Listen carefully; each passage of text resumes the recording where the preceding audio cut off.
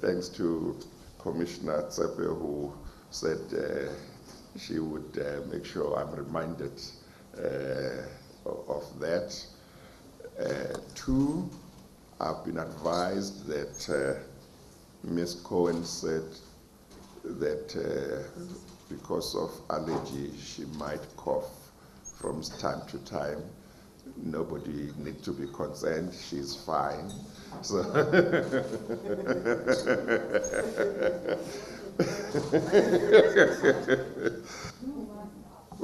well, she looks fine to me. I'm happy to wear a mask if you prefer, Chief Justice. Okay, all right. No, let's start. Ms. Cohen, I see that your academic qualifications are BA, LLB, and BCL, is that right? That's correct. Yes, and you got them in 1992, 1994, and 99 respectively. That's correct. Yes, and when were you admitted as an advocate? That would be 2000. That would be 2000. Yes, the end of 2000. And would that be at the Johannesburg Bar? It was at in the Johannesburg High Court, yes. Yes, yes, and you have practiced at the Johannesburg Bar. At that stage, I was clerking at the Constitutional Court. Yes. And I was admitted before I then started pupillage, which I started in Cape Town. Yes. And then I came back to Johannesburg in 2010. Yes. And you actually started practicing from when? From 2001, I did my pupillage. Started practicing from July 2001. Yes, and you have been in practice throughout without any interruption. That's correct. Yes. I took a short sabbatical to write a paper on judicial selection. Yes. Yeah. Was that because you knew one day you would be here? It was a very humbling experience. And tell us about your practice, the nature of your practice, the types of matters that you have been doing. Well, I suppose, thank you, Chief Justice. I think I've had, probably the best way to describe my practice is that I've got a general civil practice. I have had some criminal law exposure, but the focus has most certainly been in the civil context. Within the civil context, I've had a very wide range of experience. So I've been drawn into matters of various different procedural types. So I've worked in the trial context, I've worked in the motion context, I've worked on appeals, I've worked in multiple areas of law. So constitutional law has always been a theme, and administrative law has always been a dominant feature of my practice. But I've been exposed to multiple areas. So customary laws come up, land law, gender issues have come up, commercial law, delect contract. I've been exposed to a very wide array of civil matters. Yes, and today you, and then in terms of different branches of law, you have said it's constitutional law, your practice included it included admin law and criminal law as well? Criminal law to a limited extent. Yes. Would you like me to elaborate? Yes, yes.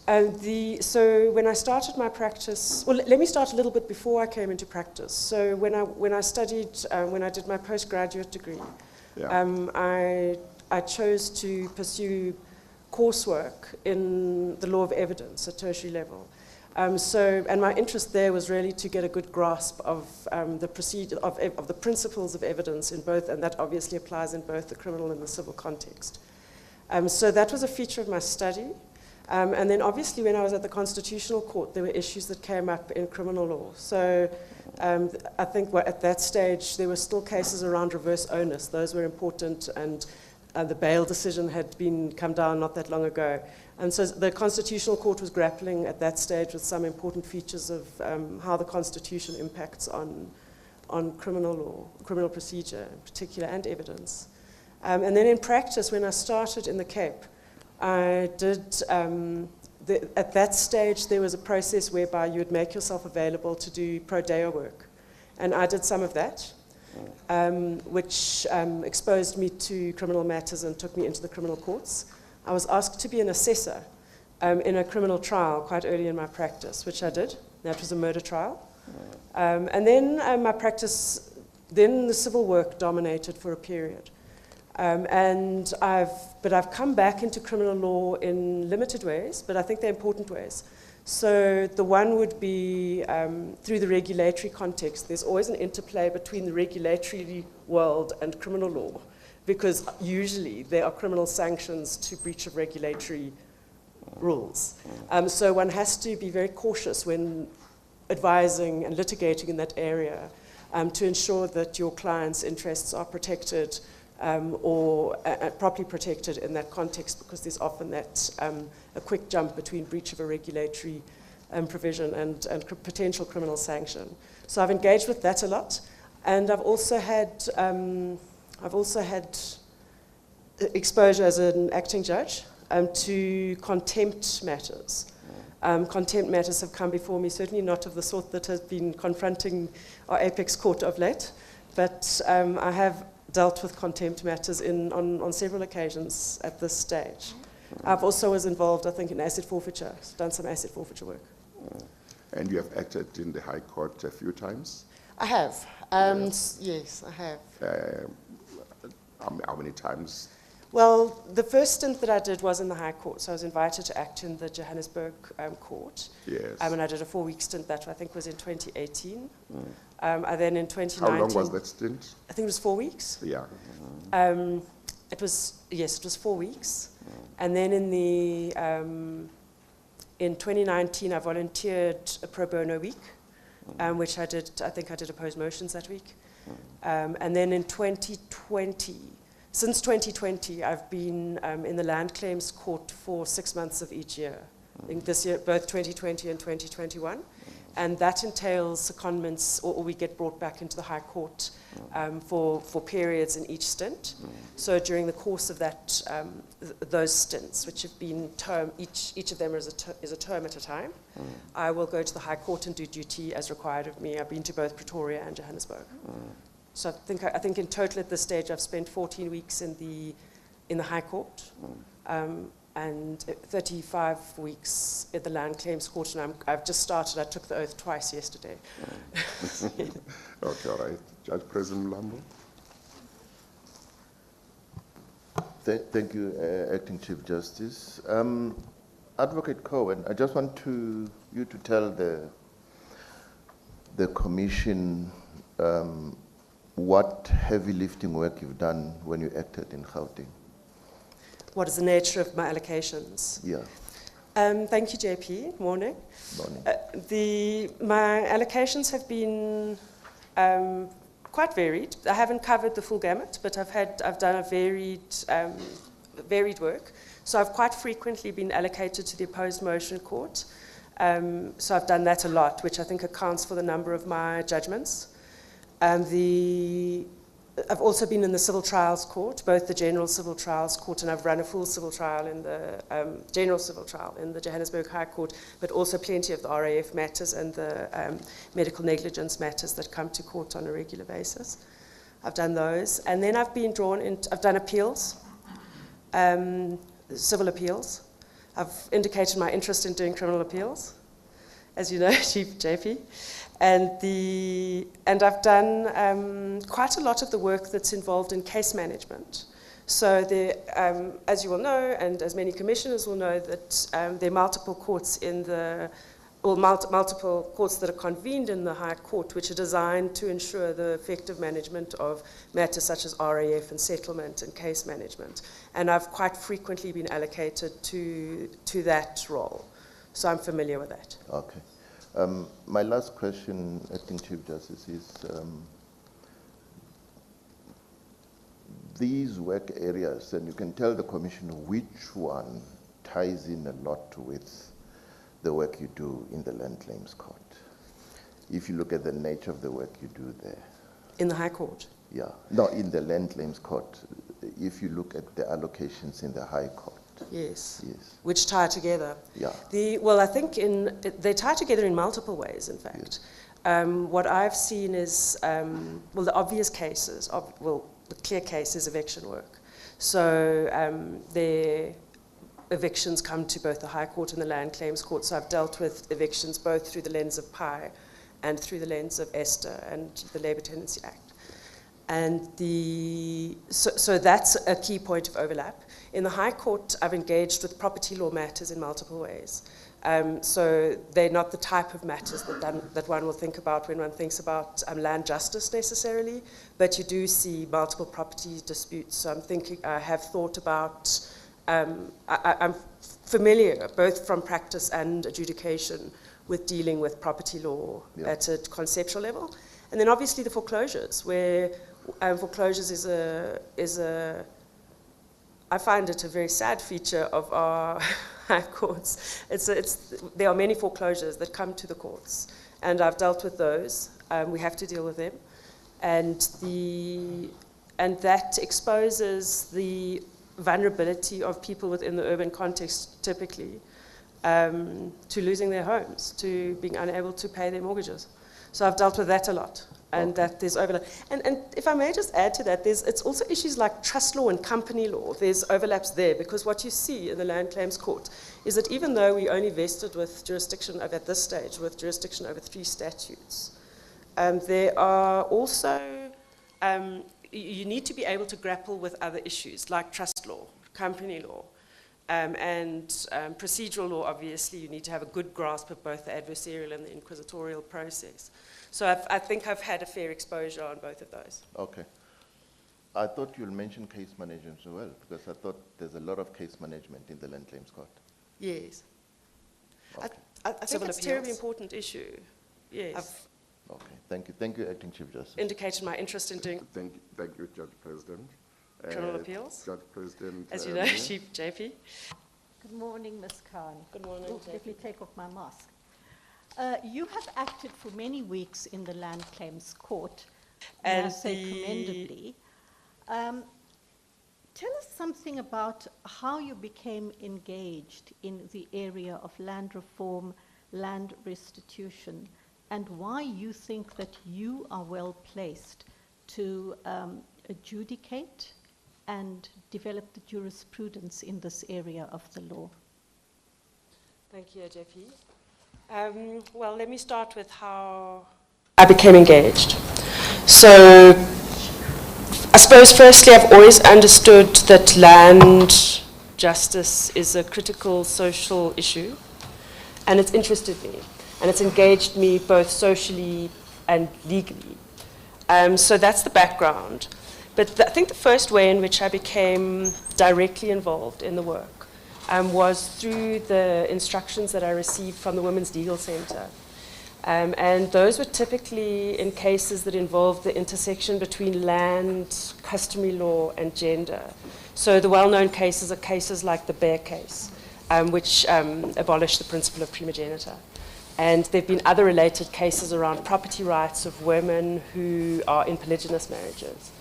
And that's obviously a very important issue. And that interfaces with land in important ways, and in ways that I don't think we fully explored and haven't fully grappled with yet. So I have that background. And then when I moved up to Johannesburg, well, I suppose, let me just say, in the Cape, I also had, I was also doing work in environmental law and other related fields, speaking to the issues that the JP raised, the intersection. When I was at the Legal Resources Centre, I came up to Johannesburg in 2010, and I took up a post at the Legal Resources Centre.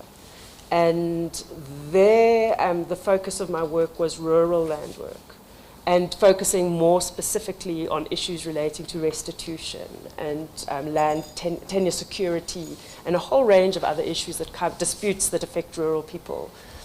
So in that space, in the context of my Legal Resources Centre work, I was exposed to quite a lot of work of that nature. And that took me also out of my office and into rural areas, which has given me insight that I wouldn't have otherwise had, I don't think. So I've worked directly in communities such as in the Northwest Province, the Bafokeng communities and in the Bafokeng communities.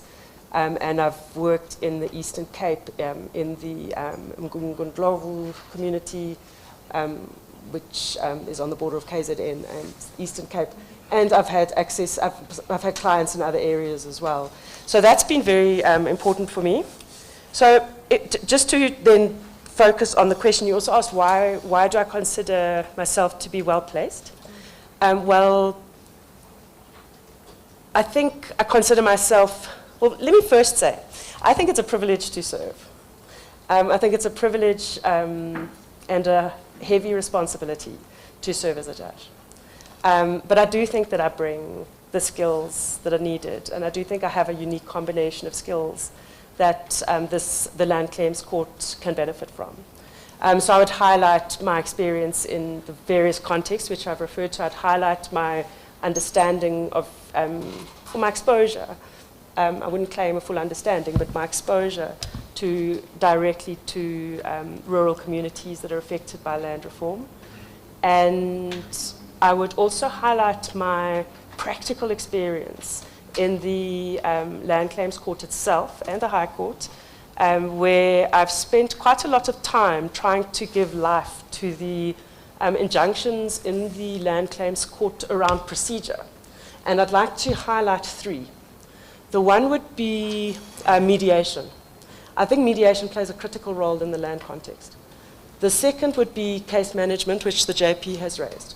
In the Land Claims Court, that means that we have to actively monitor cases to ensure they're expeditious, cost-effective, and efficient resolution. And that's a different role to what you play in the High Court. And then also the inquisitorial features of that court. So I've grappled with those, and I enjoy working with them, and I think they can play a very useful role in resolving some of our challenges. Just remember, Ms. Cohen, that although Judge President may be the one asking you, you are addressing all of the commissioners. My apologies. Yeah, you want them to understand your knowledge of the relevant areas of the law and your experience. So although she might be asking questions, remember that you are addressing all of them. Thank you, Chief Justice. Okay. Acting Chief Justice, I have just one more quick question. Yes. I'd like to hear from you if you have any ideas about how the Land Claims Court can be strengthened. We have the introduction of a land court bill, which we hope will soon become an act. So do you have any thoughts about that sphere? Thank you, AJP, Chief Justice. I do have thoughts about it. And of course, I'm mindful of the fact that the land bill is still before Parliament, and that Parliament might choose a different direction to what the Minister has placed before it. So that legislative process must take its course. But I'm very pleased to see that there is a political commitment to strengthening the court. I think however that debate plays out, I think that's critically important. I would like us to think ambitiously, practically, and in a way that builds on what we already have. When I say we should think ambitiously, I have ideas. I don't know how realistic they are, but I think we should be having a conversation about whether we want to build on the existing land court and create it as more of a symbolic space that people feel able to access as a symbol of access to land justice. And what I have in mind, I realize there are funding implications, but the Constitutional Court has become such a symbolic site in our country of access to justice. And I wonder whether we shouldn't be thinking about our land court in similar, possibly less ambitious, but in similar ways. I think we should be thinking about the place of indigenous languages in that court, and mindful of the recent injunctions of the Constitutional Court around the importance of elevating the status of indigenous languages in commerce and law, in areas where English remains dominant. I think we should think carefully about that. The practical issues, things like, I've mentioned a couple of them, I think we should build on what we already have. So issues like mediation. I think are fundamental to resolving land disputes efficiently and economically. But I don't believe that the capacity is currently there to do it effectively. So I think we need to build that up. Things like case management, I think we need to build on that. Things like access to justice. The Land Claims Court has made enormous strides in that area. And I think we need to look at what it's done and understand where it's failed and build on those as well. And I can see many opportunities for doing that. So I do have ideas. They may not all be practical or immediately realizable, but I do think we should be thinking ambitiously about the court. Thank you. Thank you. Are you done, Judge President? Are you done with your Yes, questions? I'm done. Thank Yes. you. Okay, all right. Commissioners, any minister? Yeah, thank you, Acting CJ, and good morning, Acting Judge. Good morning, Minister. Thank you.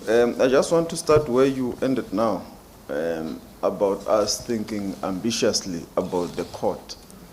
One of the considerations we had to make in terms, you have said you are currently dealing with 3 statutes. You will have seen that in the bill we have listed, I think, about 10 of them that we are looking to start with the court. But our worry was that we may burden the court to the extent that with all those legislations, it might not even be able to even start. So as we become ambitious, we want to get from your ideas, how do we balance so that still the court becomes effective, there's access, there's expeditious resolutions of these disputes? Thank you, Minister.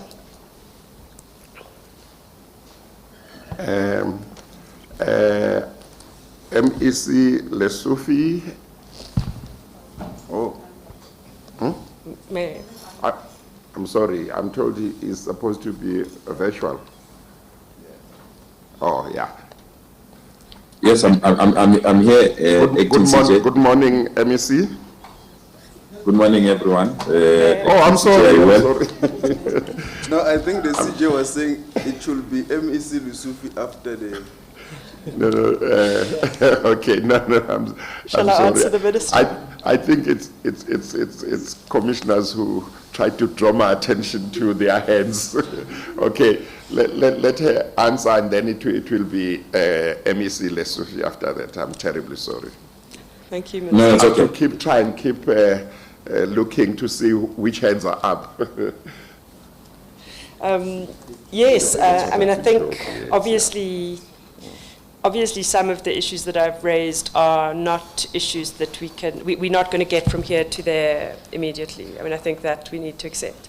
But, you know, as with all things in the progress of this country, we need to take one step at a time in the right direction. And we need to plan in a way that allows us to build on our existing strengths, face up to whatever weaknesses we may have, and build our institutions so that they can serve the goals of the Constitution. So I see it we need to think big, but be very practical in the steps that we take, one by one. I think that's the way I'd frame it. Okay. Yeah, the other issue is that I see from most of the cases you have dealt with access to land by women, which is commendable and so forth. But I see that there are no cases that deals with the crux of the market value or calculation of the prices of the land, and also some of the cases that in terms of the Restitution Act you could deal with the expropriation of some of the land. I know that it's obviously a role of the Commission and the Executive to bring some of those matters to yourself. What do you think should be done to ensure that those kind of matters do find their way to the court to help us to speedily resolve the land challenges in the country?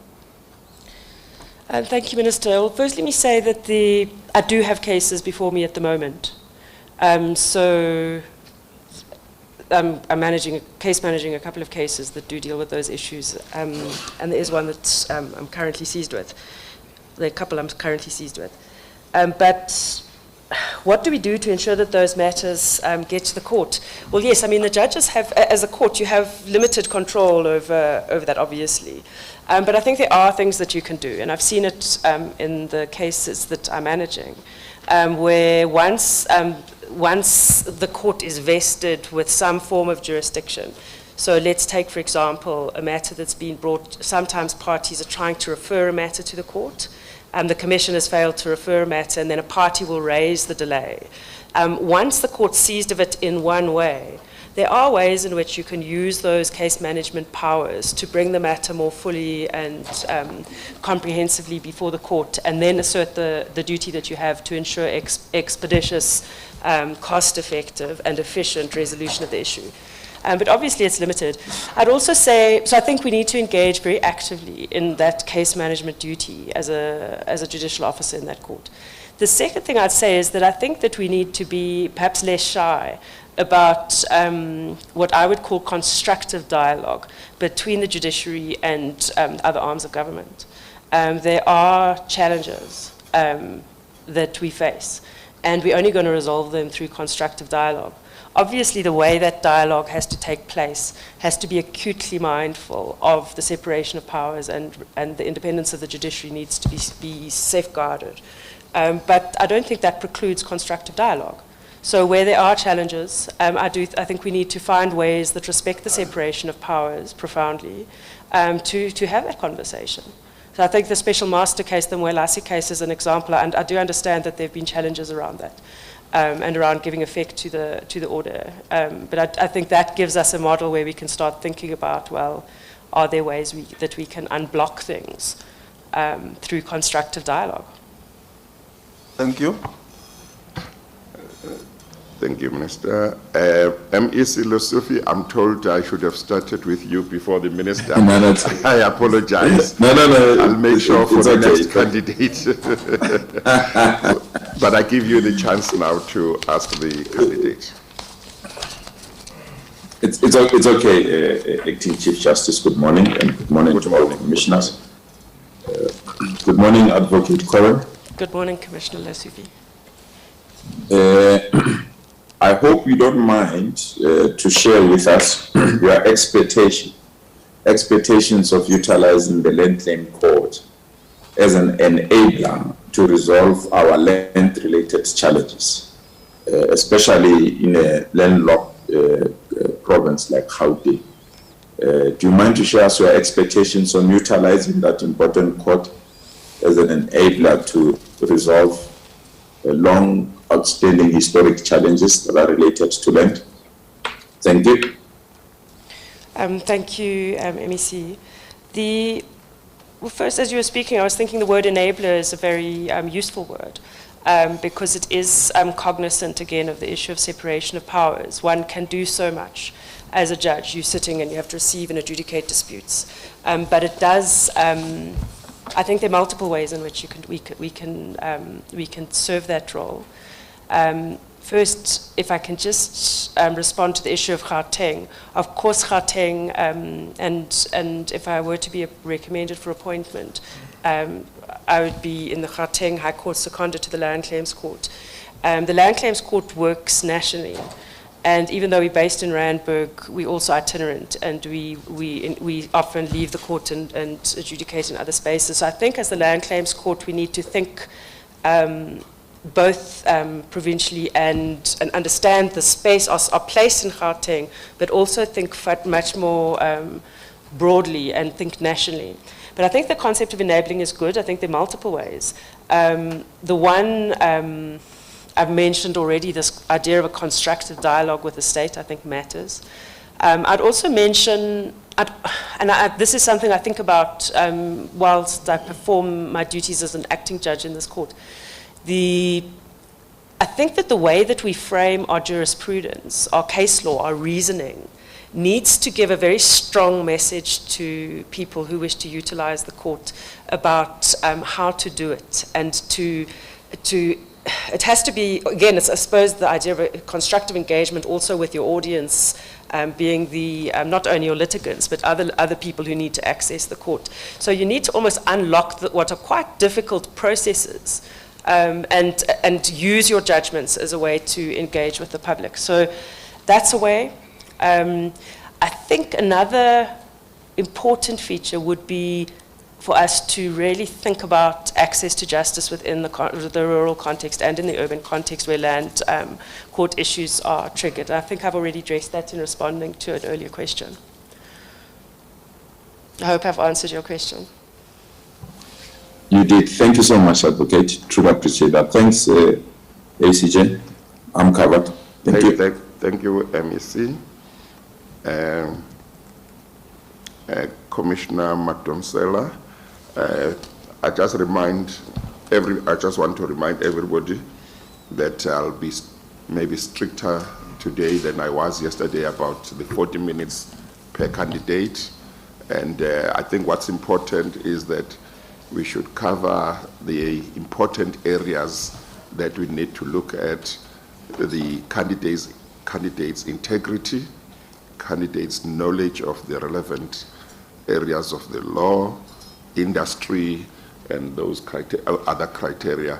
But I'm going to be stricter than I may have been yesterday. Okay. Thank you, Acting Chief Justice. Good morning, Advocate Cohen. Good morning, Commissioner Madonsela. I just want to ask you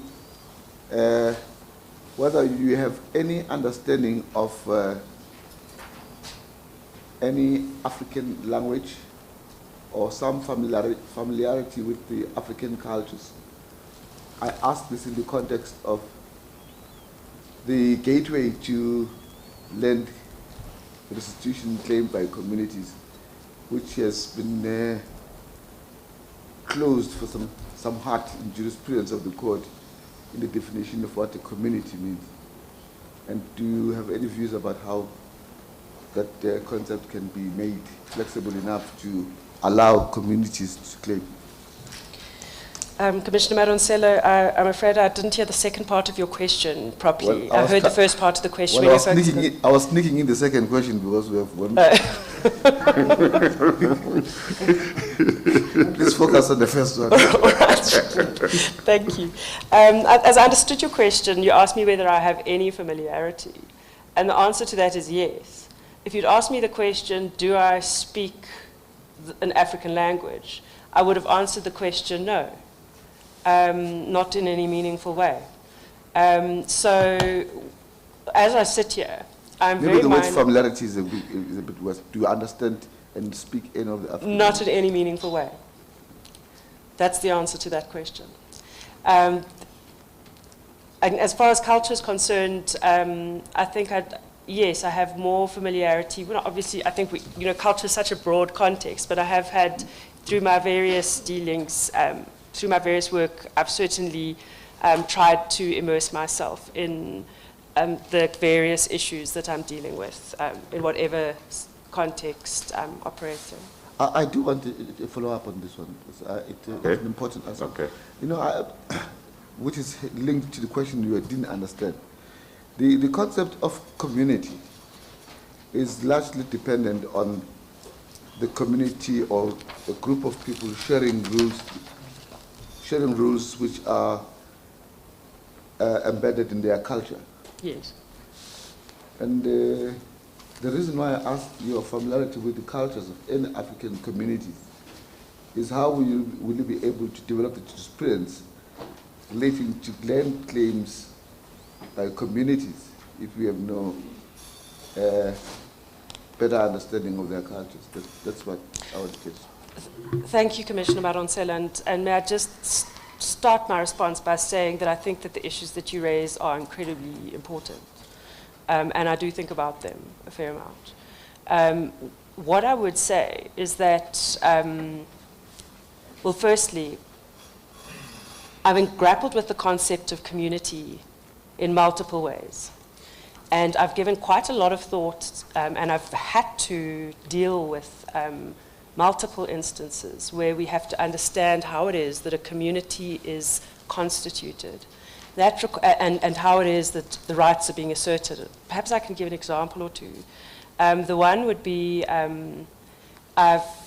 what's coming to mind is the case that I did in the Pilane case, where the Bafokeng case, where what we were dealing with in that case was systems of governance under customary law, and how it was at a narrow level, it was a dispute about how a community must authorize litigation. So typically, if you have a company, you'll have the company resolution and so on, and it's easy to prove and easy to establish. And what was at issue in that case was how, within a community context, and a large community context, where what you're dealing with is a land dispute that has its own dynamics in the community, how do you authorize litigation? And that is the subject of a judgment. And in the course of we had to deal with the evidence in that, and we, as the representatives that we were respondents in that case, what we had to do was try and understand features of Setswana custom, of Botswana custom, which look at how consensus seeking is achieved through the process of dialogue at various levels of the community. So there was a question around whether a decision could be taken at traditional council level, or whether that had to be informed fully by a debate that took place at other levels of the community and from the village level. And there was a principle that I came to understand in that process, which was explained as the principle of kagiso, that in all of the engagements that take place, which is literally translated, as I understand it, peace. And as I understand it, that historical customary governance processes in that community, and not only in that community, as I've subsequently understood, that the process of consensus seeking is important. It's not simply about taking majority decisions. It's about finding solutions to disputes, fundamental disputes like land matters, that engage people and try to find solutions that will engender a community cohesion. And so I have an understanding of that through my work. And I think the way I've approached it is that, I accept my limitations from where I come from. And what I try to do is to ask the right questions and to listen and to work very closely with the people whose interests are affected. Well, in the interest of time, I will leave other commissioners to take this up. I would have liked to probe onto this, but do you have constraints of time? Yes. Thank you. Commissioner Chape. Acting Chief Justice, thank you and good morning. I think I'm covered. You're covered. I'll leave Excellent. it. Then next will be Commissioner Totovu. Yes, just briefly. Acting CJ, good morning. Good morning, Commissioner. My question relates to your view on what is largely spoken about currently in the country, expropriation without compensation. What is your view on that? And in the current conjuncture, the current constitution, without seeking the amendments, do you think that it will be lawful to implement it without amending the constitution? Thank you. Thank you, Commissioner. Yes, and obviously I've been alive to those debates and I've followed them as they've ensued. I think that the way in which we approach, I need to distinguish between my views, personal views, and also my judicial views. And I need to be very cautious not to delve too deep into issues that are before me. I'm thinking exactly about that. I'm thinking exactly about that because you don't know that there may be a case that comes afterwards, and it might well come before her. So it's dangerous territory. I'm happy to share my views at a high level. Let's hear the high level. I think what's important is that I avoid factual issues, because Well, what the is JP would critically just have important to make that I sure don't he doesn't give criticize. you that case. Yeah. Well, I mean, I feel comfortable speaking about it in part because I've dealt with cases in my practice. So in my own practice, and that's on public record. In my own practice, I have pursued a matter on the basis that no compensation should be paid in the context of those particular facts. Commissioners will understand what our ethical duties are as legal representatives when pursuing a matter. So I pursued that case on that basis. It was a very particular set of facts. The matter settled. So there's no benefit of jurisprudence from that particular case. But I do think that when we think about this, we need to differentiate between what's permitted by the Constitution. Obviously, I'd have to hear legal argument on it fully if the matter were to come before me squarely in those terms. The issue of nominal compensation seems to me to be quite clear, that a consideration of the various factors that are listed in the current Section 25(3) can yield nominal compensation. I think that's clear. I mean, there's an easy case where if you consider a property of, I'm just thinking conceptually, when you look at the factors, not thinking about facts, but all else being equal, if a property has market value of X and the state investment over time has been far in excess of the actual value of the property or the right. It may not be property. It may not be ownership. It could be a lease interest, for example. And I think certainly there are many commissioners here who will understand the history of under apartheid, the history whereby many people were given leases for almost no rental. It's extraordinary. When one starts looking at those leases, I could afford half of them, it's quite extraordinary what I could have afforded under those leases as an individual without earning huge amounts of money. You can pay for those leases, they're nominal leases, and yet you get enormous value from property. So I think, contextually, it's not hard to think of cases where nominal compensation might be yielded. I think it's far more difficult when we start talking about nil compensation.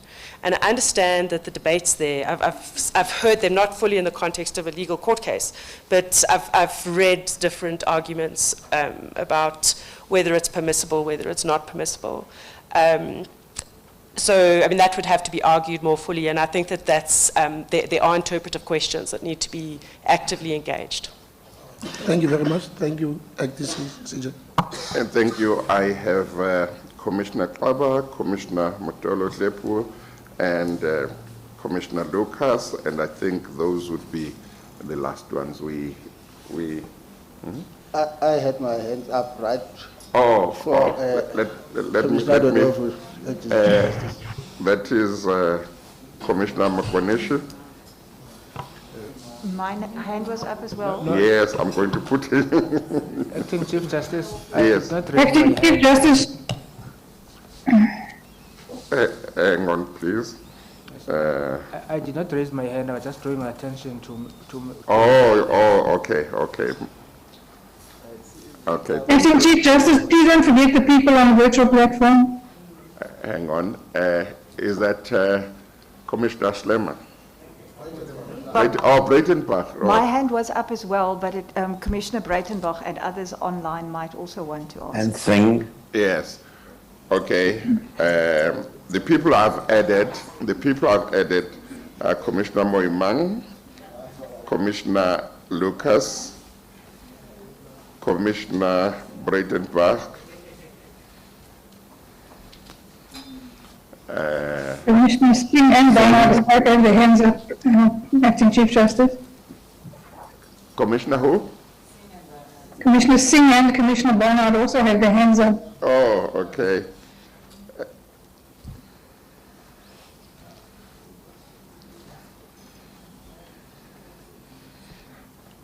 Okay. I'll tell you who I've got now, and I would like us to really stop if we can now. The people that I'm going to give Commissioner Klaba will be next. Commissioner Matolo Zepu next. Commissioner Lucas will be next.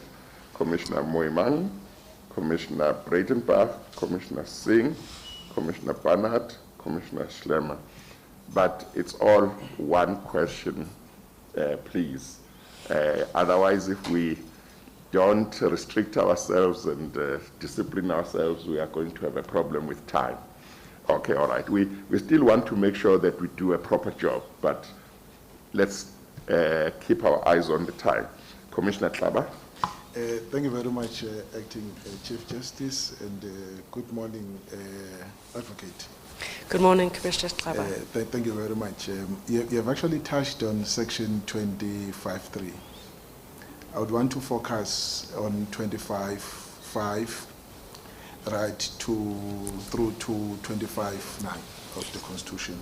25.5 to 25.9 of the Constitution. Those sections are critical to the realization of other constitutional rights, such as the right to dignity and the right to have access to adequate housing. I'm sorry, Commissioner Klaba. Is everybody able to hear Commissioner Klaba? I think maybe if you could bring your mic closer to you, Commissioner Klaba. Thank you so much, Chair. I'm happy you have touched on Section 25.3. I'm going to confine myself to Section 25.5, right to Section 25.9 of the Constitution, and say those that section and the subsections are critical to the realization of other constitutional rights, such as the right to dignity and the right to have access to adequate housing.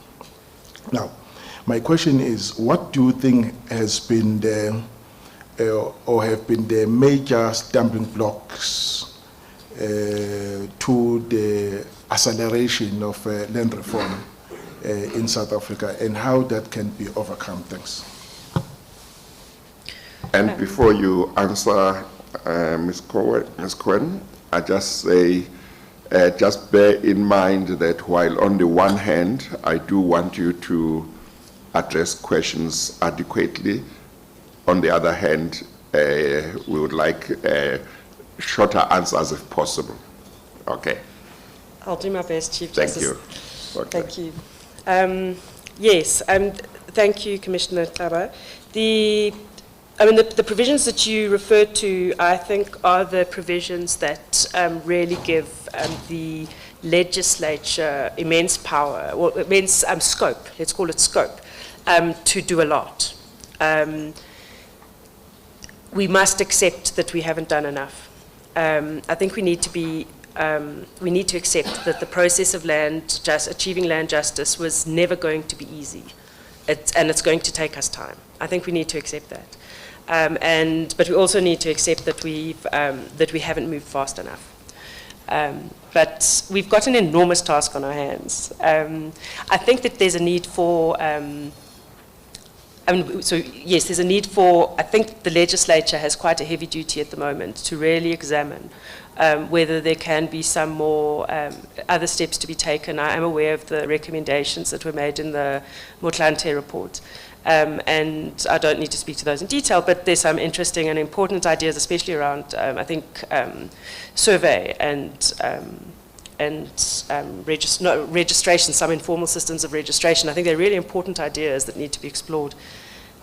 So there's a duty on the legislature, and I think if I would, I've spoken about the need for us to build the judicial space, so I won't go back to that. Perhaps just focus on the executive role a little. I think we need to accept that that our institutions are struggling, and so the Commission, we know, I think we all know, is struggling, and we need to build our institutions, and we need to strengthen them, and I think that's quintessentially an executive role. So there's duties on all of us, and I just think we need to. I think there's a quote, there's a pithy quote in the book Land Matters. That says we need to take the Constitution off the shelf, dust it off, and put it to work on the land. And it's a very powerful idea that I think we've all got a lot of work to do. We've got to expend some elbow grease. Thank you. Then thank you. Commissioner Motolo Lepu. Thank you, Commissioner Klaba. Okay, thank you, Acting CJ, and good morning, Ms. Cohen. Good morning, Commissioner. Mine is very simple. I just wanted to know whether you've removed yourself from the role of advocate, and if not, why don't you have a good standing certificate from the LPC? I'm sorry, I didn't hear the first part. I heard the second part. I'm saying that I want to know whether you have removed yourself from the role of practitioners. The reason why I'm asking, you don't seem to have a good standing for me to even actually consider you from the LPC. Thank you, Commissioner. If I can answer that in the two parts that you've raised it. The first is, well, at the moment I'm straddling two roles. So I act on a regular basis in the Land Claims Court. So, but for the other 6 months of the year, I'm still practicing. So no, I haven't fully removed myself. And that, as I see it, that's not a, one has to pick a course. You can't straddle both for reasons that relate to how one, it affects your state of mind. You need to choose one course. But as I think we all know, the process of if you're going to make yourself available to the for consideration by this commission, then one has to make yourself available for acting. So the short answer is no, but I fully appreciate what that means, and I've given quite a lot of thought to the need to really shift your mindset when you stop being an advocate who advances partisan interests, and you fully immerse yourself in the role as a judge, where you have to be partisan and you have to be impartial and you have to consider things from all parties' perspectives. So I'm very mindful of that. On the good standing issue, I am in good standing. I am aware that the certificates that I supplied to this body were from the professional bodies of which I'm a member. So I supplied the commission with my certificates from the JSA and also from PAVASA. That was my understanding of what the requirement was, because I understood the question to be about your professional body. I didn't understand the question to be the regulatory body. And I'm wondering if it might have been a matter of the way the form was phrased. But if I was incorrect in that, I must just apologize. But I can give you my assurance I am in good standing and there are no disciplinaries against me. I've never been informed or notified of any complaint. Thank you, CJ. I don't want to pursue that, but I think you need to verify that we are a practicing practitioner. I am. I'm a member of the LPC and I have my number. Yes, I am. I've paid my dues throughout. And I'm supportive of the work of the LPC. I am a member, got a number, paid my dues. Okay, all right. Thank you. Commissioner Lucas. Thank you very much, Acting Chief Justice. Good morning, Advocate. Good morning, Commissioner. I have a question. In all the restitution cases, particularly the governance arrangement of post-settlement, has been very challenging. That was our experience in the province, and I'm also seeing it in some of the areas in Northwest where I am currently working. What advice would you give to the Minister of Land Reform as to regards the governance arrangements of post-settlement cases? Thank you. Thank you, Commissioner Lucas. I think that's an incredibly important issue, and I've seen it in practice. I've seen it in the Komani Sand matter where I was engaged in the post-settlement disputes.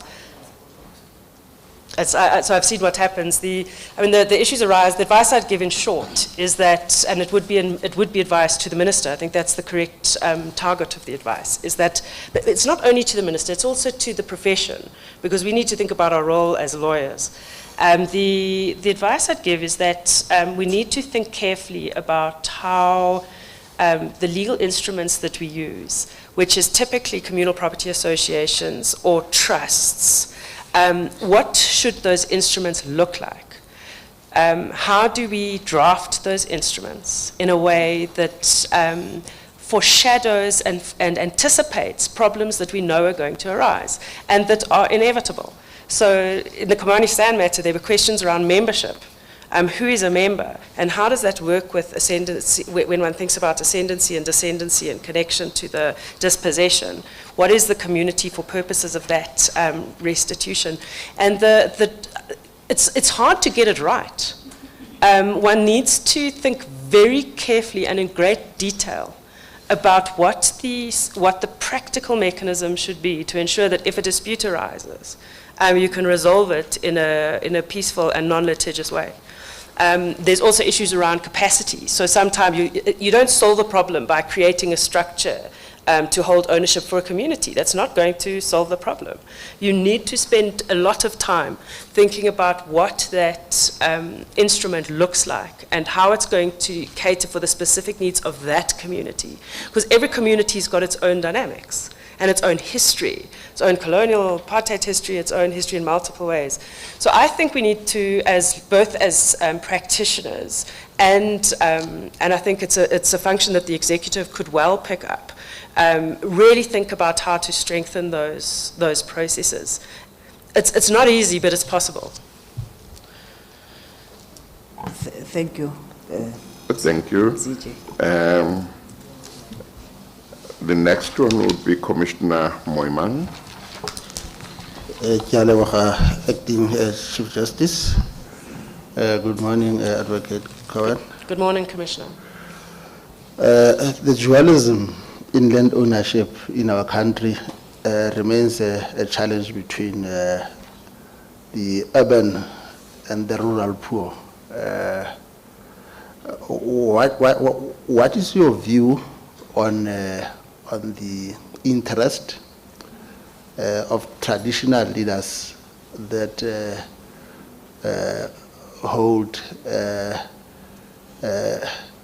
bit of a grip on the ability of those that found themselves living under communal land areas to be granted certificate of ownership so that they can also enjoy the rights of ownership as the urban contingents. Thank you.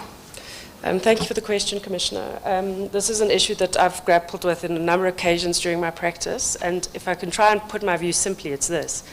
On the one hand, our Constitution recognizes traditional leadership and gives it a place, an important place in our constitutional dispensation, and we have to understand that and work with that. My understanding of what I've encountered in practice, let me put it that way, so far, is that under customary law, the typical arrangement is that, or the typical principle is that once allocated, land vests with a family, typically a family. I'm talking about, so land in the tillage area immediately around the land. There are different considerations around grazing, often in the rural context, but that the vesting of that right, the right that vests is very powerful, and it's akin to ownership. There are questions around alienability that we have to look at those subtleties. But my understanding is that our law actually does give expression, and obviously the case, the Ngunyama Trust case, the recent Ngunyama Trust case deals with this. I think that we need to recognize the power, the strength of customary law rights that's in the rural context. In the urban context, again, we're dealing with very fragmented systems. Traditional leadership operates more strongly in the rural areas and in the former homeland areas. But in the urban context, I think we need to appreciate that our systems of tenure are quite fragmented and complicated, and again, we need to find ways to secure tenure. That should be my short answer. Thank you. But there's no security of tenure in communal to the communal to the people that are living under communal land. There's no vesting that has taken place. It remains in trust with the Minister of Land. In the Northwest?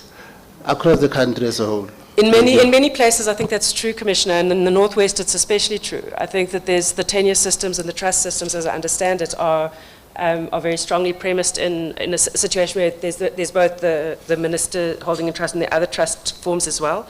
And yes, I think that renders land tenure, it renders security, land security insecure. It's insecure. That tenure is not secure. I think that's correct. And it's not necessarily, what I'm saying is that it's not necessarily because the customary law rights aren't strong in law, but it's because our systems haven't grappled with the interrelationship between those systems and the traditional leadership adequately. Thank you, Advocate. Thank you, Acting Chief Justice. Thank you, Commissioner Moimang. Commissioner Breitenbach, your turn. Thank you very much, Acting Chief Justice. I was covered by Commissioner Lucas. Thank you very much. Commissioner Singh, your turn. Thank you very much, Acting Chief Justice. Good morning to you and to the Commissioners and to Advocate Cohen. Good morning. Advocate Cohen, I just want to agree with you when you define land justice as a critical social and legal issue. Now, the problem that we find on the ground, and I just like your comments, is that with the land issue, there are fears and there are aspirations. Fears that those whose land has been claimed, that the land will be taken away from them at some stage, and then they don't develop the land adequately, and the aspirations of those who have lodged claims. Now, I'm saying this in the background of the fact that there are almost 10,000 claims that have been lodged that have not as yet been even assessed for prima facie evidence that those claims really do exist. Now, I do understand that your court only deals with disputes, but you spoke about the challenges earlier on, and you spoke about dialogue, and you also spoke about the role of the executive. Who do you think should fire the first salvo in this, in ensuring that there is dialogue between those of you that sit at the court level and the executive? Because that is going to sort out a number of problems and unnecessary tensions that exist on the ground. Thank you. Thank you, Commissioner Singh. I'm not sure that I could answer your question, who should fire the first salvo. I don't think we should think of it as a salvo. I think we should all commit to participating in a constructive dialogue. So I think that there are different circumstances in which warrant different arms of government to take the initiative. So there will be times when the executive needs to step forward and say, we need to discuss this. And there will be times when the judiciary needs to step forward and say, we can see this problem, let's discuss this. So I don't think there's a short answer to the question. And I also think we need to think of it as constructive engagement within the context of a separation of powers. I hope I've answered your question. Thank you. Perhaps the JP will give us some answer to that later on to see what he has done. Thank you, Acting Chief Justice. Thank you, Commissioner Singh. Commissioner Barnard, your turn. Thank you. Good morning, Acting Chief Justice and Acting Judge. My question deals about the land transactions and eviction legislation. So it's just simply a question is how should one or the courts deal with the fact that certain legislation like the Alienation of Land Act, ESTER, and the Rental Housing Act, they all have sections which exclude, the possibility of contracting out of them. So it's specifically set out. Whereas if one looks at the PI Act, Prevention of Illegal Eviction and Unlawful Occupation of Land Act, it doesn't contain such a prohibition. So the question is, what should one do, make of that, bearing in mind constitutional interpretation and the protection of the right to housing? So is the section which prohibits contracting out of the eviction, the absence of it, what relevance should be attached to that? How should one deal with it? Thank you. Thank you, Commissioner Barnard. Well, again, I need to be cautious because questions around privity of contract can come before the court. So, and an agency including contracts are issues that can emerge as live disputes. So I need to be cautious in how I approach my answer. But also at a high level, I think that the way we need to think about land issues, both in the urban, but land claims court focuses on the rural context, is by appreciating what is a fundamental power imbalance that flows from the economic and social impact of what was ultimately a crime against humanity. And I think we need to understand that choice in that context, we need to deal with it carefully. Thank you very much. Thank you, Acting Chief Justice. Thank you. And then it's Commissioner Schlemmer. Thank you, Acting Chief Justice. Good morning, ma'am. Good morning, Commissioner. You've spoken to us a lot about the land issues and expropriation a little bit, but I would like to know what your judicial philosophy is when you sit on the bench. Thank you. Well, I suppose the way I think about judicial philosophy is obviously a very large question and a large subject that invokes all sorts of ideas, but fundamentally, I think we have to ground ourselves in the rule of law. That's what we're dealing with fundamentally, is the place of the judiciary in the rule of law. And that obviously requires us to think about the separation of powers in most of the things that we do. So we have to ground ourselves in those principles of the Constitution and obviously in the protection of rights. That's central.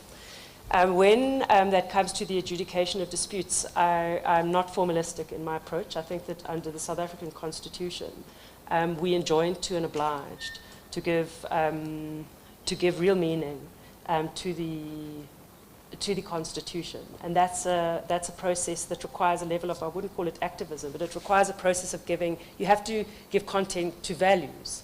And that means that you have to engage actively with what are the social norms, what are the realities on the ground, what are we dealing with. So my philosophy is that you have to, we can't approach law myopically, we have to approach law contextually, purposely, and ultimately with a view to to achieving the objectives of the Constitution, which are fundamentally transformative. Thank you, Commissioner Schlemmer. I think that was the last commissioner to ask questions. We've come to the end of your interview, Ms. Cohen. Thank you very much for availing yourself. You are now excused. Thank you, Acting Chief Justice. Thank you.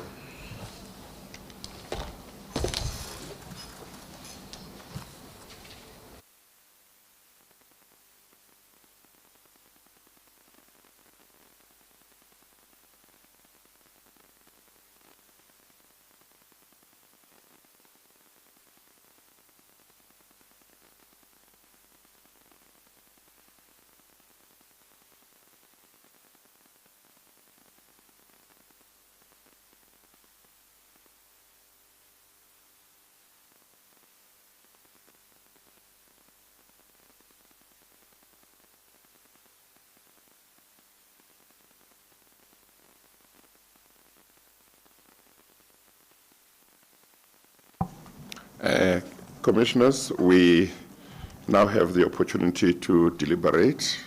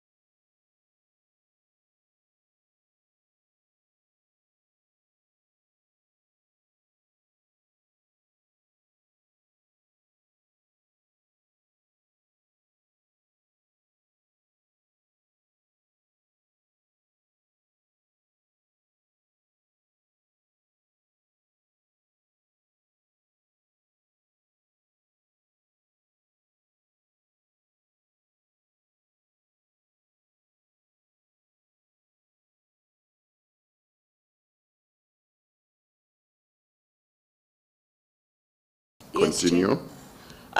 Where I went to join Old Mutual, personal financial advice, a division of Old Mutual, where I was a legal advisor. And then in 2003, I went to join the Liberty Group, Yes. where I was a regional legal advisor, where I did pretty much the same kind of work. Yes.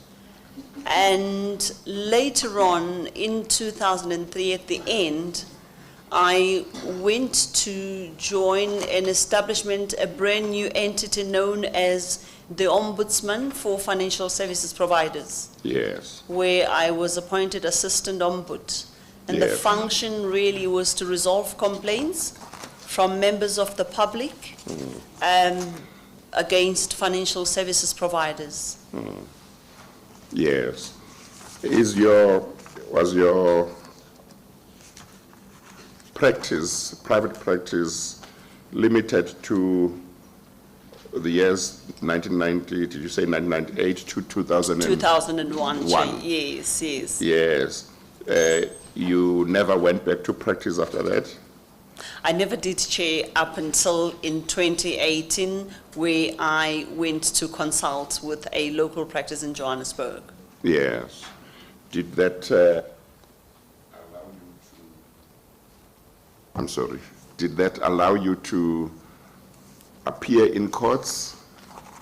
Well, I did appear in court, Chair, initially, during my articles and my reign as a professional assistant. During the period I was a professional assistant after admission, and thereafter never did.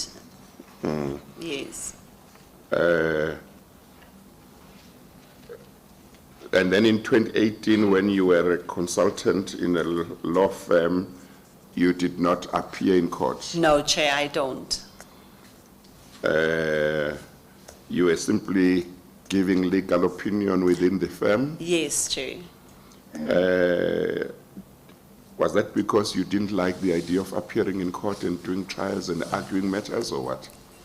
No, Chair, it wasn't the case at all.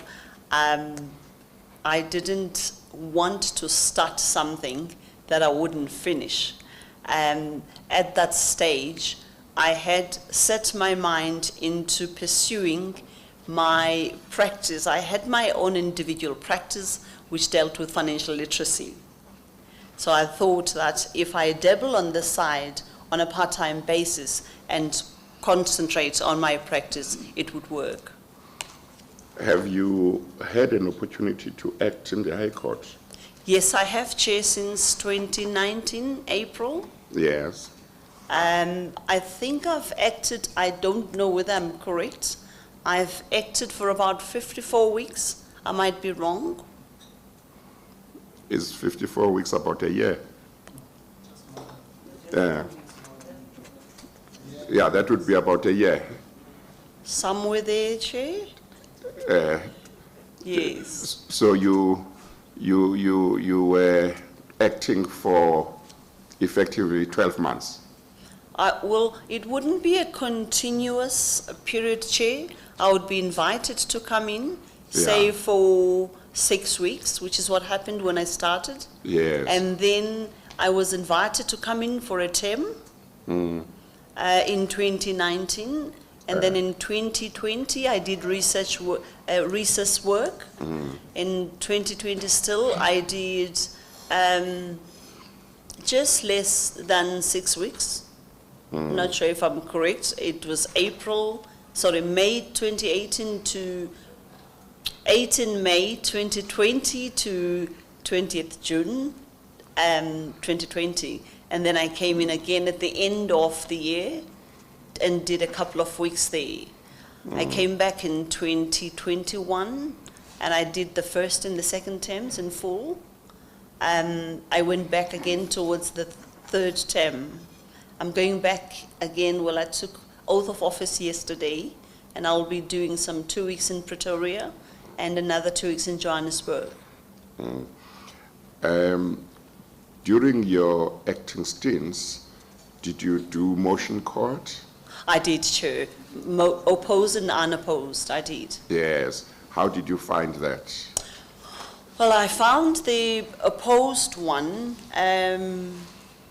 that comes with the assistance of council's heads and all of that, probably not as challenging, but the unopposed, where one is on their own and everything is left to them, I found it much more heavy, because you do everything on your own.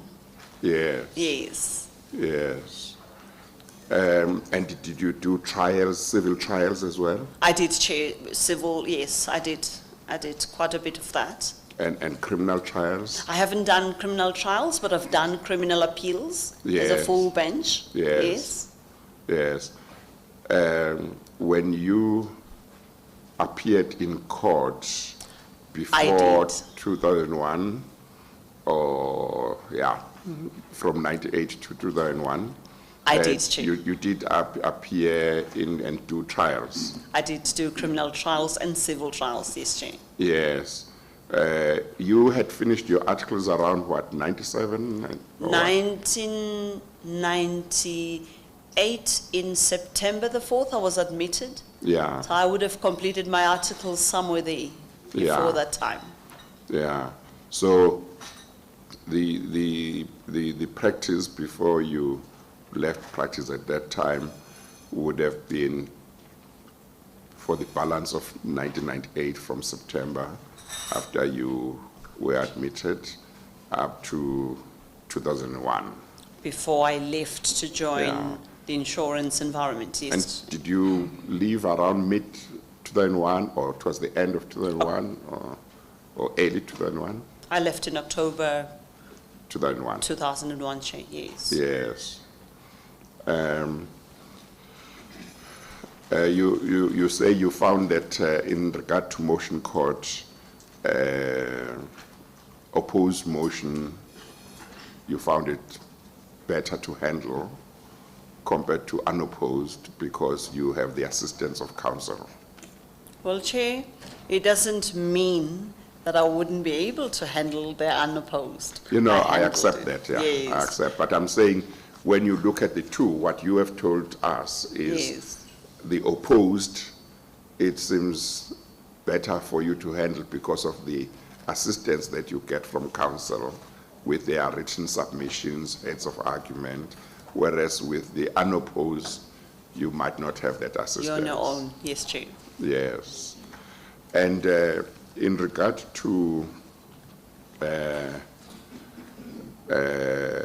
opposed matters, motion matters, do you know the pluscon events rule? Yes, I do, Chair. Yes, just tell me what it is. Well, thank you, Chair. The pluscon events rule says in opposed motions, because the premise is that you go that route where the facts are common cause and the issues are about the interpretation of the law, so the respondent's version will prevail unless it is so ridiculous that it can be dismissed offhand as not correct, as not true. That's the pluscon events. That's my understanding of the pluscon events rule. Yes, yes, yes. And you said you have sat in criminal appeals. I have, Chair. Yes. And in civil appeals, have you sat? I have, Chair, I have. Yes.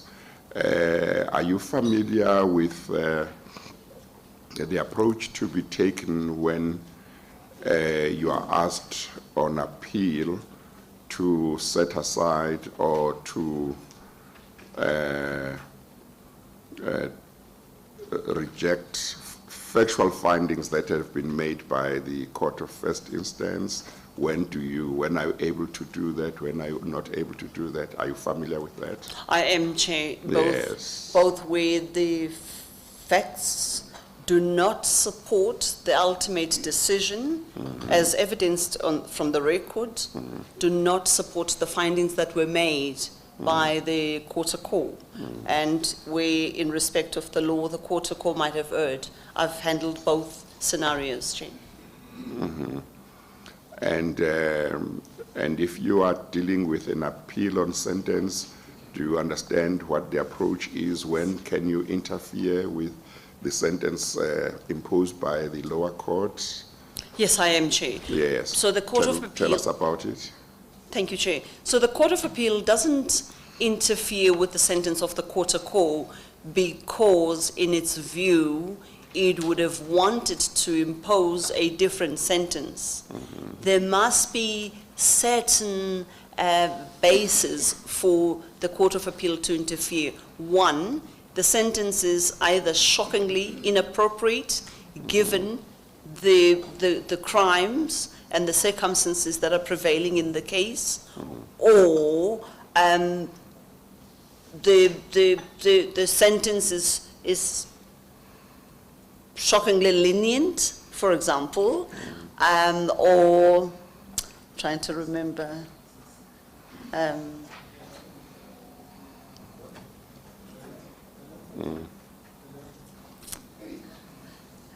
Trying to think now. I've just done a criminal appeal now.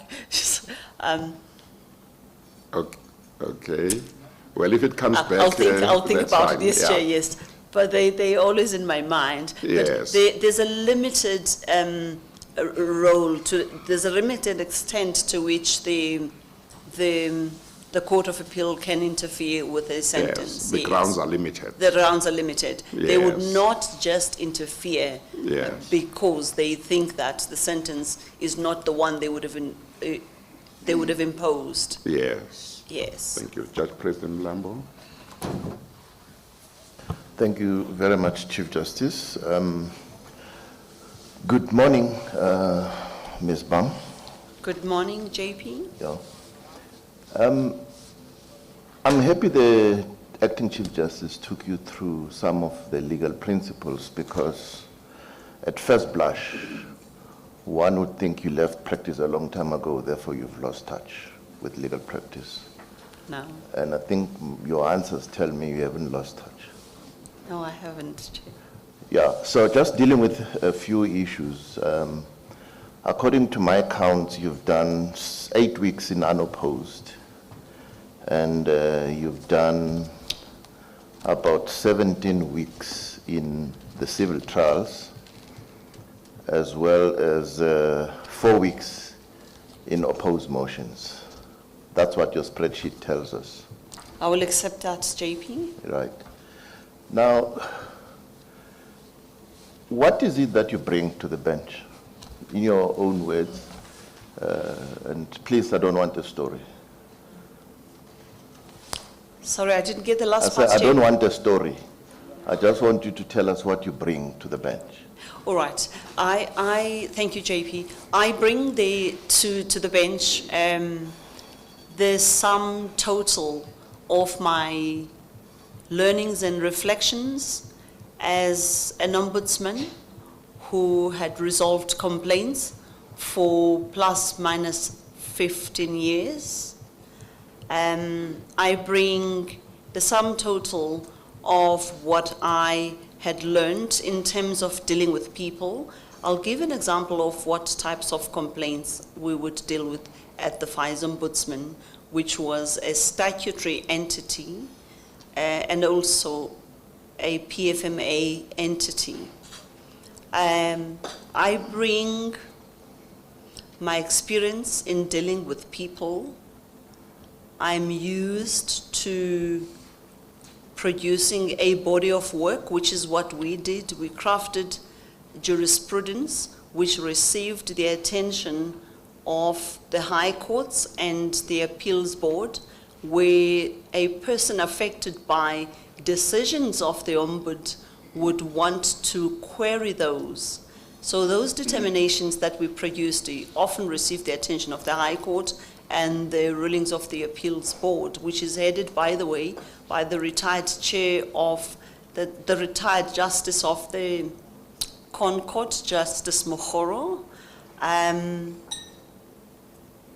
I bring, Chair, my experience in being able to run through with cases in a system of case management and adjudication. So case management is not something that's new to me.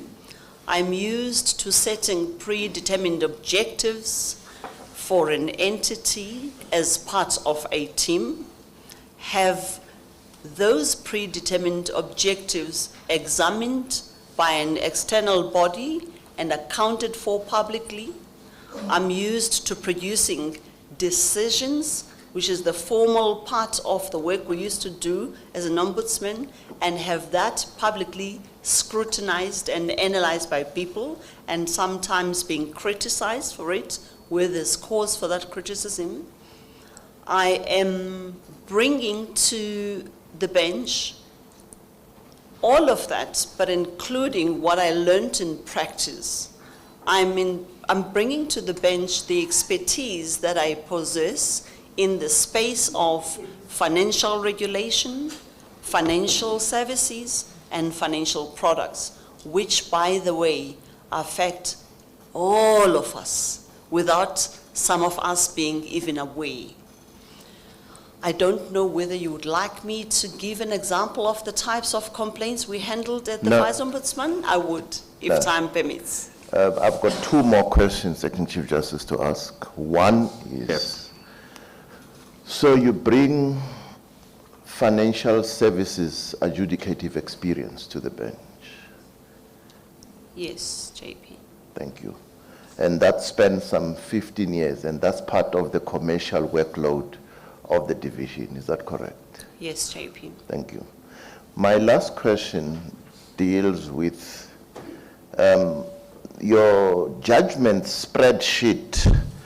Tells me you've written judgments over a very wide spectrum.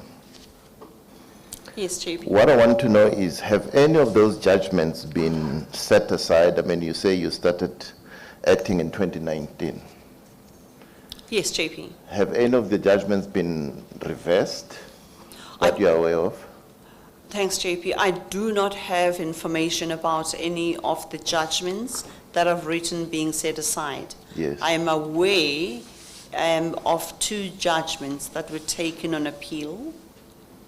I'm not sure what the outcome has been of that. Yes. I'm not aware that they've been determined already. Sorry, Chair, one more question. That contempt of court issue with the Labour Court, I've tried to follow the documentation. What was the end total of it? Was the rule 9 dismissed, or what happened?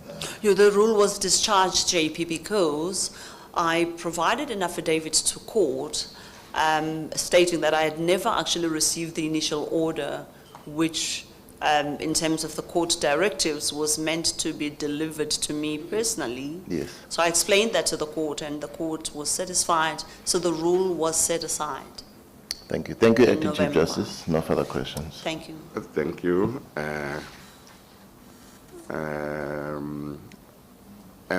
Isile Sufi.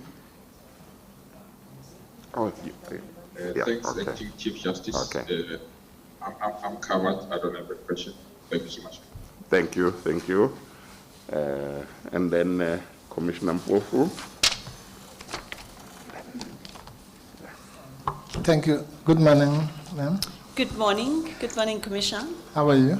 I'm well, thank you. How are you? Okay. Thank you very much. No, I just wanted maybe to share with the commissioners my experience of your work.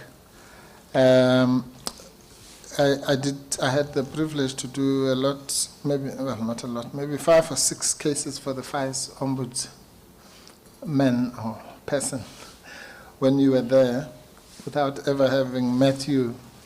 So sometimes they say your deeds precede you. So I can just share that my job as your counsel was to defend your judgments, so to speak. Yes, in the tribunal, which was then, in those days, chaired by Judge Harams. He was actually Deputy Chair, Commissioner. Oh, he was the Deputy, It's okay. always been chaired by I happened Commissioner to appear before him all my matters, yeah. But the point I really wanted to make is, as I said, to share with the commissioners that the my task. I mean, we literally were successful in all those matters, simply because it was easier to defend those decisions, even though they were under serious attack from many lawyers, because of the quality of the decisions, more than the quality of the counsel. So.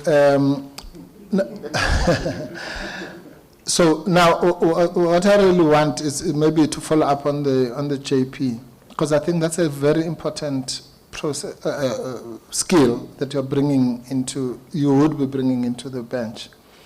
What lessons have you learned in terms of adjudication, reasoning, the reasoning process, to make sure that it is as rigorous as possible, particularly because in an administrative capacity such as the one that you held, every decision you made invariably would be reviewed by somebody, and some of the so-called big guns in the insurance industry. How did that assist you in ensuring that your decisions would be dispensable against such attacks? Thank you, Commissioner. The first thing for me was in the adjudicative process, is to ensure that all the relevant information is contained in the file that's before you. The second thing would be to get a good grip of the case, of the facts of the case, and thereafter embark on research on the relevant issues that are presented in the case, apply the law as best as one can to the circumstances of the case, and having regard to decisions of superior courts where that's relevant, and the Constitution, obviously, and then reach a decision. That's the process that we followed. Thank you. If I may sneak one in, DCJ, to say also, in terms of transformation, what motivated you to entrust your work to black practitioners in the main? Because this was seen as so-called commercial work where black practitioners are not supposed to even venture. It was a deliberate, first the conviction was simply that there's no basis that other practitioners or black practitioners couldn't handle the work, and we were confident enough to go forward with the proposition to our governance structures to say, we've got these truckloads of complaints. We see an opportunity to bring into the fold small firms and counsel from previously disadvantaged backgrounds. We want counsel helped by attorneys to provide opinions to the office. That's the only way we can get through the work. So the first thing is I didn't have the conviction that someone else can't do what I do as a black person. I just wouldn't understand the basis for that. And yeah, it just didn't make sense to me. But it had to be deliberate. Deliberate in the sense that you would not allow governance issues to frustrate the objective. Things like, oh, we spoke to firm A, they don't have a tax clearance certificate. Or we spoke to firm B, they don't. Why don't they have the tax clearance certificate? Bring them here, set a date, run a workshop, find out what it is that can be done, rectify what needs to be done. Once we get a tax clearance, we record the PIN and everything, because I regarded it as unprofessional to allow somebody to do the work. When they render the invoice, you then say, there's a problem of a tax clearance certificate. Why allow the practitioner to do the work first? Get the governance issues behind you, then embark on the work and pay. Thank you. Thank you. DCJ. Thank you, Commissioner. I promise for taking 2 questions. I won't ask the next candidate. Yeah, and that's on record. President Meyer. Thank you very much, DCJ. Good afternoon. It's still before noon. Good morning, Ms. Bam. Good morning, Commissioner. I have to say this, I literally salivated when I read your CV, because the rare skills you possess are the very ones our courts so desperately need, and which black women very seldom have a chance to achieve. So what I want to ask you is, what is the secret, what has been the secret of success? What would you tell a young aspiring law practitioner, woman law practitioner, who is daunted by the prospect of delving into the commercial law world, because we have so few of that category of our society in this field? And secondly, the LSSA has highlighted this complaint that was brought against you by some faceless person or persons. Has there been any further progress with that matter?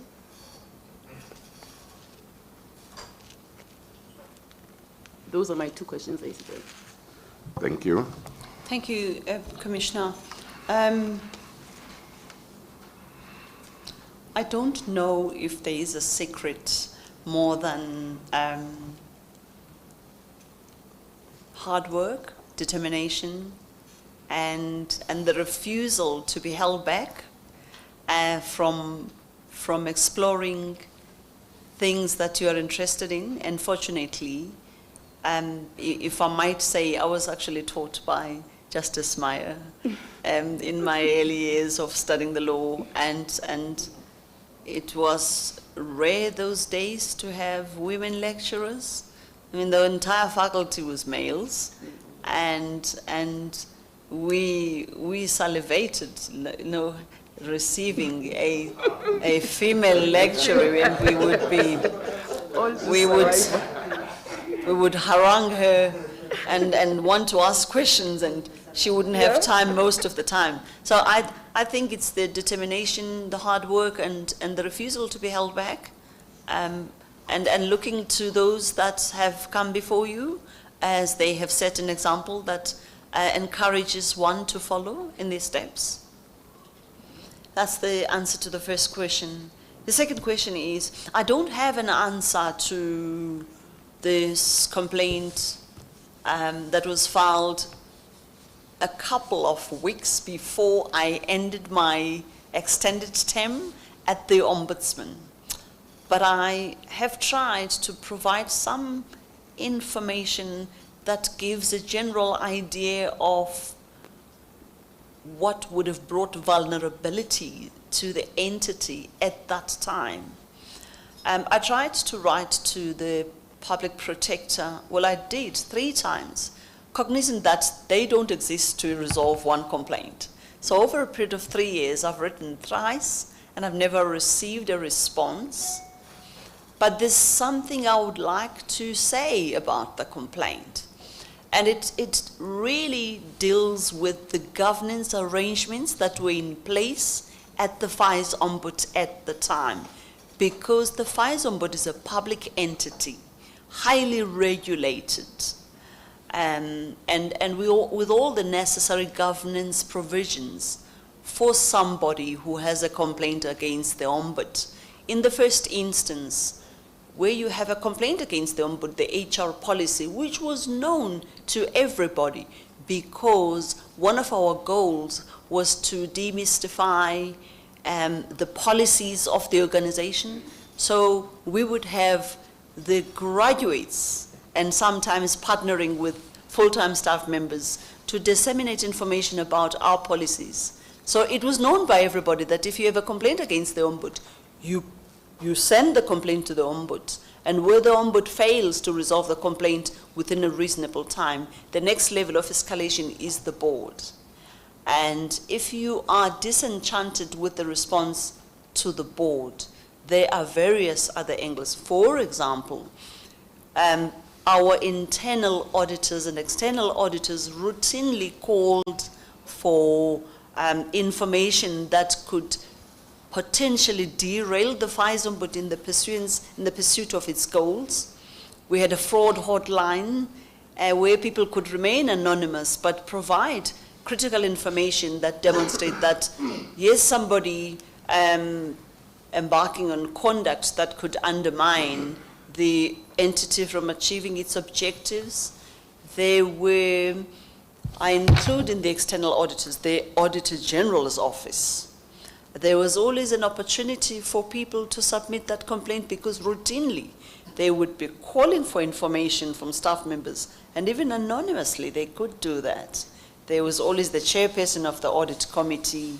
We had something called this climate survey, which tests the health aspects of the organization, where people could submit information anonymously to say, here's information that I think could undermine the entity, and this very head that's entrusted with this entity is actually the one perpetrating whatever information.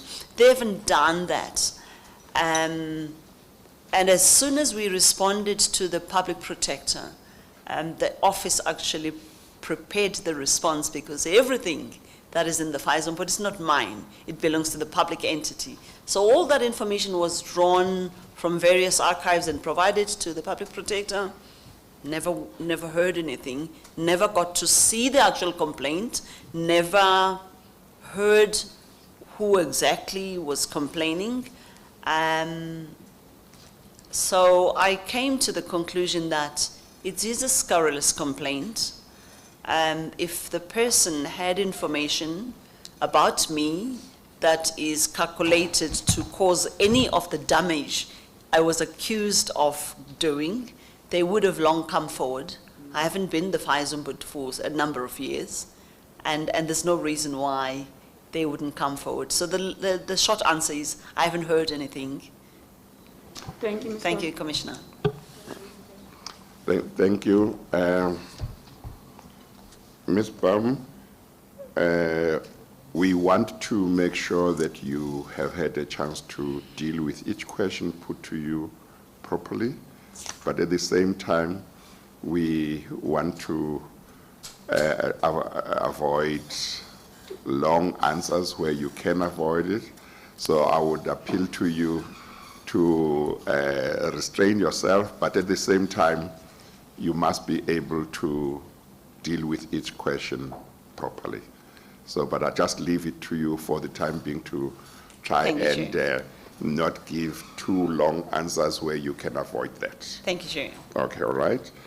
Commissioner Magwanisha. Thank you, Acting Chief Justice. My question was covered by the President. Oh, thank you very much. And then Commissioner Matolo Zepu. So thank you, Acting Chief Justice. Good morning, Ms. Baum.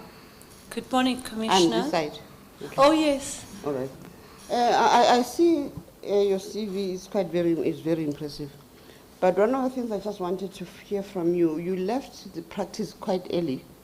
You know? And I just wanted to see to know the reasons, you know, where you left early because you couldn't get work, or it was a choice. That's just what, you know. Yeah. Well, the first thing, Commissioner, is that I was employed by somebody. It wasn't my own practice. And at the point I completed my LLB studies, I had lost my last parent in the middle of the year in 1996. So what it meant was that a lot of my career choices would be sort of driven by answers, by opportunities that could give me an answer to support the people behind me. That's what happened, actually. So when the leader of the practice decided to leave his practice and go and join another entity, it was a little difficult for me because I was new, very green from university, to say I could soldier on my own.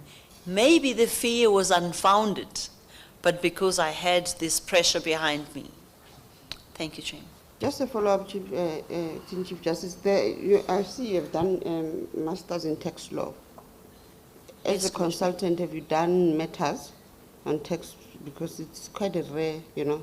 I'm quite, really, I envy you. I would love to do tax law, but I'm old.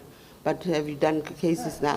Thanks, Commissioner. Yes, I do cases in the tax court when I'm assigned to the tax court by the JP.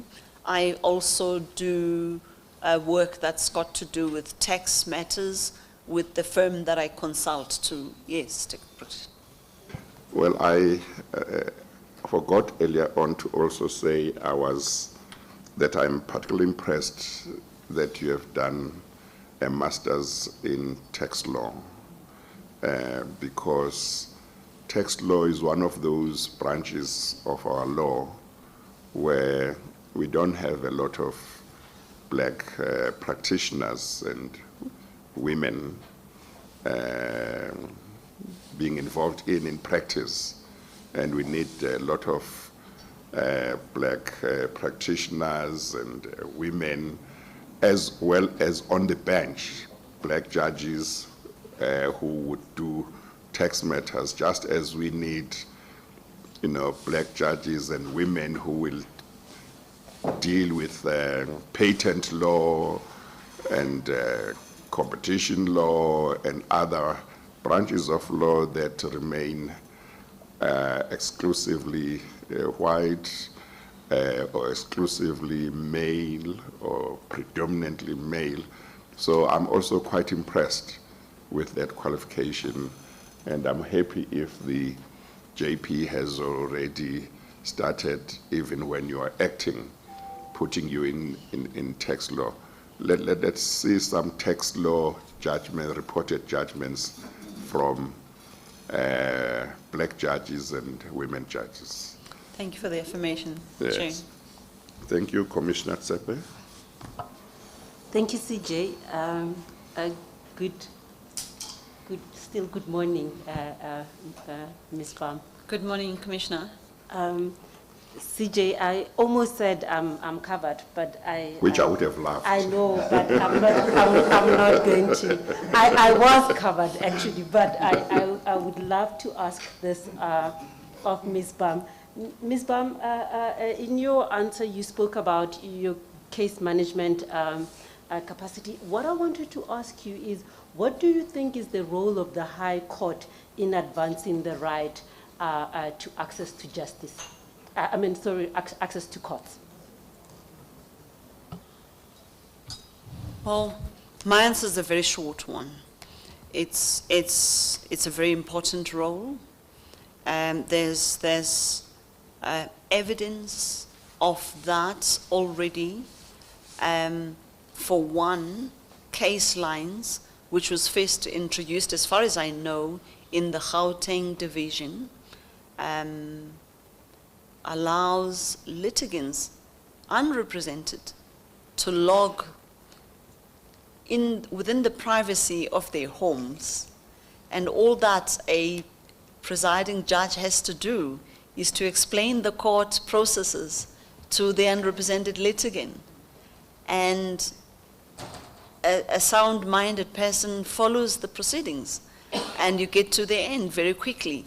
I have not had any problems with unrepresented litigants, whether they approach the courts and they're assisted there, and they participate virtually. So my short answer is the High Court has got a very important role, and strides have been made. One such example is case lines. Thank you.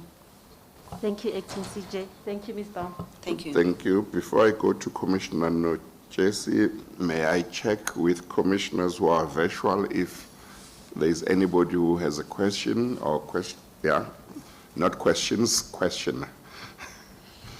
Yes. Thank you, CJ. I also noticed the JP's hand is up, and I'll defer to her out of respect for her seniority. I'm sorry, somebody was speaking to me. Please repeat what you said.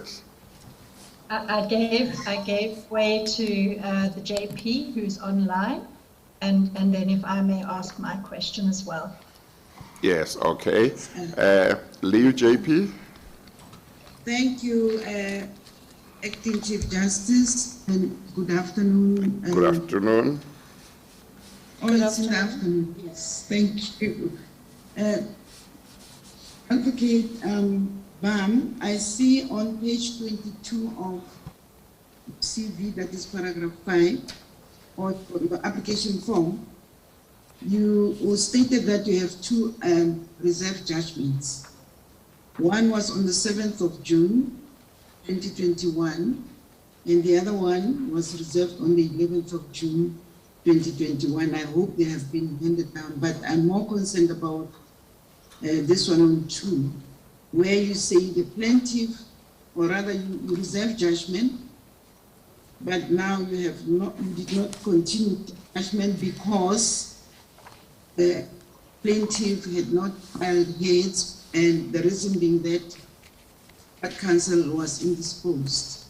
I just want to find out whether these judgments have been handed down, and number 2, whether after having reserved judgment on the 11th of June, this counsel did file heads, and when, or whether that judgment is still outstanding.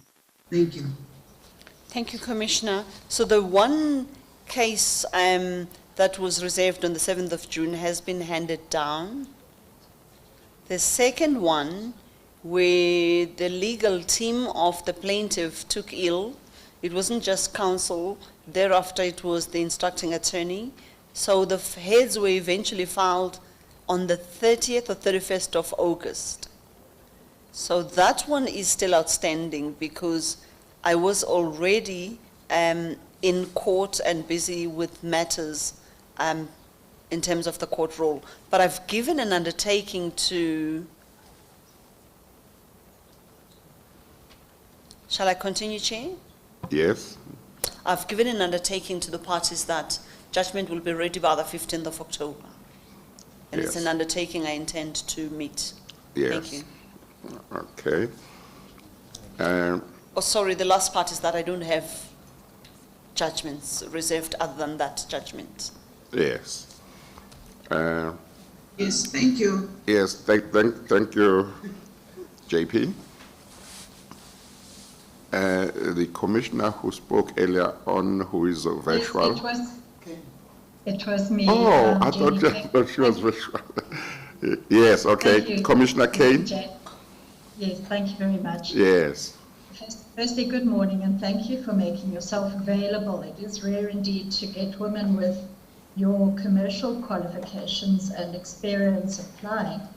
I want to satisfy myself on one aspect, and just to show you this is not a catch you out type question. I just want to hear how you'd approach this problem, and it's because you come through this interview with quite limited court experience that I want to satisfy myself that if you were sitting in the tax court and you knew that there was a section of the Income Tax Act that applied to the problem that hadn't been pleaded in the parties' Rules 31 or 32 statements, how would you deal with a situation like that?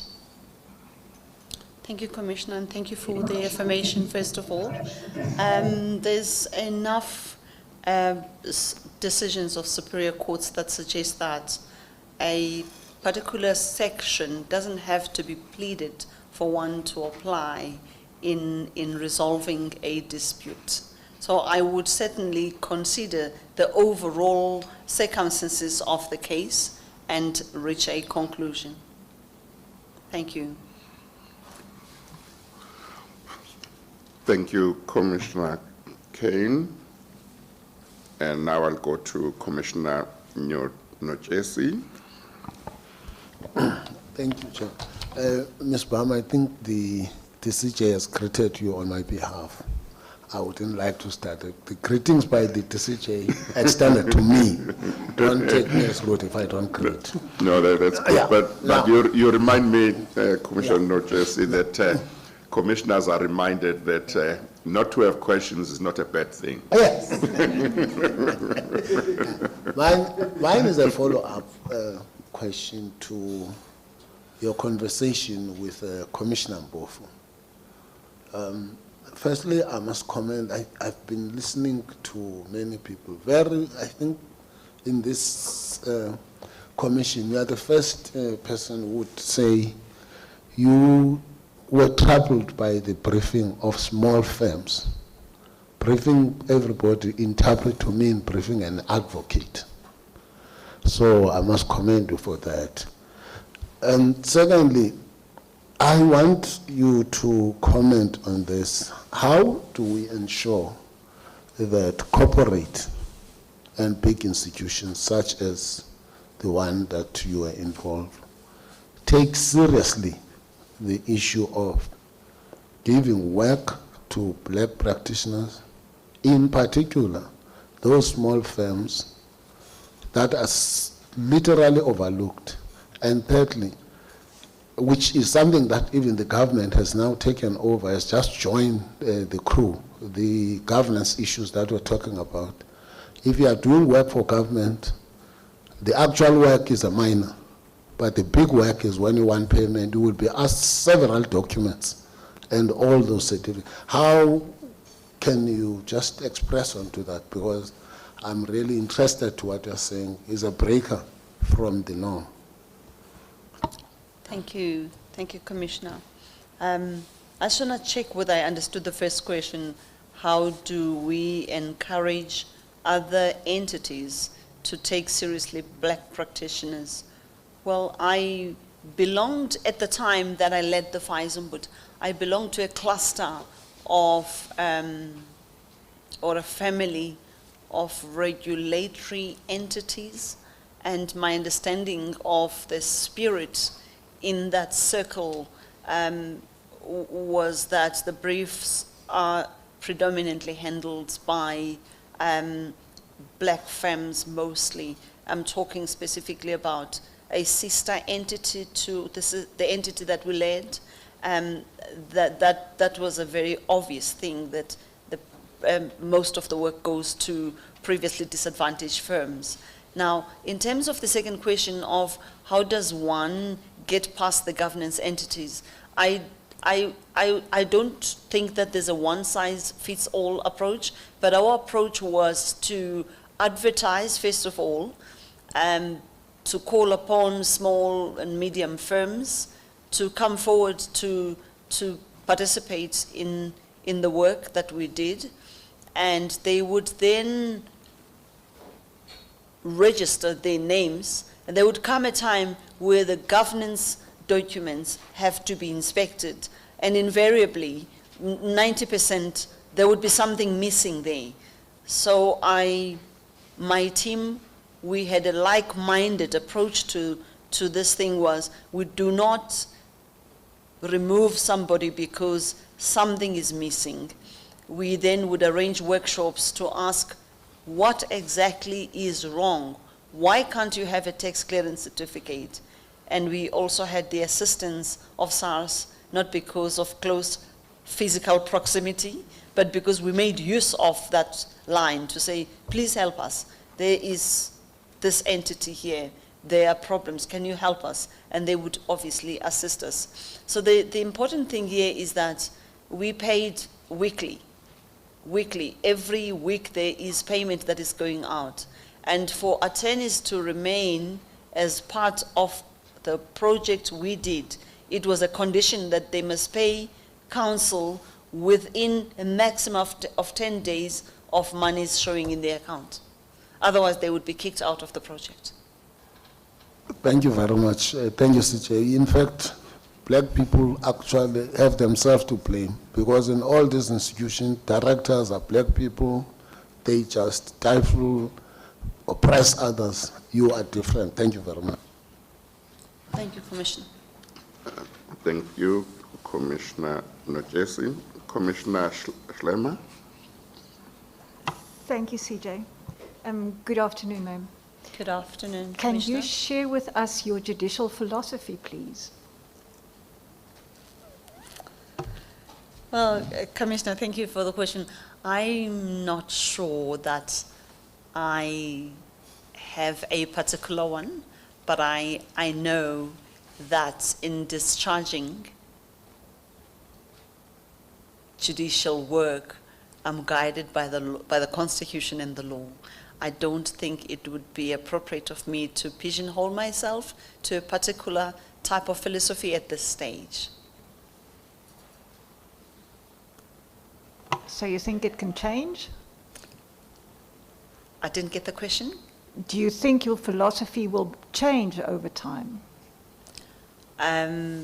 I'm not sure, but what I'm sure will not change is the guidance from the Constitution and the law and the decisions of the Superior Court.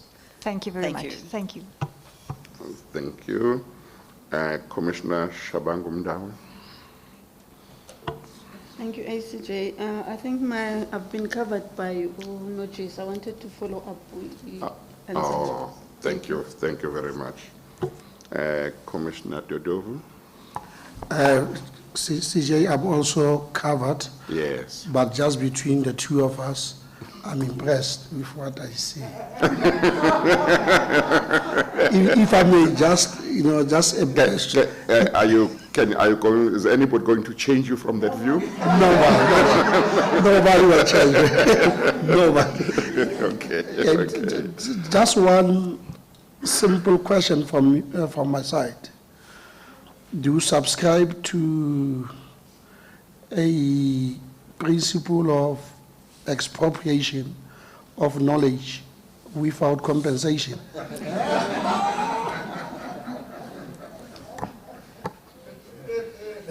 Because what you have must be proliferated to others, must be planted, so that they emulate your virtues and examples.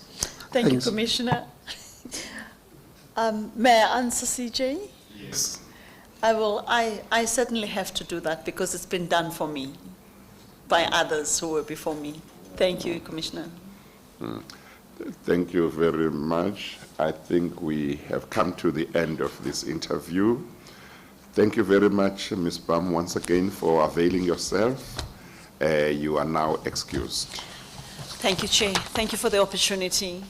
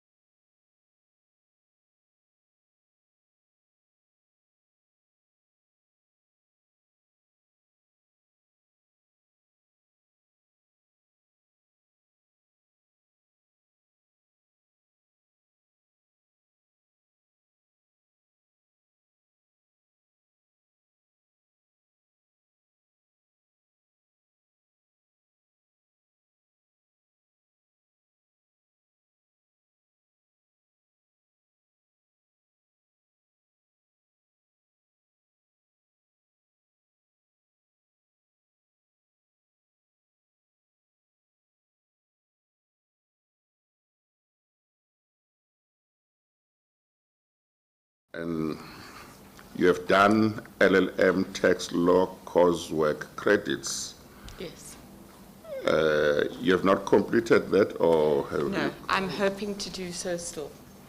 Is that a reference to the same LLM where No. there is an outstanding dissertation or not? No, Acting Chief Justice, it's a separate LLM. I am still hoping that the university will accept me to complete that thesis. Did you start another LLM before finishing the earlier one or what? There was a significant time lapse, and the university would not have allowed me to complete the first one given the time lapse. Or does that mean that the first one is effectively abandoned? No, if the university allowed me to complete it, then I would be happy to do so. Yeah, but what I mean is they are ruling that they won't allow you if it was a ruling stance or what?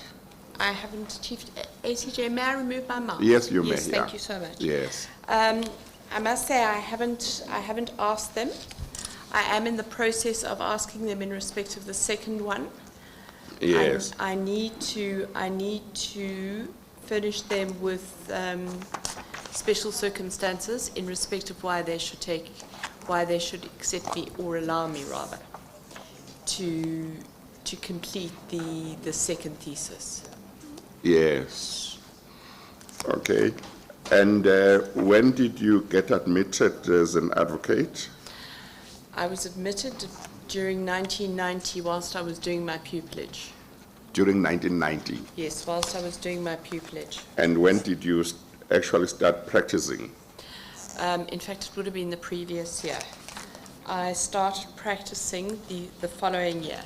So I finished my LLB the end of 88.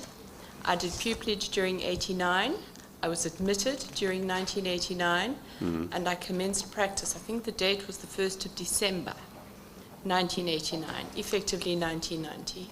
Yes. And you have been practicing throughout up to now? Since, indeed, yes. Yes. Would you like to share with the commissioners the types of cases that you handle in your practice or you have been handling over the past, what is it, 30 years? Yes, Yes. indeed. I've had... Or maybe before you do that, I'm sorry to do this to you. No. You can just tell us exactly when you took silk. It was recommended by the JSA during 2016, and the letters were signed by the President 2 years later during 2018. 2018. Okay. Yes. Tell us about the types of cases that you have handled in your practice over the past 30 or so years. Chief Justice, I started, because I arrived at practice straight from university. The initial years were spent doing a fair amount of criminal work, and I've included a list of pro deo defences that were done for the first until 1993, and then civil work in addition. So early years would have been unopposed motion court, opposed motions, trials, experience in the magistrates court. Many trials in the magistrates court at that stage. Subsequently, as a member becomes more, as I became more senior, so there was, at approximately 10 years seniority, a significant amount of matrimonial work, but always also a degree of general litigation, including some commercial work.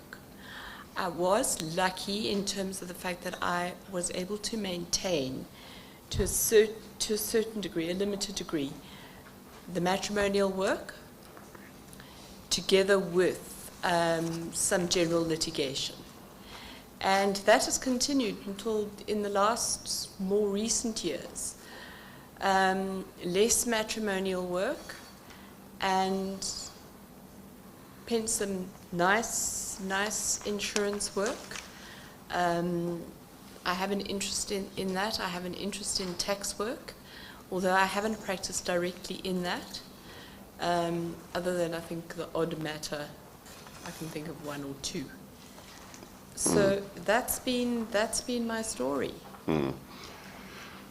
Now, when you say you took silk in 2018, having been admitted in 1989, on the face of it, that seems quite a long time to take silk. I know people who take silk after practicing for 12 years. I know one who took silk, or I was told he took silk after something like 8 years. So that seems quite long. Are you able to share with us why it took you so long to take silk? Acting Chief Justice, the application in 2016 was the third application. I didn't apply in 2015. The first application was, I made the first application in 20... I'm sorry, something else distracted my attention. Would you please start afresh on your answer? Yes. The application that was finally recommended was the third application that I made. The first application was made by me in 2013. That was not successful. The second application was made in 2014.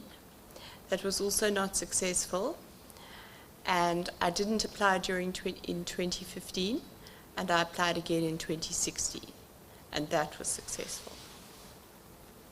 But why did you take so long? 2013 was, it seems to me, was also quite after a long time, because 2013 you would have been, something like 23 years in practice?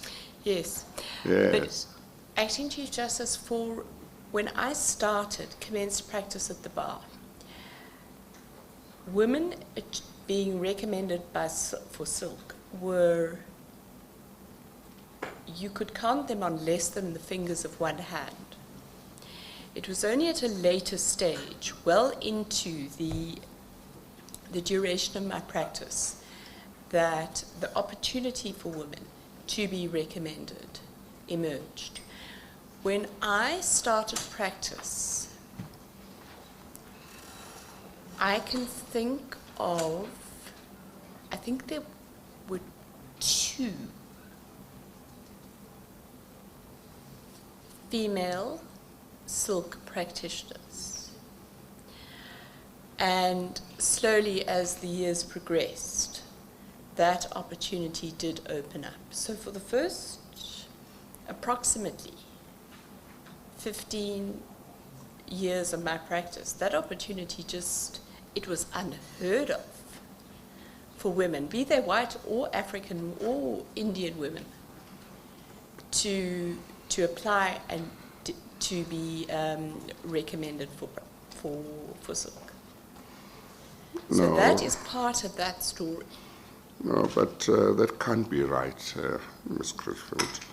I've known women who wear silk a long time ago here in Johannesburg. Yes. Even at least one black, there may have been more, but the one that comes to my mind is one.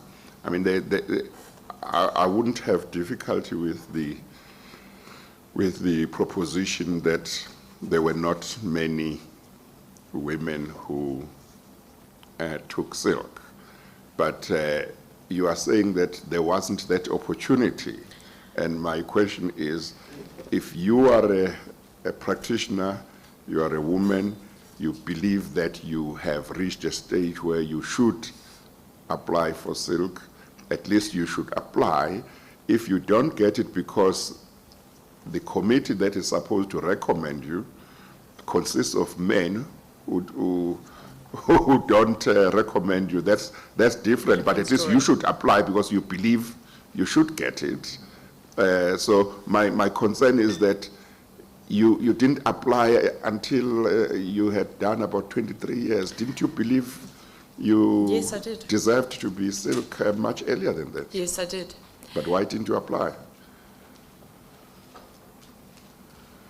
There is no good reason for that, other than there were few women at that stage, although there were more than there were when I commenced practice, who were applying and being appointed. But there's no reason other than that. It's the way my practice developed. It's the way I approached it. I approached the application, I suppose. Well, one explanation I've heard sometimes why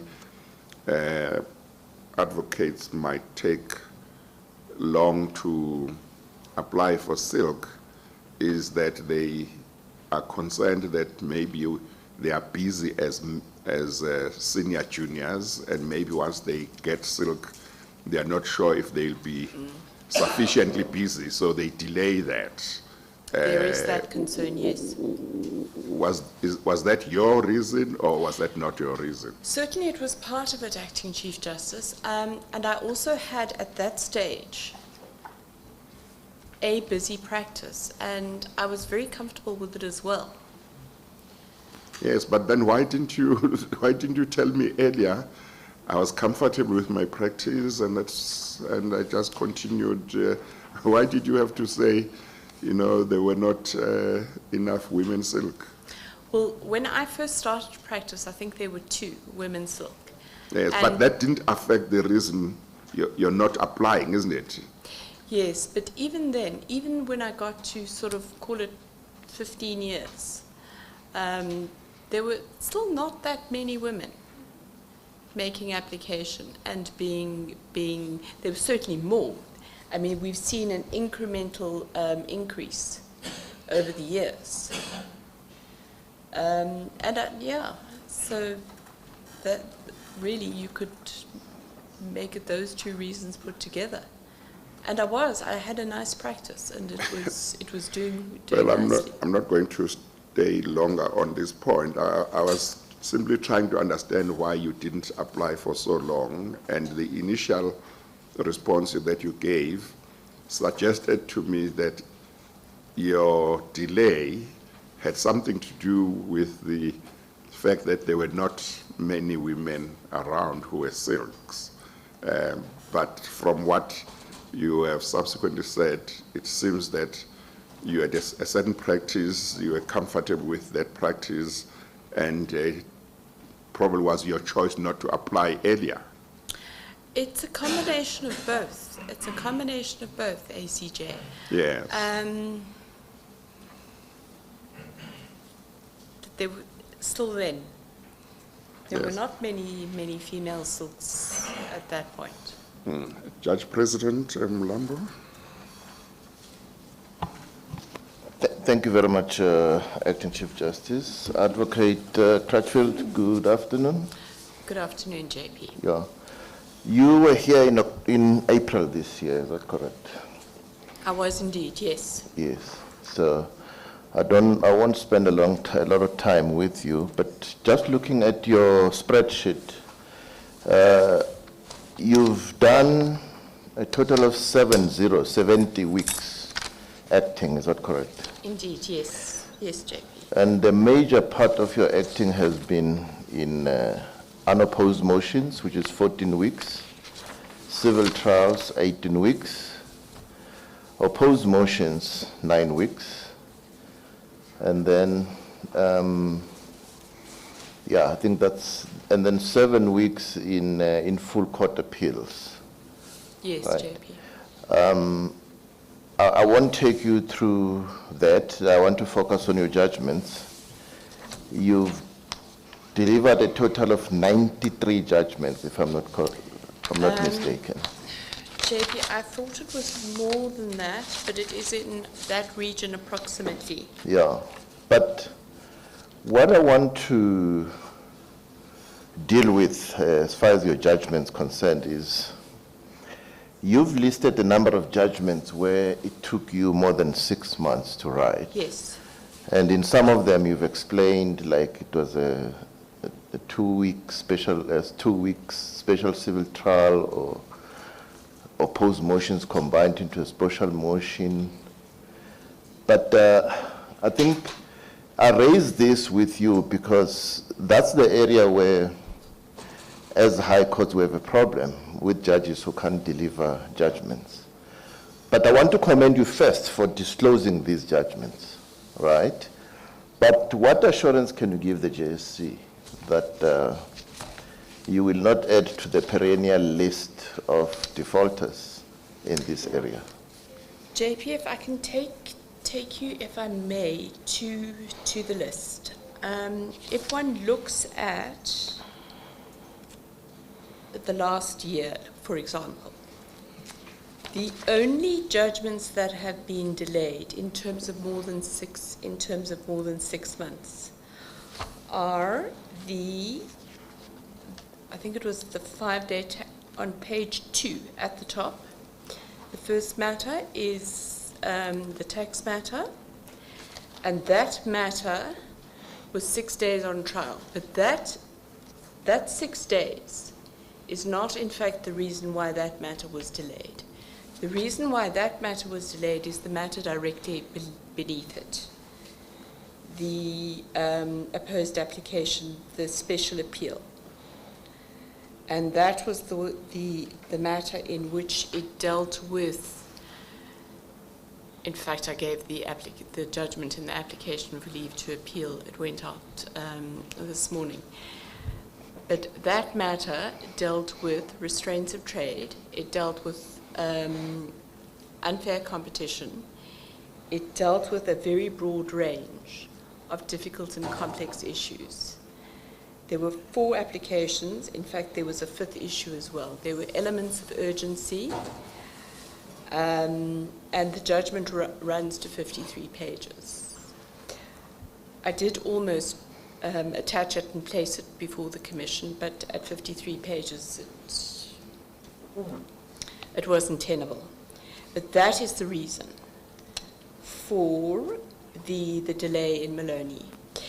If one looks at my output over approximately the last year, one will see that my judgments, other than those 2, that time, that delay that has been focused on has been reduced significantly.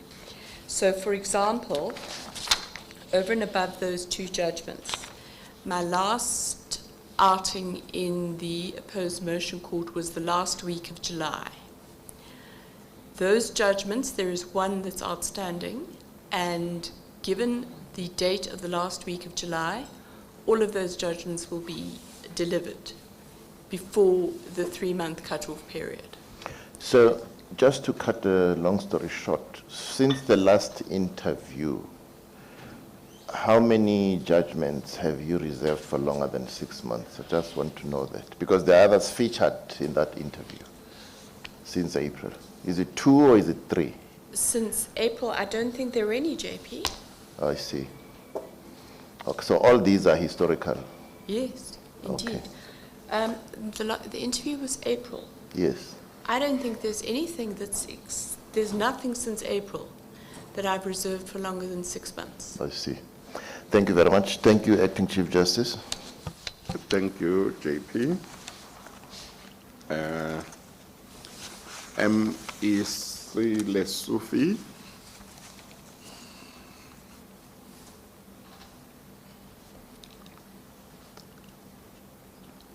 M.E.C. Lesufi, are you still there?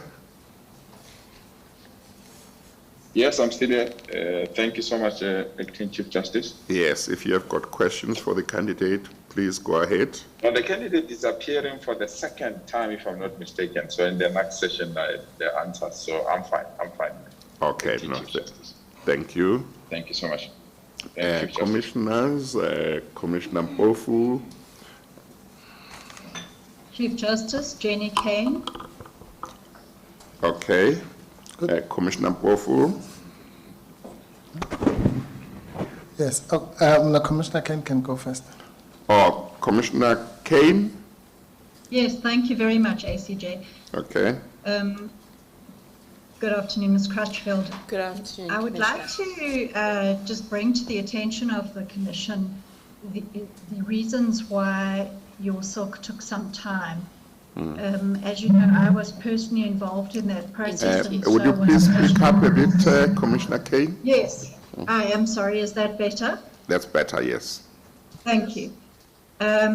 Now, I would describe you as having undergone a very fundamental change to your credits. When you first applied for silk, you were not involved in bar affairs. Yes, and it was a very deep problem with us recommending you for silk. We felt you hadn't given back to the bar, the junior bar, in mentoring pupils and other juniors. Now, you then got involved in bar affairs, and subsequent to actually taking silk, proved us completely wrong. Would you just describe to the Commission what you then did as a silk in involving yourself in mentoring of others in bar affairs? Thank you for that opportunity, Commissioner. ACJ, I've been involved in my group mentoring youngsters and in their transformation for a long period of time. In respect of the bar, I had put myself forward to be appointed to the Bar Council, and that I was nominated in respect of the year 2018, and I served on the Bar Council running a particular portfolio, and that work proved to be very successful. Even if I say so myself, I did that work very well. At the end of that year, I then made myself available again. I was appointed again, and I was made chair of the pupillage committee.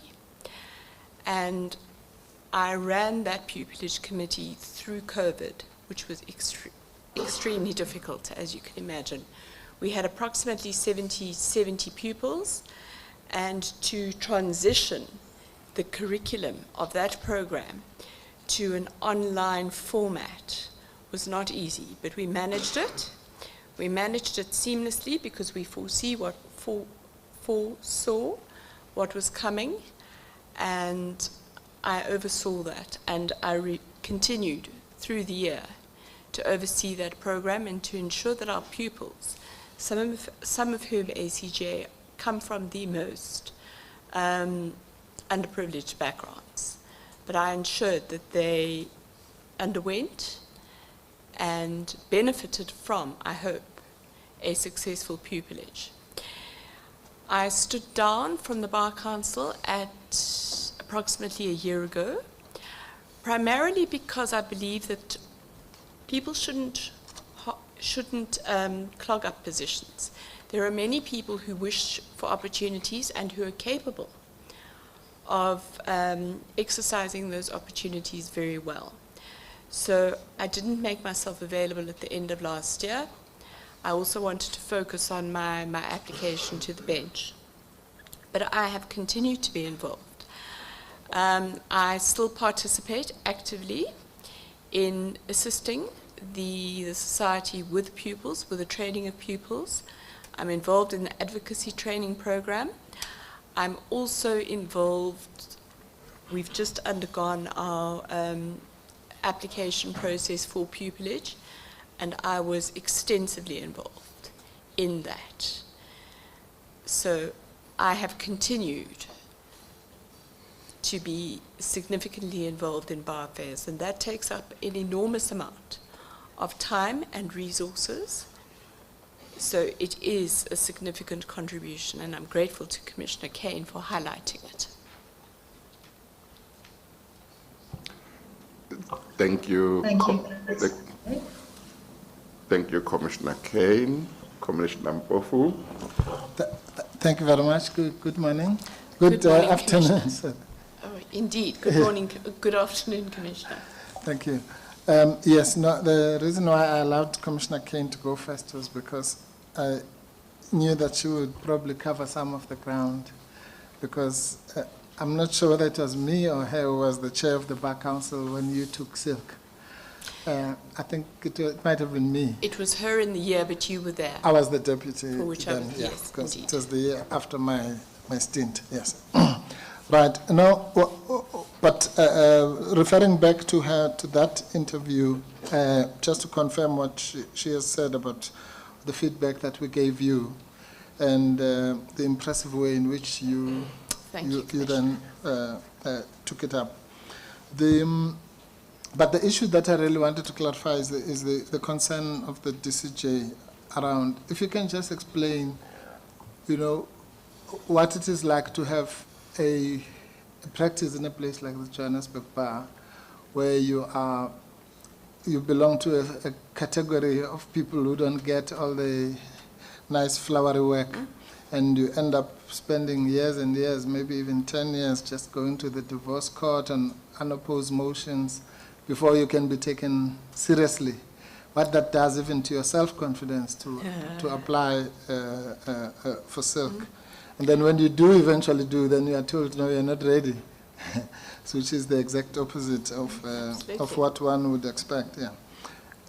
And particularly, I mean, we've seen this particularly in a bar as large as this, just that struggle of that first 10 years before, as I say, before anyone even notices you. Those are indeed valid issues that you raise, Commissioner. ACJ, I commenced practice, I was 24 or 25 years of age, which was probably far too young even then. There were few women at the bar. We're going back 30 years.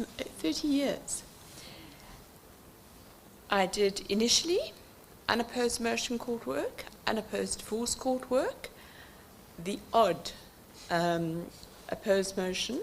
I did have some civil trials in the Majees Court, some insurance ones as well. But the only work, other than the criminal work that I did and the odd things that I've mentioned, that was available to women at the time that I entered the profession was matrimonial work. So women at that stage were pigeonholed. You did matrimonial work, that's what you did. You did divorces, you went to the Rule 43 court, that's where you found yourself. That's the work that was sent to you. And it's not because the women at that stage did anything in particular. That's just the work that was made available to them. That's what came their way. And that continued for a very long period of time. And as the Commissioner points out, when you're literally stuck in that position. Yes, I had a little bit of general litigation and a little bit of commercial litigation, but the majority of my practice for those first years was matrimonial work. And it was, I can think of two people who applied for silk. Yes, two. After they had been practicing as female counsel and in matrimonial work, excuse me, approximately 15 years before me, if that much. I must have been in practice 10 years when they took silk. My sums may not add up, but the women at that stage were pigeonholed, and that is why, ACJ, you've referred earlier to the list of courses and diplomas that I've undergone, and that is why I did that, in an extent to break out of that matrimonial mold in which women at the bar at that stage were pigeonholed. To a very large extent, that has changed now. And we are seeing women with self-standing practices who in labor law and competition law and so on and so forth, and tax law, But I commenced practice 30 years ago. So that is certainly part of the delay in terms of my silk. And you know, as Commissioner Mpofu points out, when you are literally trapped, I don't like to use the word trapped, when you are, that's where you are. You do lose confidence. You do think, oh, well, I don't get that because I can't do that. And the result of all of this is that you're overlooked and you feel undermined. And all of that adds up to the conclusion that Commissioner Mpofu led to, was that you end up delaying applying, and then, as he points out, you get told, but you're not ready. So they've been ironed out, but they still exist today. But there were structural impediments at that stage. They still exist, but not to so great an extent.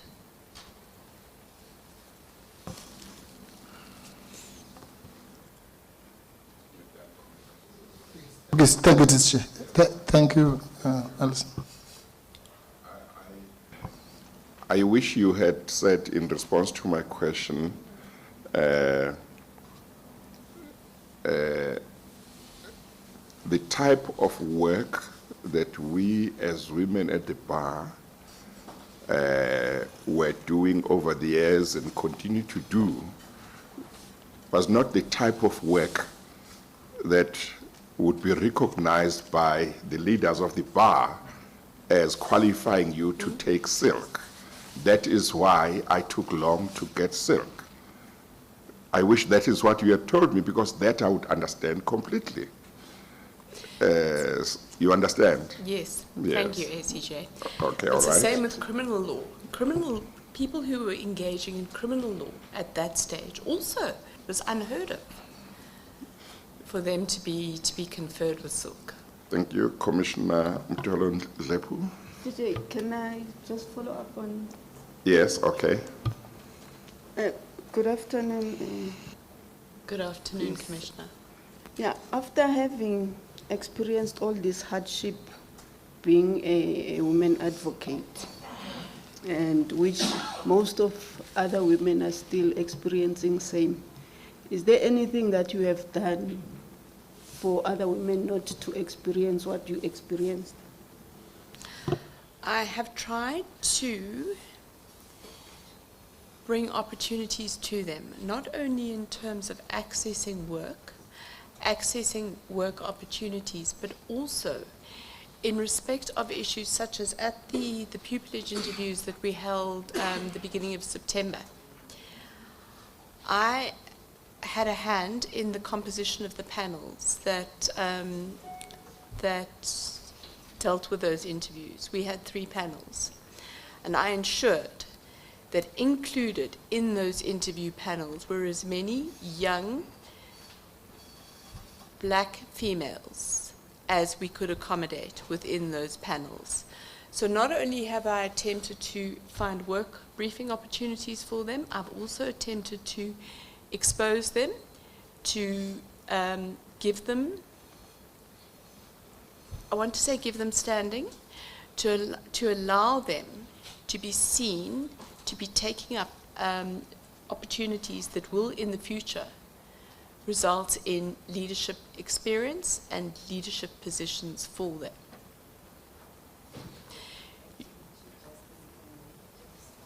A follow-up. Thank you.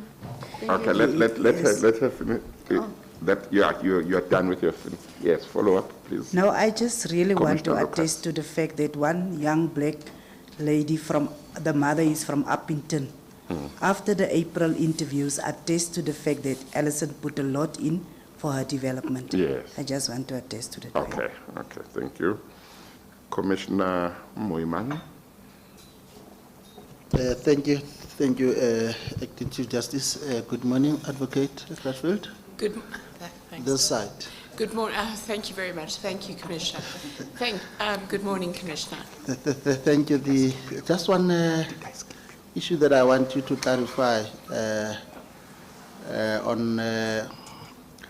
on what is being noted as an objection by a certain Kevin.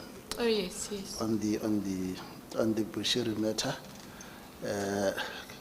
Can you just allay our fears on that matter? Yes, I can, most definitely.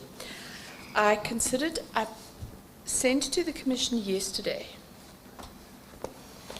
and I'm not sure if it found its way to you. The email that the objecting attorney, Scarfsma, made available to me.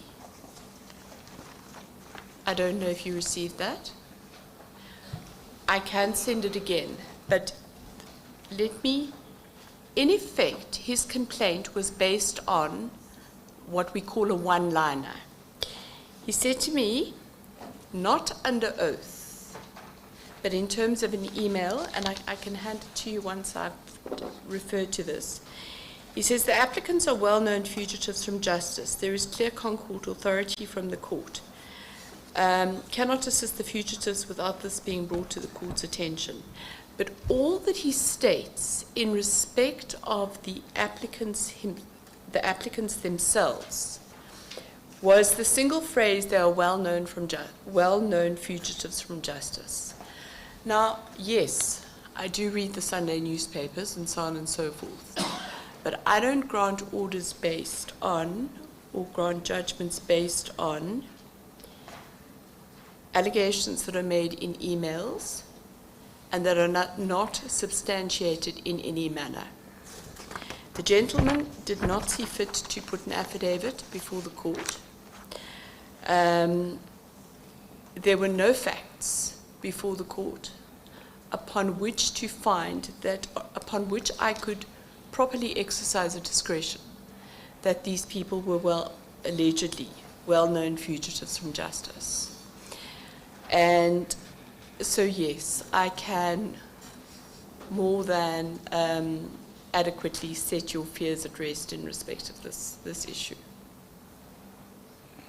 So thank you, Advocate. Thank you, Acting Chief Justice.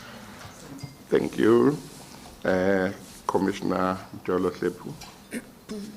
Sorry, I skipped you earlier. Okay, thank you, Acting Chief Justice. Good morning, Advocate Crashfield. Good morning, Commissioner. I know that you were here in April, and some of the things that you are saying now, you should have articulated them better in April. I'm sure that there could have been, and still is, room for improvement. Yeah. So what I wanted to know, do you think that the criteria for silk, because what you have just said, it's actually convincing me that this silk story is actually closing doors for women. Excuse me, ma'am, I'm afraid I missed that. I'm saying that the criteria for silk, do you think, is it open enough, or it's at the whim of those who are in power? Because for me, for what you are doing and what I've heard you have been doing, you should have acquired silk long ago. Yes, I should have. Number two, Deputy Chief Justice, I'm just worried that Ms. Crashfield has gone through this. How many of them are going through this? And what are we going to do about this criteria of silk? I think we need to think about it, because for me, silk is just a glorified, if they are going to close doors for women like this. That's my comment. Thank you. Thank you. Commissioner Nojesi. Thank you, CJ. I think I'm here next to you. This side, yeah. Thank you, I'm sorry. Yeah. I've always informed other candidates that at least the CJ greets you for me. Don't say I'm not greeting. I think from what you are saying, there are critical issues that come up. And I don't hear you coming strong on this point. The struggle of women in the profession. It's huge. And I think platforms such as this, the JSC, is where you should come up strong on these matters. You should not shy about it. And I don't understand you when you say quite often of late there are more women who are given work. That goes for white females in the main. Very few black. They don't. I'm coming from the Eastern Cape. I hardly in the last 3 years see a black female counsel arguing a matter. Now what I want from you is, how do we address this? Because the stereotype is still there and no one is doing anything. And my view is, as you respond, until black and white female, because once white female become comfortable because they are given some handwork by the white male advocates, we'll never address the question. So I would like to hear you more on this point. I want your emphasis because other people are listening.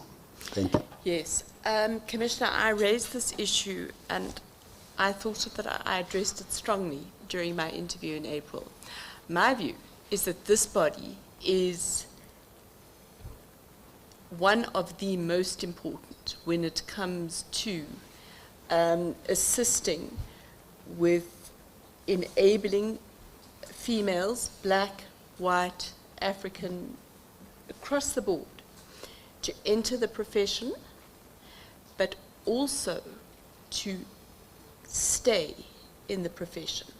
We are struggling to see women enter the profession and find themselves in a position where they are still practicing 10 years, 15 years later. Yes, I think that the structural impediments that I faced when I commenced practice have to a degree ameliorated themselves. And they are doing so in respect of African and Indian women as well as whites. But it's slow. It's slow, it's not good enough, it's not the range of work that is being offered to women is not broad enough. They're still not getting the quality commercial work that they justifiably should be getting. And this commission has to set the example. This commission has to appoint the female judges and say, and I'm not saying don't appoint the male judges as well, obviously, but this commission is in a premier position to say, see these women, black, African, Indian, they're all good. And it's only in that way that we are going to break down that stereotype, because they are equally competent, if not more so, in a lot of cases. And they have to show that they are available for the work. It's part of the reason why I did all the courses that I've done, to try and make myself more marketable, so to speak. And they must follow a similar route, but the work, it has to start here, and the attorneys have to ensure that they use female counsel, and that they ensure that those counsel receive the exposure that they need, and that will eventually slowly assist in reducing that stereotype. Thank you. Commissioners who are virtual on the virtual platform, is there anyone who has a question? No one. Okay, I think we have exhausted questions. Thank you very much. Thank you, ACJ, and thank you to all the commissioners. Yes, thank you for availing yourself, and you are now excused. Thank you, ACJ. Thank you. Thank you very much. Commissioners, we are at 3 minutes past 1. I assume 1 is meant to be for lunch. Do we take lunch now and come back, or do we go to the next candidate? Next candidate. Okay, all right. That's Chief Justice? Chief Justice?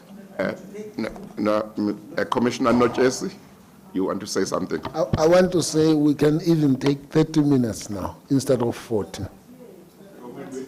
With the witnesses, or the next with the next candidate. candidate. Yes. Because if you lead and the JP lead the candidate, at least Yeah. we'll go to what we have left. Yes.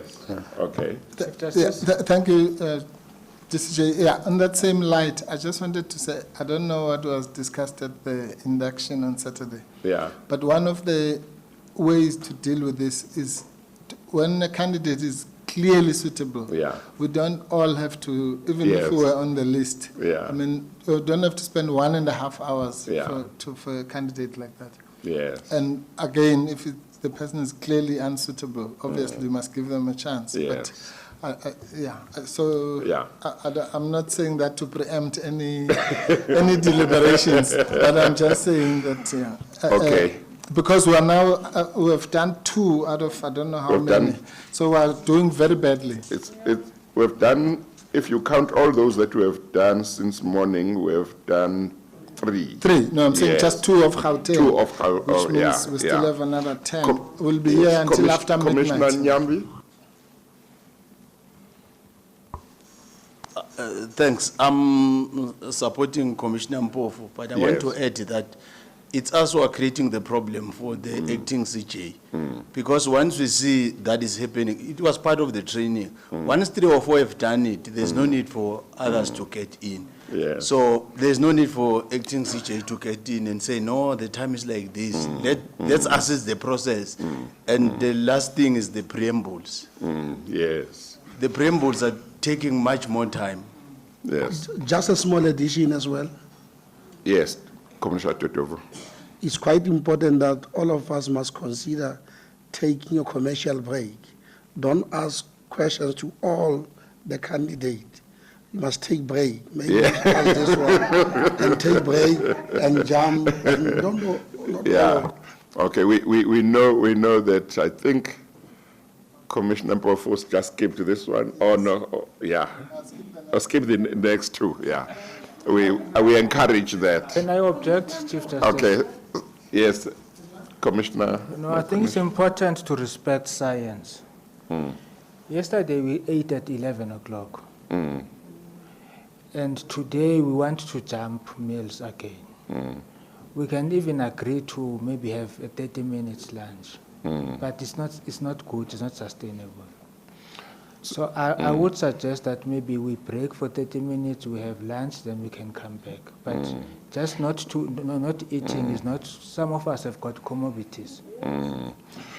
Well, in the end, if we are going to have lunch for 30 minutes, there is no problem if we have it now, as long as it is limited to 30 minutes, as opposed to an hour, unless there is a particular problem.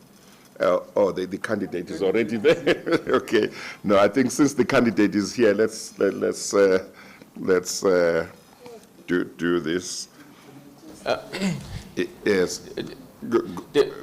Good morning.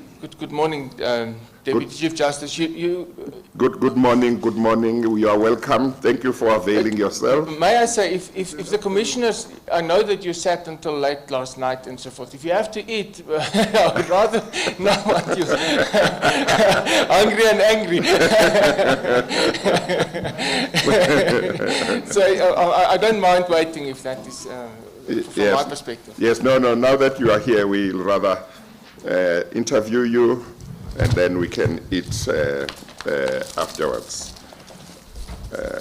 Just 1 second.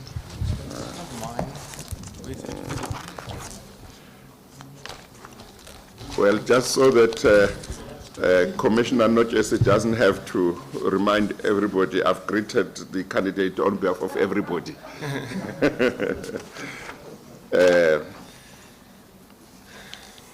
Mr. Davidas, once again, welcome, and thank you very much for availing yourself for consideration for appointment to the Gauteng Division of the High Court. I see that you have you hold the degrees BCom LLB. Is that correct? That is correct. And were they both from the University of Stellenbosch? That is correct. And the BCom was obtained in 1984 and the LLB in 1986? That is correct. And when were you admitted as an advocate? 1994. And when did you start practicing as an advocate? In 1994, I did pupillage for the first 6 months and then commenced in July that year. And have you been in practice since then? I've been in practice since then. And when did you take silk? Formally in 2018, but my nomination was approved in 2016. Yes. Was that a delay in taking silk, or was it not? It is very much in the norm, I would submit. I waited until I was ready and I applied. And to my disappointment, I was overlooked the first time, and I think two of the commissioners here. I still want to ask them why, but I was nominated the next year. So what type of cases have you been handling in your practice since 1994? Yeah. What branches of law and what types of cases? Yeah. It is in fact a broad range because you develop over the period. So right at the outset, in the first few years, I did some criminal work. I did a lot of magistrates court work on insurance work in those, and then gradually it developed. I think you would describe my practice as the as a commercial practice in the main, and that is how it played out over the years. I very often act for smaller businesses and the like in my practice. Yeah, so mainly your practice has been commercial. It has been mainly a commercial. I steered away from certain types of work where I thought I wasn't ideally suited, and in the bar, unfortunately, we couldn't maintain in those days both civil practice and the criminal practice. Once you started to do criminal work, you got a label as a criminal advocate, and that's the only work you got. So I steered it more towards away from to civil work. Does that suggest that you don't have much criminal law practice experience? My criminal law experience is limited. I have about 6 months of prosecuting authority experience. I did initially a few bits of the normal pro deos and bail applications and things like that. And in later years now, my criminal experience has really been on the bench. I made myself available for 2 terms in the criminal courts. I have written many judgments and so forth in criminal appeals. I think I have mastered where I lacked that experience. And if I may say, in fact, in the TUE, there's a quotation from one of my judgments on bail, and I think that shows. And in all the criminal and criminal appeal judgments, I think I wrote, as far as I can remember, I wrote all of them with the permanent judges concurring. I don't think that it is a defect standing in my way. I believe I will be able to carry my load fully in the division. And I see that you have acted for 56 weeks, is that right? It is now 60. It is now 60. It is now 60. Yes. At that time it was 56, but it is now 60. Yes. And more or less, how many reported judgments have you been able to write during your acting stints? Or reported rather than reportable? Yeah, it's a very important distinction. Yes. I want to say one thing before I answer the question. I took my lead from Judge van der Linde and from other judges. We said that an acting judge's role is to keep the wheels rolling, and you shouldn't mark your judgments reportable. So I've marked all my judgments not reportable. But despite that, 2 of them are reported in the South African law reports, the most important one. And as far as, I'm sorry if I may, I don't want to talk down to anyone, but if I may just explain to the non-lawyers. That is the general law report that is, every year about 200 cases are reported. About 40% of them are from the Constitutional Court and the SCA, and the rest are from other judgments and divisions. And then one of them overlaps with the report in a smaller law report, a specialist one, the commercial law reports. Then one is reported in a specialist law report, the Barrels on Intellectual Property Law. It's also outside my field of expertise. And one of them is reported, and there the lawyers must help me, but I think it is reported if it is contained in Corbett on quantum of damages, although again, the road accident fund matters are outside my normal practice. But I have a matter in there as well. Yes, okay, thank you. Judge President Mlambo. Thank you very much, Acting Chief Justice. Advocate de Villiers, good afternoon. Judge President. This is the second time you come to talk to us. The first time was in April. The first one was in April, that is correct. Yeah. I'm not going to waste time with you. Your spreadsheet suggests that you've done 67 weeks acting. Although me and you have debated whether it's 67 or 61, but let's settle on 67. I will never disagree with you, Judge President. You can disagree with me. But let's talk about, I think you've done your fair share of the difficult work areas. And I see you, despite your limited criminal law exposure, you've done criminal work trials. You've got criminal trials in the division. And that was at your request. It was at my request. I knew that it was a deficiency in my experience. Right. So in terms of the judgments you've written, your list suggests you've done 89 judgments that you've actually written.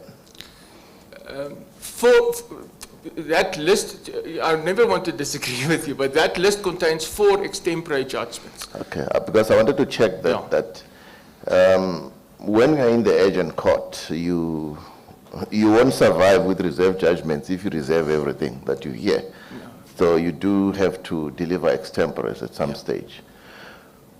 But you also mentioned one important point in your list of judgments, that you've never had to reserve for more than 3.5 months.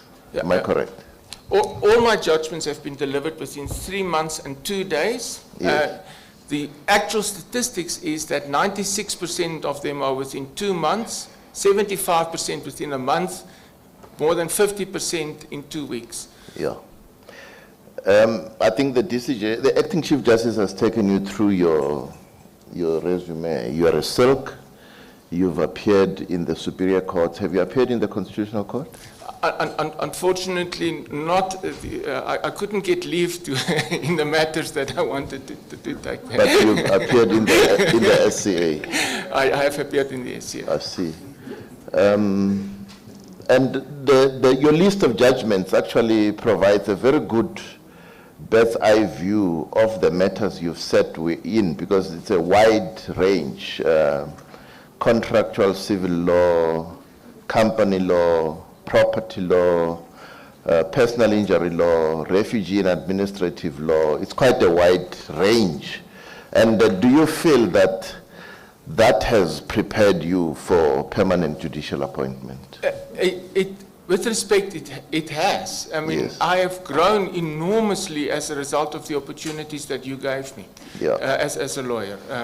Thank you very much. But let me ask you this, because it features, although I won't mention names. You are a silk, but you've given acting quite a lot of time. I battle to get silks to give me more than 2 weeks. Some of them sitting in this room have never come, despite me trying to call them. What's the story? It is a combination of factors. But that first year after you gave me the opportunity in 2016, yes. I mean, I loved every minute of it. Yeah. And then I said to you, I'm available every year for 4 or 5 weeks. You can use me because it was such a great experience. Yeah. And so it continued until I then decided, but I'm going to put myself before this commission, and I will take every acting opportunity that I can get. Yes. And as you know, you could phone me and say, I need a judge for urgent court in recess. Are you available? And it will be the few days before, and I will say yes, and I'll take it. Okay. No, thank you very much. Let's hope those listening have heard and they'll oblige me. Thank you very much, Acting Chief Justice. I have no further questions. You say those who have ears will hear. Yes. Thank you, Judge President. Justice? Yes. Maybe you must switch your role back to the Zondo Commission. Yeah, that's why we called the candidate a witness. No, that is true. MEC Lesufi, do you have any questions for this candidate? Yes, yes, I do. Thank you so much. Please go ahead. Chief Justice, for the opportunity. Advocate Dividas, the last time you were with us, this team felt you are not ready. How did you take it, and why do you think you are ready now? MEC, that is a good question. I put myself forward to go through this process with the firm belief that in myself. I don't want to go say much more about that. If the Commission, in balancing all the factors that it must take into account to appoint judges to the Gauteng division, then say to me, sorry, then I must take it on the chin. And I took it on the chin, I am back again trying to convince this commission to nominate me. I hope that answers your question. It does, but I just want to know, how did you take it personally? Personally? No, personally, it was. I would ask you not to take me to those personal matters, because that becomes very difficult here. Of course, I was disappointed, but there were candidates that you have made judges that I was elated about too, because I think that they would strengthen that bench so much, and that it is necessary for them to serve. So it was mixed emotion, and because you have the support of friends and family and so forth, I didn't go and sit in a heap. I just carried on with life.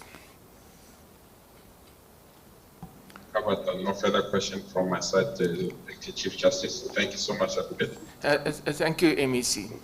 Thank you, MEC. Commissioner Nyambi, and then Commissioner Matonsela. Thank you, Acting Chief Justice. Afternoon, Advocate Villiers. Good afternoon, Commissioner Nyambi. One question from my side. It's linked to the question by Commissioner Lesuf. Besides what has been raised by the JP, with the hindsight, if you go back and reflect about the last time we are here and today, anything that you think is significant, that you think you might have presented it in a particular way, but now coming today, we have got a different view, so that we can seriously consider you this time around? If there is something, Commissioner, that you want me to respond, then I will gladly do so. But the feedback that I had from friends is to say that you saw too little of me, because I don't want to speak about myself. So they started to put things before me and said, why did you not tell them about this, that, and that, what you've done, and so forth. And I it is who I am. I think the one matter that I'm so grateful for is that letter that you will see that the young advocate wrote, unsolicited. It came as a complete surprise. I think that didn't come through in the previous interview. If you read that letter about what he says about me, my treatment of him and the other black counsel, I think you missed that part of me because I said last time, I'm not a salesman, but here I must sell myself, and it makes me extremely uncomfortable. And that would be my answer. Unless there is something else that you want me to, I will gladly explain more about myself. No, thanks, Advocate. Thanks, Acting Chief Justice. Thank you. Thank you, Commissioner Nyambi. Commissioner Madonsela. Thank you, Chief Justice. Good afternoon, Advocate de Villiers. Good afternoon. Let me zoom into the real matter that we dealt with last time. It appeared last time that I raised the question that you were a member of the Dutch Reformed Church, and that at the time that you were such a member, the Dutch Reformed Church was associated with the apartheid state, as a sponsor of the apartheid state. And it also appeared that you were also a member of some military veterans council. And I tried to press you on it, and it did not come out clearly whether you were a member of the South African Defence Forces at the time.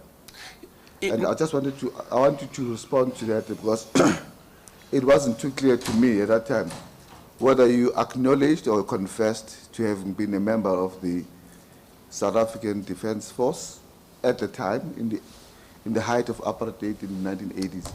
That was the issue.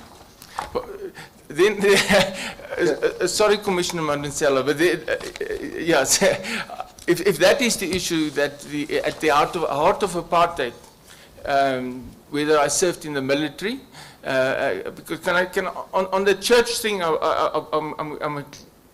will happily take you further through my journey in the church and so forth. But let me deal then, because I think your question, if I hear you correctly, is that you served in the army at the height of apartheid.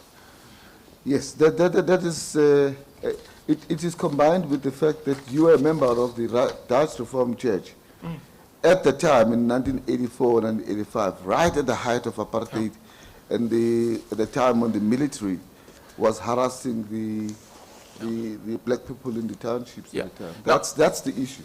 On that issue, I would like you to come out clean on that. If you are not, say I was not. If you were, say you were, so that we can then get over it, because time flies, and time heals. But on coming clean, in my curriculum vitae, I did reflect, and I will need a little bit of time to explain this in this commission. I did reflect on my curriculum vitae that I served in the military. And let me just take the commissioners back to a dark time. Okay, but let me first, sorry, I'm jumping forwards and backwards. Well, I'm sorry, Mr. de Villiers. Is it so difficult to say, yes, I was in the SANDF in the 80s? No, I was not. I was, because it's in my CV, Yes. Deputy Chief Justice. Okay. But what I never served in a township, because I didn't want to. And I will get to what I did after, so that's why so when you say that soldiers harassed people in the townships, I didn't, because I didn't serve there. I didn't want to serve there. I made a plan, and that plan, I will explain to you in the chronology in a moment, is that I did an advanced law course, and I became a lawyer, and I sat at Edenvale Commando on a Wednesday night, and I moved papers from left to right on my table, and I went home because there was no legal work. But that was the way in which I dealt with that dilemma, that I couldn't serve in the townships. I thought it was wrong what was happening then. But my military career, if a young man here who grew up in Uppington in the 70s sits here, he will tell you, when you get 16, you get a call-up. You get your call-up papers that you must go to the army, the moment that you leave school unless you get a deferment. So I got mine when I was 16 years old. In the milieu in which I grew up in, and nothing here you must hear as defensive, I'm giving you a context. It was a rite of passage, it's what you had to go and do. It was your duty that you must go and serve in the army. So I got onto a train in beginning of 1980, and I went to the base there, that I say, in Bloemfontein, and I served in my military 2 years. There's nothing in that time, and I can expand to you about it as much as you want to hear about this, there's nothing there that would ever embarrass the judiciary or that I did anything like that. Then after that, after your 2 years, we had to serve another 2 years, spread over 12 years. And the advocates may remember that in the Red Book, when we got to the bar, there were all sorts of things about military service. The army could call you up for those 2 years, but they didn't. So I did some camps whilst I studied, and then after I studied, I joined, as I said, I did the law officers thing, and I sat in an office. So if there is a fear in this room that I enforced apartheid through the barrel of a gun in the townships, then I never did. Do I feel used? Yes, I do feel used. No, I have no questions. Thank you. Thank you, Chief Justice. Before Chief Justice, I'm sorry, I'm so nervous that I sometimes forget to address you properly. Relax. I'm sorry. Relax. Before I go to Commissioner Schlemmer, can I check with commissioners who are on the virtual platform if there is anybody who has a question? No question. Commissioner Schlemmer? Thank you, Chief Justice. Thank you, Chief Justice. I would just like you to tell the commissioners, because I think every time when a white male sits here, this question gets asked. What happened to white men when they refused to do military service? Yeah, it was. But it is that you went to jail. There are. So the army would first of all arrest you and put you in the detention barracks, and then you would be prosecuted and so forth. I didn't, as a military law officer, did that either.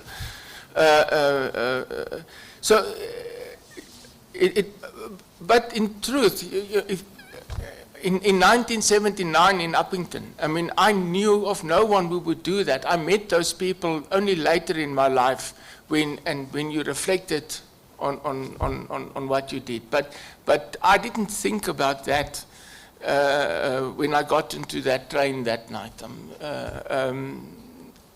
I was not exposed to those ideas, regrettably, but that is the truth. Thank you. I think we have exhausted questions. One more question, Commissioner Lucas. Thank you very much, Acting Chief Justice. I actually really don't have a question. It's just that I must declare that we are from the same place, both born in Uppington. And we were in a position to know his father. As a lawyer that I have a practice in Uppington, and we've been doing a lot for poor and marginalized people. I think I must put that. Okay, all right. Thank you. I see he's honest like you. We have come to the end of the interview. Thank you once again, Mr. Vilas, for availing yourself. You are now excused. Thank you. Sorry? Oh, yeah, no, we are done. You are now excused. Thank you, Deputy Chief Justice. Thank you. It's been an immense honor. Thank you, thank you, thank you.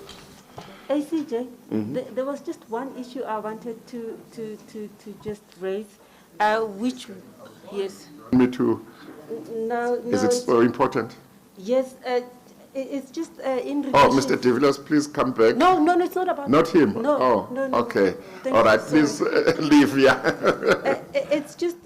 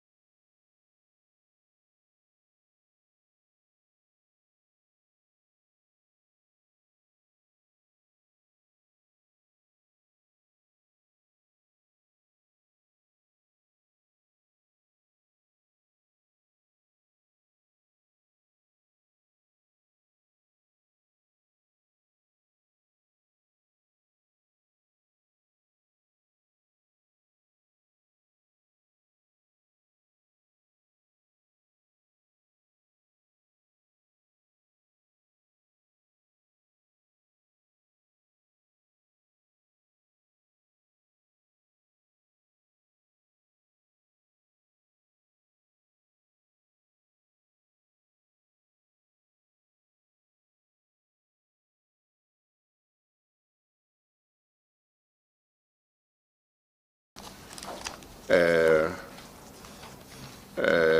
BProc was obtained at the University of Limpopo, is that right? That's correct. Yes, Deputy Justice. And your LLB, you obtained it from the University of Johannesburg? No. Both University of Limpopo, University of Johannesburg, I obtained a diploma in corporate law. Oh, okay.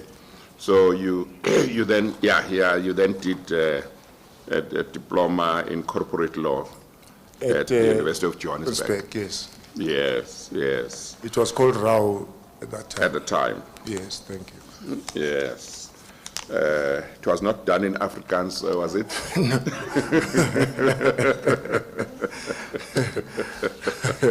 No, it was in English. Yes. Deputy Justice.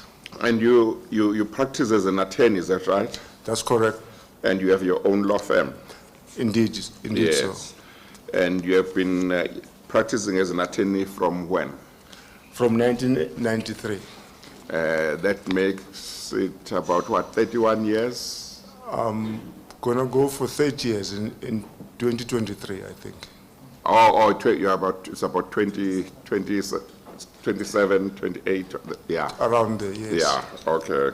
No, that's quite a long time in practice. It is indeed. Yeah, well, we had a candidate yesterday who practiced for 27 years before making himself available for appointment. So today we have 27, 28 years. Yes. Please tell us about the types of cases that you handle in your practice that you have been handling since 1993. Initially, I started in at that time it was criminal law on the main, under the auspices of the legal aid. We were doing a lot of legal aid work then. We grew up the practice, and we branched to what we call the RAF work. I then formed a partnership with 4 other firms. We were then able to source other work from parastatals, government. Was that a partnership or an association? In partnership now. After establishing my own firm, yeah, we went on to establish what we called then, it was Makume and Associates. Oh, you merged? We merged 4 other 4 firms. Mm. And whilst with Makume and Associates, then we merged with 4 other firms, Seriti Attorneys, Maluleka Attorneys, Matlala Attorneys, to form what we called MSMM Attorneys, Maluleka Seriti, Makume, Matlala Attorneys. We practiced there until 2010, when then I decided to move back and form my own, back to my legal practice. From 2010 up until to date, I'm practicing on my own. Yes. Thank you. But so you say initially most of your work was criminal work? Yes. Criminal law work? Criminal law work, Yeah, yes. I And think then I we want to moved say on criminal to law work, not criminal work. But he almost agreed.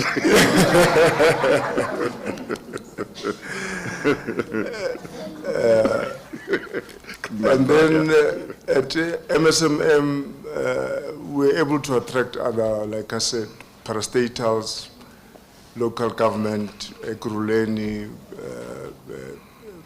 parastatals, Transnet, and so forth. And presently, I am in a panel of Gauteng Department of Infrastructure Development, government, and Gauteng used to call Department of Housing, but is now Settlement, Department of Human Settlements. So there, it's mainly High Court litigation. I've provided legal opinions for them, investigating reports, and that's what. And I'm also doing adjudication work in housing disputes for the Department of Human Settlement. So that has been my focus for the past 10 years on my own. So the past 10 years, the focus has been adjudicating housing disputes or issues? Housing dispute, yes. High Court litigation, legal opinions for the various departments that I've mentioned, and assisting medium to small size business people around Ekurhuleni and so forth. That's been my focus now. Yes. Would there be some commercial work that you are getting from government? It's mainly commercial. It's mainly commercial. The past 10 years, I've not been to the criminal court, yes, but it's been mostly commercial. But I give work to other young up-and-coming attorneys in my building who need to grow, and like I did almost 30 years ago when I started, yes. Yes. And you have acted quite a few times in the High Court? I have both Pretoria and Johannesburg. Yes. Since 2018 with the Judge President. With the latitude of the Judge President, he has afforded me the opportunity to serve various terms in both Pretoria and Johannesburg, yes. Yes. I see that in the questionnaire, I think you have written that you have written 8 unreported judgments. But when I look at the times when you have acted, that doesn't seem to be right. No. Those were, the questionnaire dealt with whilst not on the Not everything. Yes. Okay. Yes. Are there any of your judgments that you have written that have been reported? No, I have no reported judgment. But in terms of judgments that you, matters where you have written judgments, yes. What's your estimate of how many judgments you have written? There are more than 20 now. More than 20? Yes. Yes. Okay, all right. Thank you. Judge President Mlambo. Good afternoon, Mr. Dlamini. Good afternoon, JP. I just want to confirm what you've been telling the Acting Chief Justice. You've done 2 full terms in the criminal trial courts, am I correct? 4th term 2018 and 3rd term 2021. That's correct, JP. And you've also sat in 9 criminal appeal judgments. That's correct, JP. How many of those did you write? I have to look at my spreadsheet.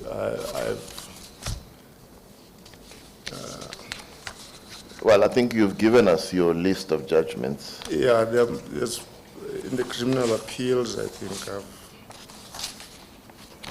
You've written quite a number. Quite a number, yes. Yeah. Yes. Because I was surprised you didn't tell the Acting Chief Justice that you have a list that he's got in front of him of 21. That's the total judgments you've written since you started acting. Yeah, you were correct by saying it's over 20. Yeah, but that excludes also the ones that on the last term that I've served. Those are still not on the list. When I look at your spreadsheet, I see that you've not done the Rule 43 special trials and special motions, and you have 1 week in the agent court. That's correct, JP. How did you find the week in the agent court? Because that's usually a scary prospect for a lot of people. It is indeed, especially that you have to hit the ground running. The matters are urgent, you have to read.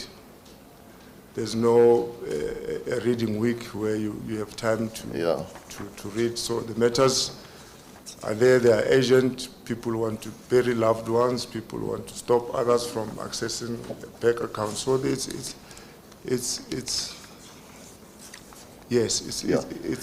it's a bit of a challenge, yes. But if you can recollect, how many do you think you had? Because there's 2 of you in the agent court. Your own load for that week, how many can you just recall from the top of your head?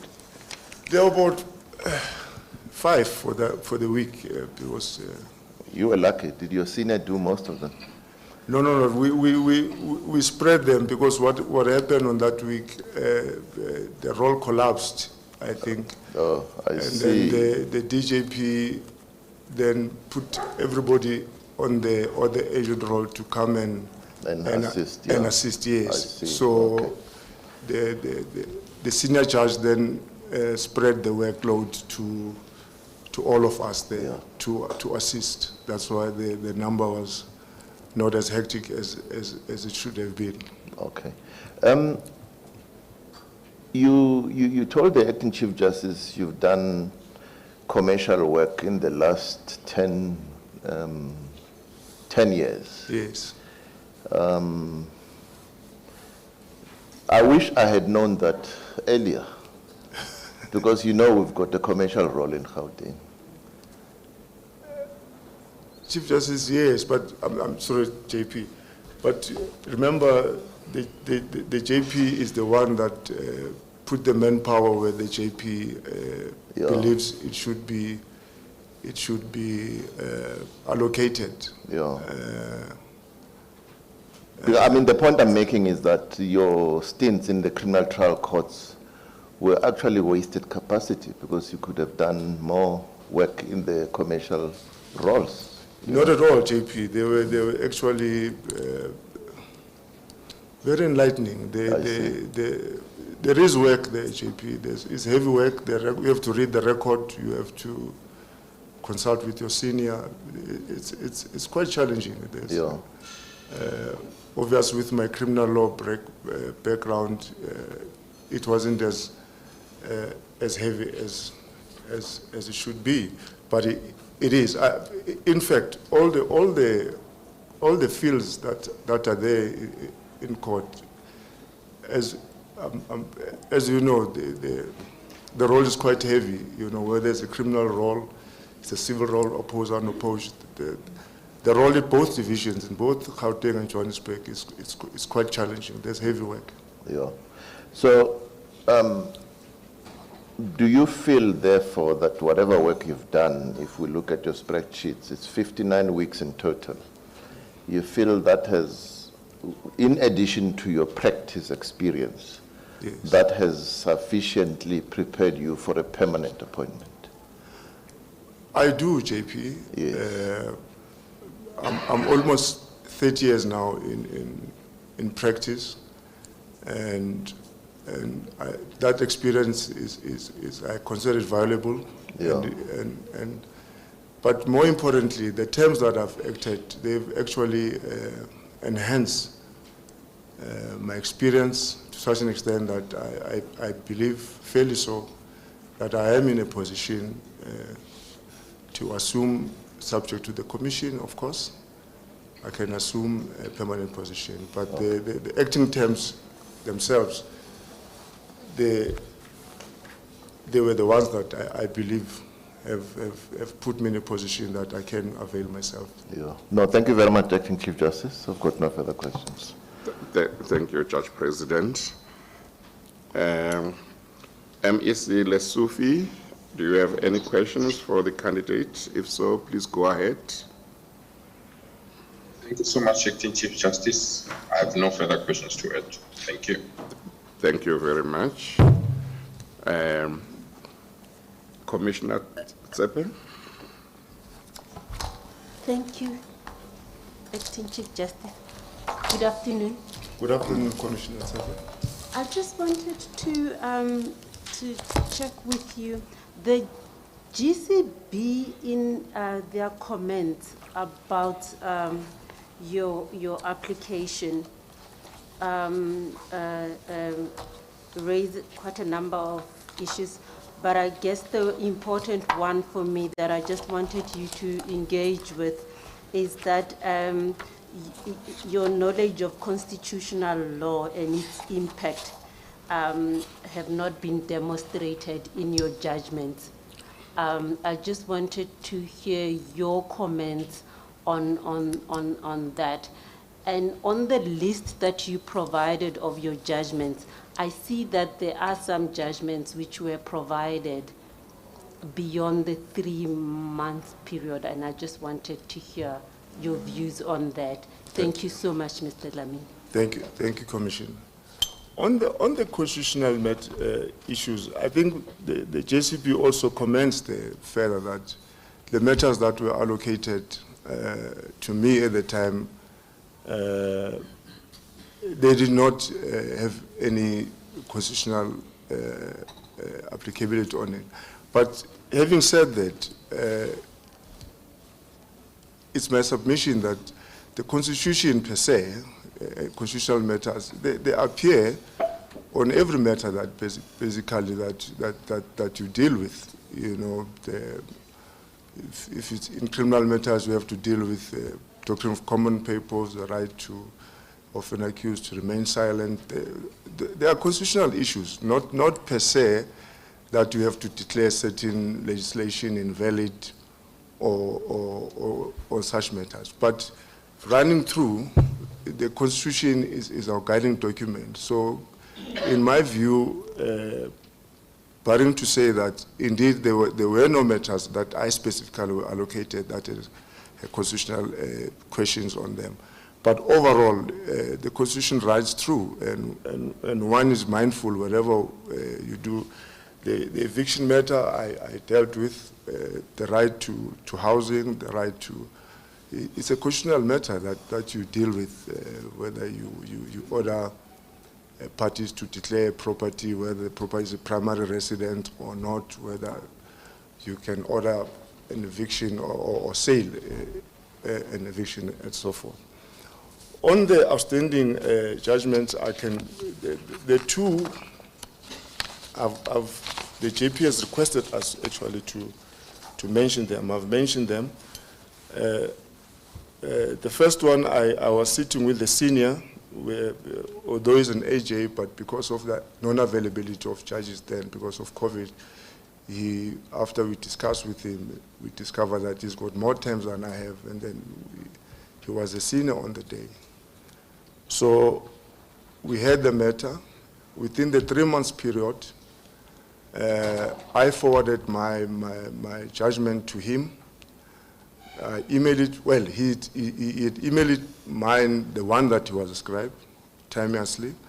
I had a look at it, I sent it back to him. A week later, I sent him mine via email, and as expected, I thought the colleague will also do the same. Unfortunately, the 3-month period lapsed, but I followed it up with an email, which I have, reminding the colleague about the judgment that was due. Unfortunately, the senior, for one reason or the other, I don't know, he never acknowledged or never replied.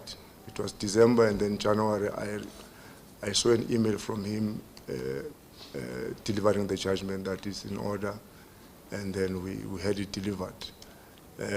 I might add that from what I sent him and what he returned, there was nothing basically that was queried or caused a delay on my side. Maybe that there were questions that he raised about the judgment. There was none. Perhaps it was December and he was busy, and that caused the delay.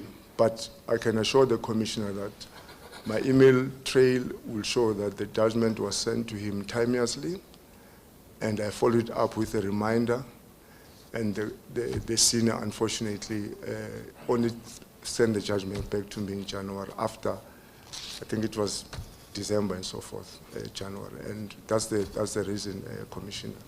On the second one, I also sat with another very senior,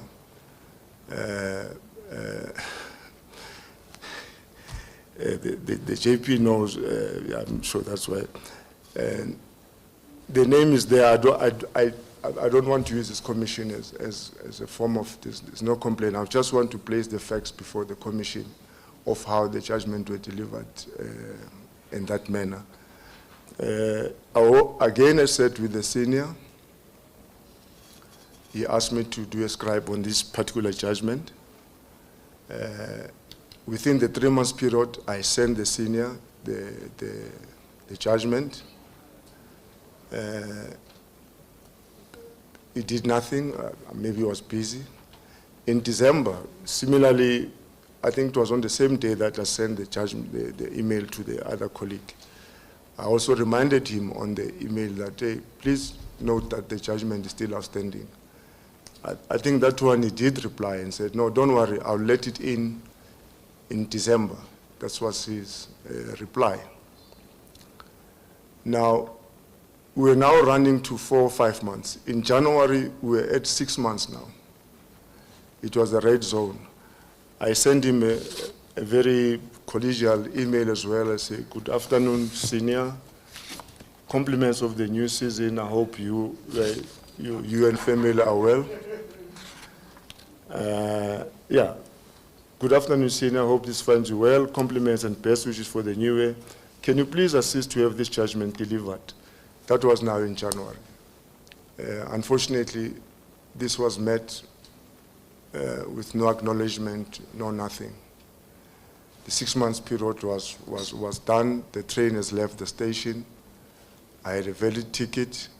I arrived at the station timeously. And unfortunately, the driver decided to go, and we were at 6 months now. So one phone call after the other, a reminder, no, don't worry, Chabu, I'll come to it, I'll come to it. So fortunately, maybe that will assist the commissioner to understand where I was with the senior. His own judgment, the appellant there was a Argentinian citizen. So the embassy was because he was sentenced to life imprisonment for rape. So the Argentinian citizen were following on the judgment. That was now 9 months or so. We then got an email from the JP. Colleagues, follow the trail here. Who's the scribe here? When can I expect the judgment to be delivered? Can I have my response by XYZ date? On the expiry of that day, before I called him, and he said, no, don't worry. I'll give the JP a note. I'll deliver the judgment by the end of March. I think that was the date he put. And then on the same conversation, I reminded him, hey, what about my judgment? He says, no. I'll make sure both come through. I'm busy, man. I'm busy in the land court and other judgments. So he did reply to the JP and said, I'll deliver the judgment on XYZ date in March already. In May, we got another email from the JP reminding us, say, where's the judgment? Oh, he says, no. That's when I saw in case line that he has delivered mine in April. And then he delivered his, I think it was in May. So what I'm trying to say is just to put the commission to realize the circumstances under which, and the senior that at the time I dealt with. In short, Commissioner, if we have to look at it that way, if we look at the date that I sent my judgment to the senior, they were within time. They were within 3 months, and the delay happened as I've explained now. Thank you, ACJ. Thank you, Mr. Lamy. Thank you. Thank you, Commissioner. Commissioner Matolo Zepu. Thank you, ACJ. Good afternoon, Mr. Savini. Good afternoon, Commissioner. I have to declare that I know you from the Black Lawyers Association for quite a long time. Thank you. And we've been together for some time. But what I wanted to know, I know that you are still doing a lot of Department of Human Settlement matters, adjudication. Is there any interest for you to do some land claims courts? Because I know that we do a lot. I mean, I do human settlement work, but is there any, because we are running short of people, I know that, is there any interest for you to do that? There is interest to put my hand where I'm needed. I'm not in a position, even now, that I can pick and choose where where I'm deployed, where I believe where I'm needed. I'm always ready to avail myself, Commissioner, yes. Let me go to commissioners who are on the virtual platform. Commissioners on the virtual platform, is there anybody who has a question? Who is there? Oh, Commissioner Malema? Yes, please, go for it. I just want to ask if you have a problem mentioning the senior you are referring to, because this is the most relevant body where such people shouldn't be difficult to mention, because look now, your career is likely to be compromised because of the incompetence of another person. Can I respond, Commissioner? I don't know if you finished the question. I'm done. Thank you. Thank you, Commissioner Malema. No, I don't have a problem. This is a public document. It's available for circulation. It's part of the commission here, and it's a public document. I don't have any problem whatsoever. The facts I'm placing before this commission, I've taken this commission into confidence. I'm placing the reasons why the judgment were delivered. It's public document. I don't have any problem whatsoever. Yeah, go ahead and I've got mention. emails that I've referred to. They are here. I don't have a problem, Mr. Malema. No, yeah, no, all I'm asking you is mention his name. Yes. Oh, okay. Yes. Yes.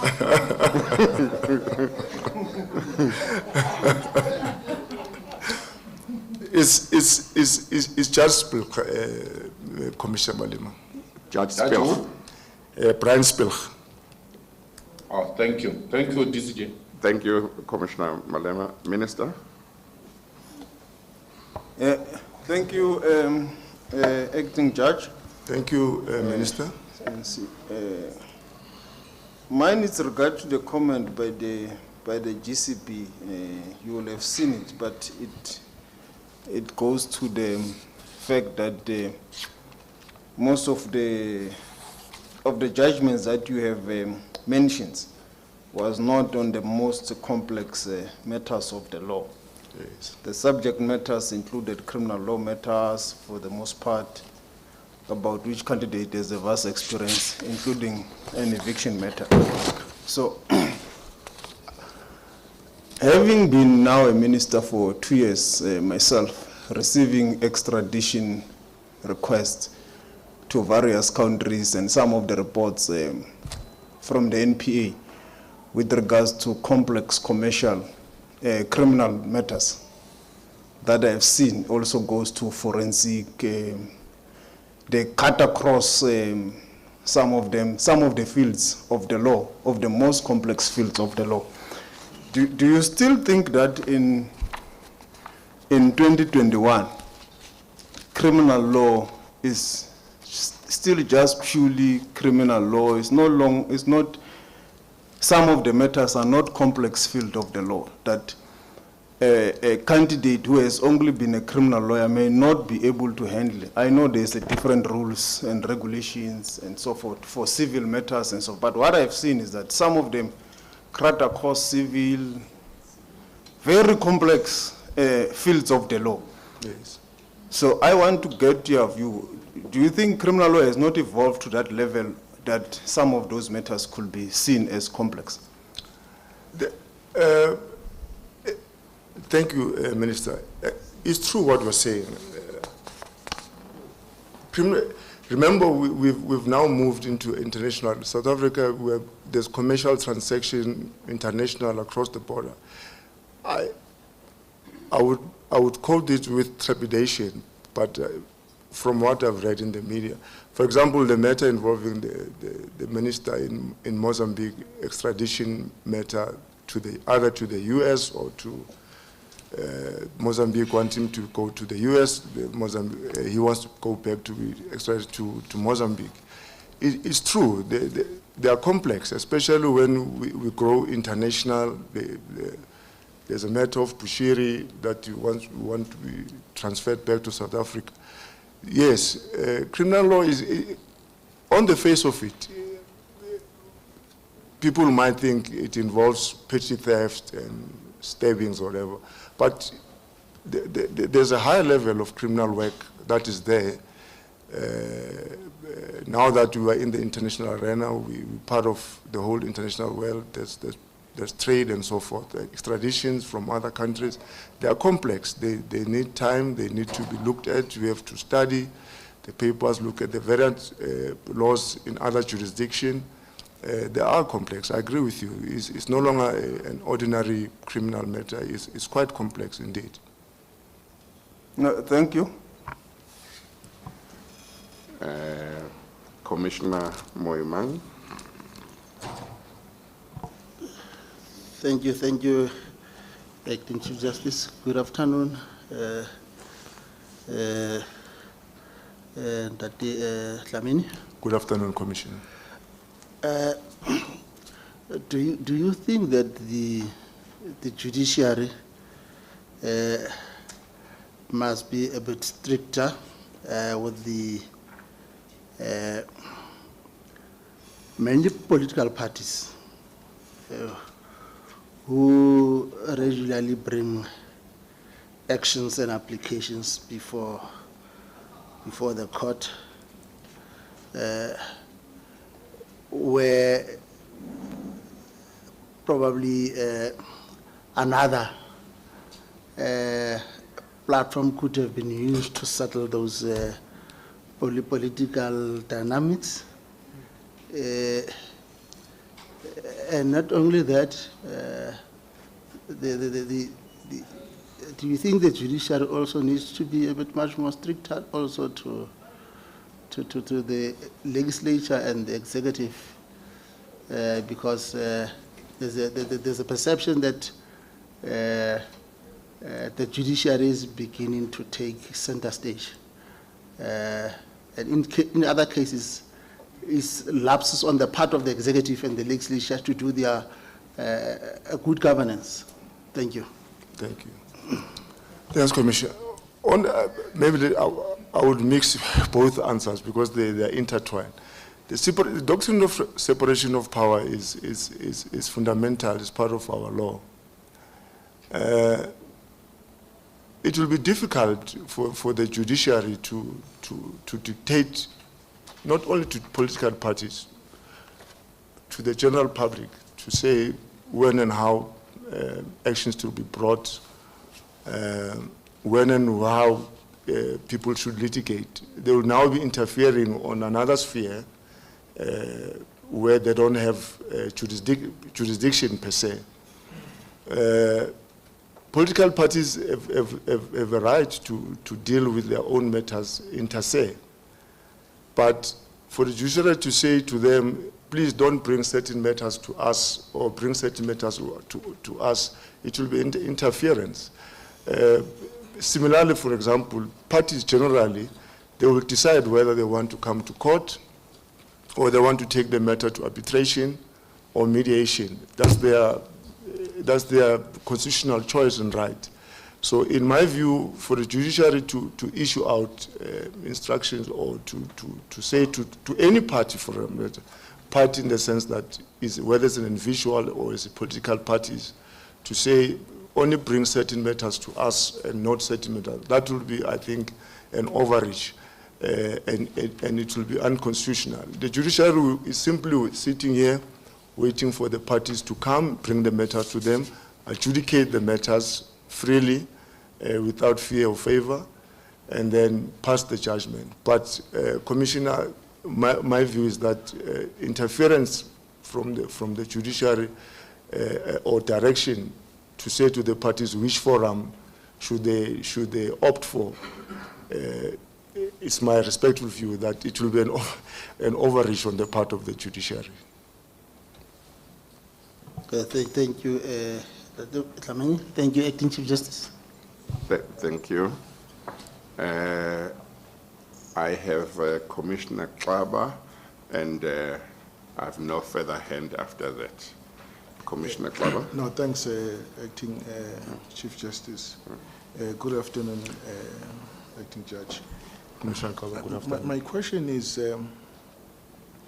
other than that you were identified to act as a judge, from 2018. Yes. What else? Just raise your voice again. Sorry. Thank you so much. You. My apologies, Thank you. Acting CJ. Other than that, you were identified to act as a judge from 2018 Yes. to date. Yes. What else would have prepared you for the post for which you have actually applied? Yes. I'm not too sure if you have bragged enough. You're not sure? I'm not too sure if you have bragged enough. Sure, thanks. Thank you very much, SJ. Acting SJ. Thank you, Commissioner Kawa. Like I indicated earlier to the Deputy Chief Justice, I have almost 28 years in practice across the field, from criminal, I'm doing corporate commercial work. I've served as a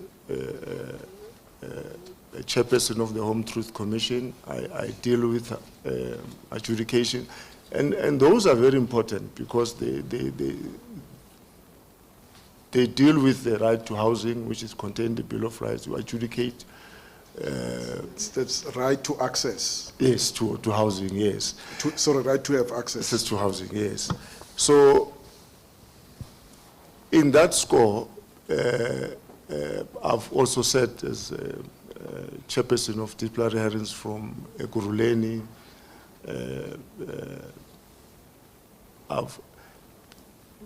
My experience runs across the entire field. So I believe, like I said, the acting portion about it has simply enhanced my skills on that matter. But I believe sufficiently I'm in a position to act. Thank you. Thank you so much, Mr. Dlamini. Thank you, Commissioner Baba. We have come to the end of this interview. Thank you very much, Mr. Dlamini, for availing yourself. You are now excused. Thank you, Commissioners. Thank you.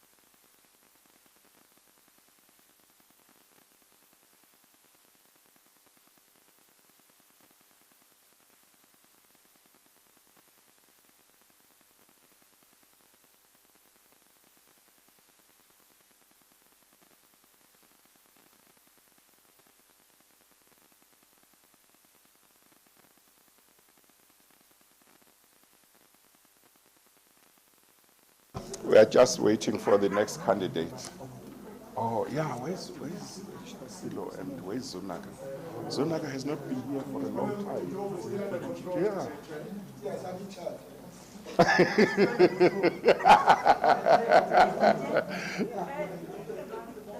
Yeah? Yeah?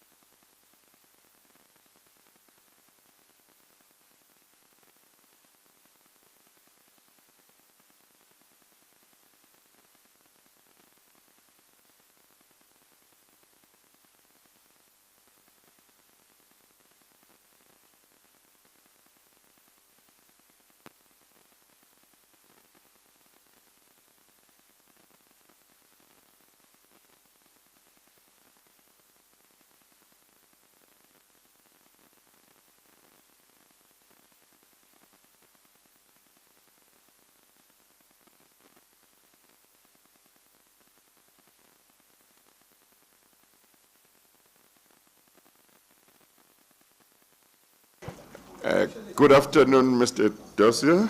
Afternoon, Acting Chief Justice. Yes, we are just waiting for commissioners who are going to be coming in, and we'll start just now. No problem, thank you. Thank you.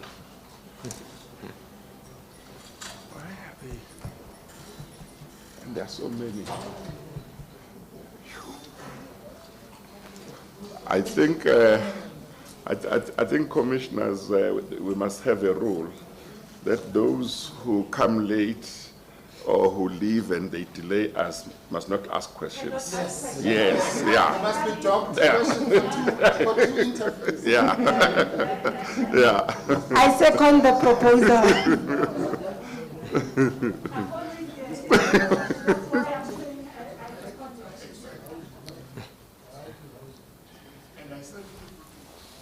I send people to go and fetch them, then they don't come back, so I have to go there myself to fetch them.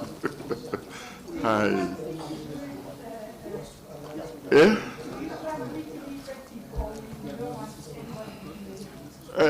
No, I think let's not leave, because now maybe whoever goes there won't come back too. Hey. What's happened? You can't find them?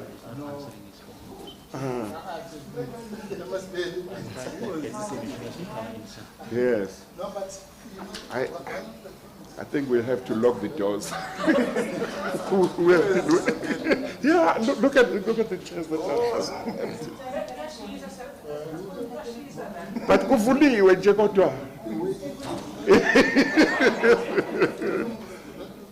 Hey. Yes. Hey. Where are the commissioners? Where is Silo? Silo is supposed to find the commissioners. Otherwise, no shortlisting.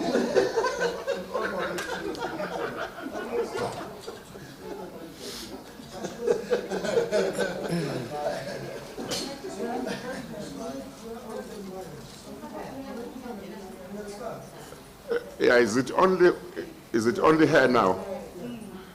Okay, I think we will start. Okay.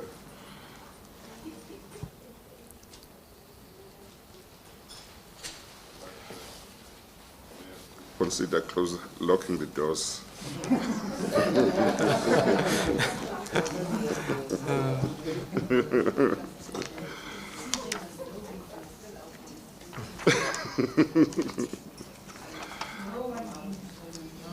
Yes, let's start. I've already welcomed you to this session, Mr. Dossier. You have Acting Chief Justice, but thank you. Yes, yes. I see that you hold the degrees of BA and LLB, and you've got a higher diploma in taxation law. That's correct. Yes, and you got all of these qualifications from the University of the Witwatersrand, is that right? That's correct. Yes, and you got them 1988, 1993, and 1994, respectively. Is that right? Yes. Yes. And you have sat as a district court magistrate, regional court magistrate, criminal regional court regional magistrate, and civil regional magistrate from 2012 to date. Actually, the last one. 2000 to 2012 as a criminal regional magistrate in Soweto in a specialized sexual offenders court, basically dealing with gender-based violence issues, and then from 2012 to present in a civil regional court. Yes. So is the position that you have throughout from 1996 been working as a magistrate at different levels? That's quite correct, Acting Chief Justice. Yes. And your exposure to civil work as a magistrate, did you only get that exposure from 2012 when you were civil regional magistrate? No. When I was a district magistrate, I was already doing civil matters. Yes. And then when I became a regional magistrate in 2000, I then requested my regional court president to allow me to go on a fast-tracking civil course, which I did. And then I was seconded to, but there wasn't a civil regional court in those years. We're talking about 2007. So I went back to do 3 months in the Kempton Park Magistrates Court to do civil work only. And, Yes. and I think that's what prompted me to make these submissions to the Portfolio Committee to expand the Magistrates Act to include for civil jurisdiction in the regional courts. I really wanted to do it. Yes, yes. And you have acted in the High Court, is that right? That's correct. And for how long or how many times have you acted in the High Court? I've acted 70 weeks. Of that, 46 weeks were in the civil section and 24 weeks were in the criminal section. I didn't include the times during the recess to do parted matters in the criminal, which are quite big matters, they're bulky matters. But that's the time period, 70 weeks. So it's approximate 17 to 18 months. And in the High Court, you have sat in the motion court? Correct. And how have you found motion court? Motion court's not difficult for me because every 3 weeks in the civil regional court, we do motion court. Yes. So initially in 2013 when I first started, obviously the matters are more complex in the civil regional court, but now I don't have much difficulty anymore because it's very similar, the same principles apply. The rules are just a little bit different as opposed to the magistrates court and the high court rules. But the principles and the way you reason the matters, I find it much easier now than in 2013, let's put it.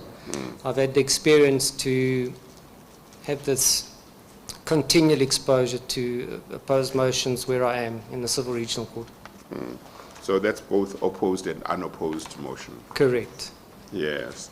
And have you sat in criminal appeals in the High Court? Yes, I've sat in 2-bench criminal appeals and full-bench criminal appeals, and Yes. civil 2-bench and civil 3-bench Yes. civil appeals.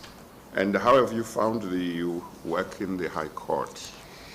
Look, the work in the High Court is challenging, but it's interesting, and I enjoy it. Yes. And have you had the chance to write any judgments while you were acting that have been reported?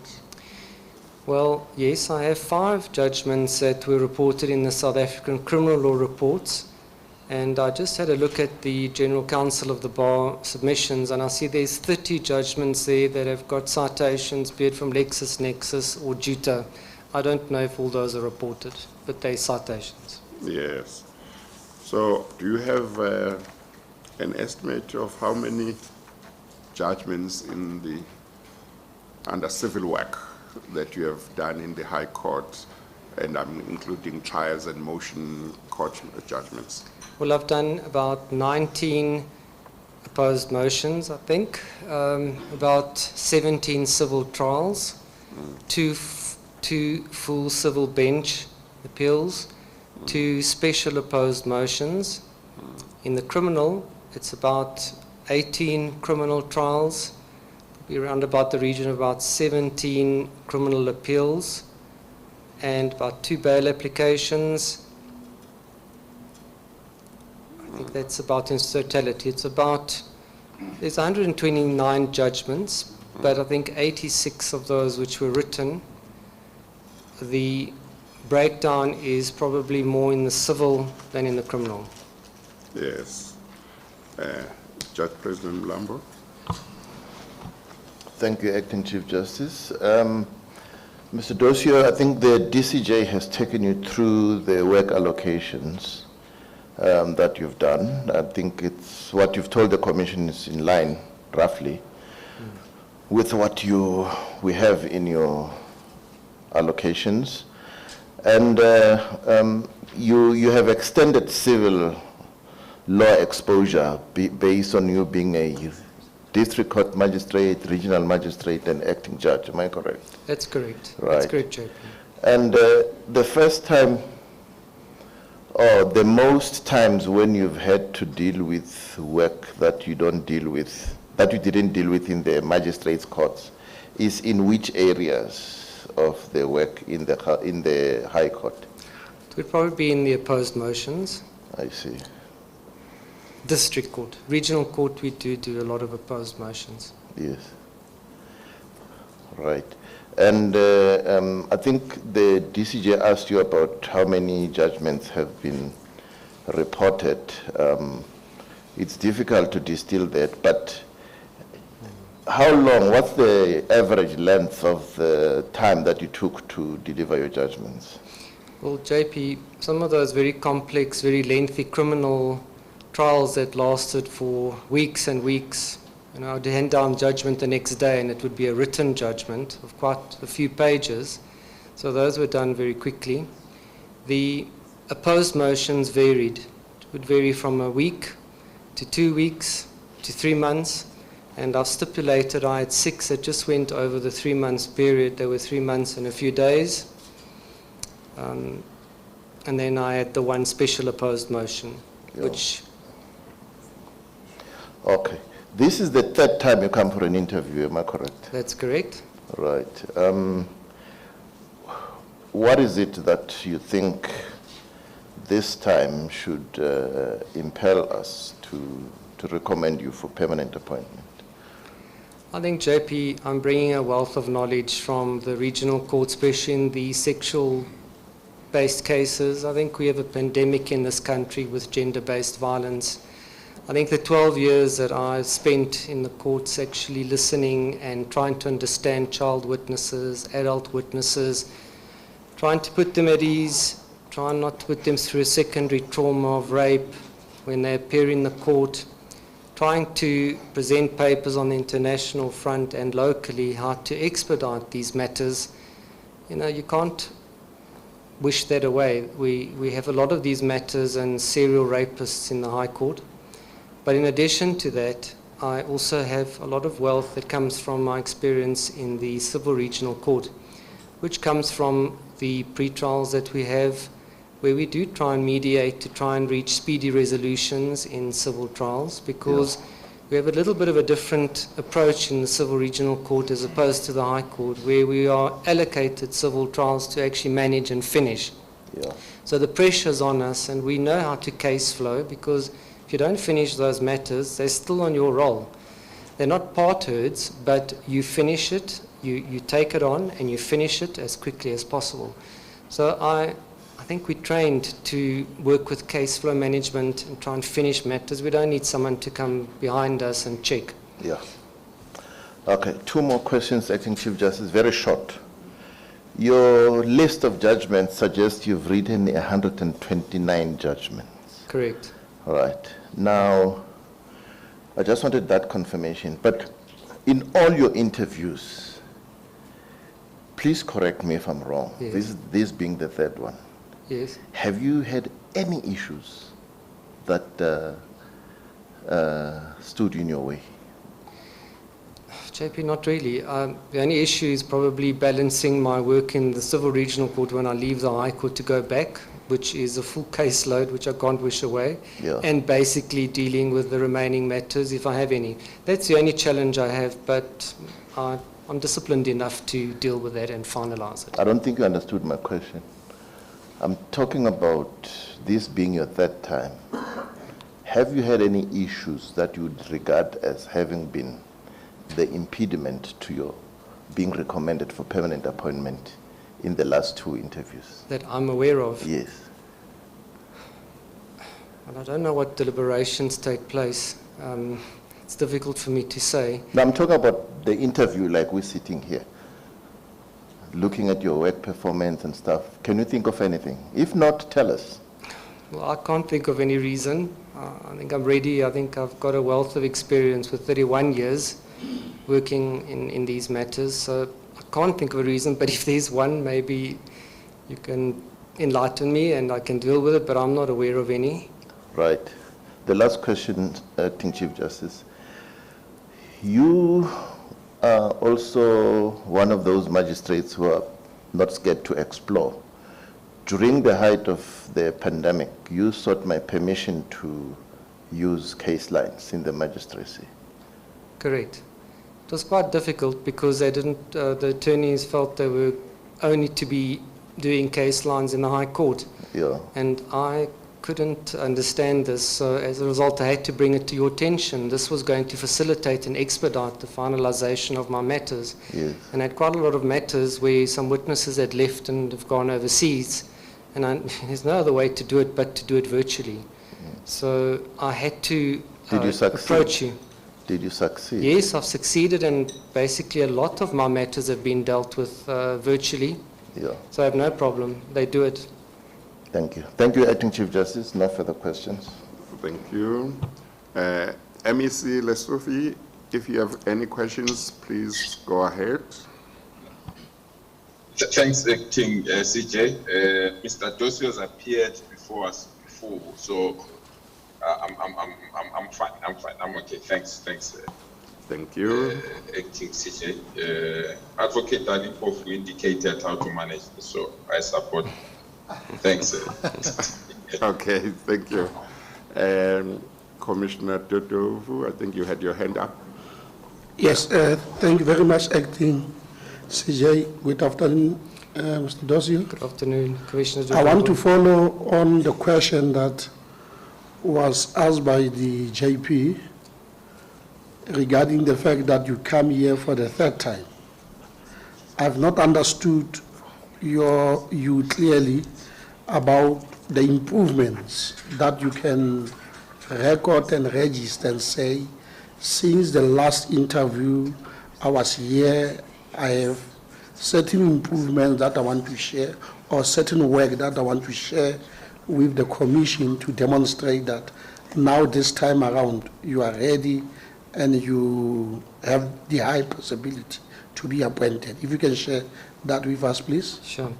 Mr. Dovo, it's a good question. I haven't acted since the last interview. I've only been appointed to act from yesterday. So there wasn't really anything that I did from the last interview in the High Court. But all I can say is that possibly it didn't come out in the last interview, but I think I've had quite a lot of experience in the urgent court to date. I was given the opportunity to be the senior judge in the urgent court. That was in the first term. But all I can say, since that period to now, I have possibly followed and implemented more the case lines where I'm currently based in the Civil Regional Court. No, it's okay. I beg your indulgence. Let me just follow up one thing. In what you said last time is the fact that you were involved in some community projects that goes beyond your work as a magistrate in Soweto. Specifically, can you share with us those, please? Commissioner, thank you. That's a good question.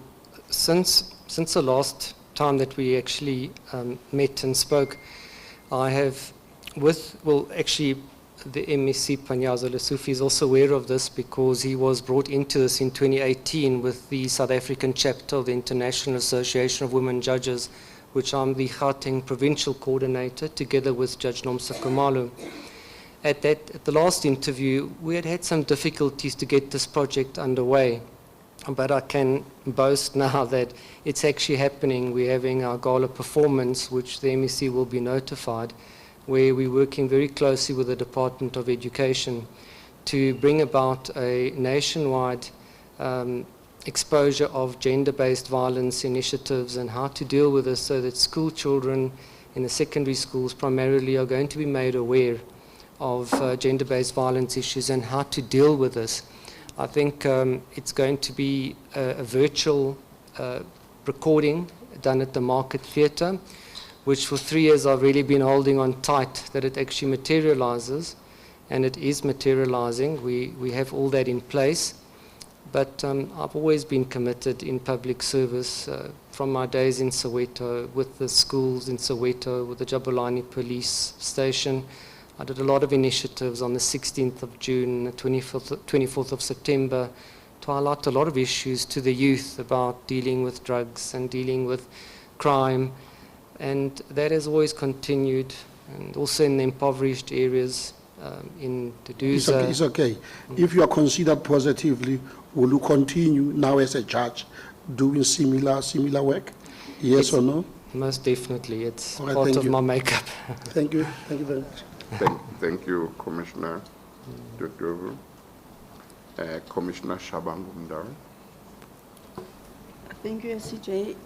Good afternoon, Mr. Tosio. Good afternoon, Commissioner Shabangu. Tosio, I think I've got a very short question now because Commissioner there has already taken some of my questions. May you please speak up a little bit? Sorry. I was saying I'm going to have a short question for you, sir, because Commissioner, they have asked some of the questions that I wanted to ask you. I saw on your CV, and you also confirmed here that you, while you were a magistrate, you were very much involved on sexual offenses and domestic violence cases. Correct. Can you share with us, with regard to the sexual offenses cases which are taking longer than expected to be finalized? And also to share with us, I know members of the public are watching, and there's a concern out there that the perpetrators are getting bail. Can you also share that one as to why members are getting bail, so that the members, the community can also understand why the bail are offered to the perpetrators? And is there a way that we can assist in dealing with this problem? Thank you. Thank you for that question. Most definitely, I think there are quite a few ways to deal with that. I think that with gender-based violence, we've got a big problem in the country, and I think that possibly the minimum prescribed sentence should possibly be looked at to maybe include the issue of not only life imprisonment for matters of children below the age of 16 or people who are raped more than once. It should actually include also gender-based violence matters. But I think the issue of the finalization rate of these matters, I've expressed it before that we do not have a continuous role in the regional courts. As a result, children, when they come to testify, they get exhausted and they're tired. We can only really start these matters after postponements are dealt with in the court for that specific day. So we only start hearing these matters around about 10 o'clock. And by the time the child is testifying, they're exhausted. So it needs to be postponed. And because we don't have a continuous role in the regional court, it means that it will be postponed for a few weeks when that attorney or advocate is available. If we had a continuous role, it would definitely serve to curtail this impediment to finalize matters quickly. Regarding bail, I just think that there should be more stringent dealing with the particular issues that surround the particular case and the facts. If it's exceptional circumstances that need to be proven, then the state must definitely persist with this and not just let it slide. I think that would help to prevent people getting off on bail easily. Thank you, Mr. Tosio. Thank you, SCJ. Thank you, Commissioner. Let me go to commissioners who are on the virtual platform. Is there anyone who has a question among the commissioners on the virtual platform? There is no one has a question. There are no further questions. I think we have reached the end of this interview. Thank you very much, Mr. Diosio, for availing yourself. Thank you, Acting Chief Justice. Thank you, we Commissioners. We appreciate it. You are now excused. Have a good day. Thank you. Thank you. Oh, thank you. Commissioners, when we finished with the last witness,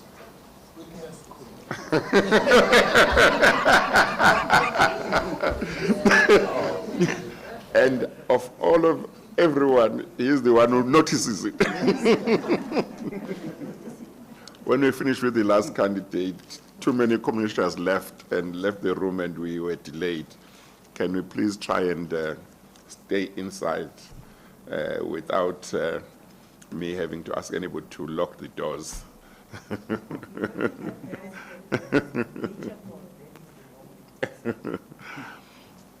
Okay. Well, you said earlier on we're not doing well, but I think we're not doing well. Yeah. Yes, yes, yeah.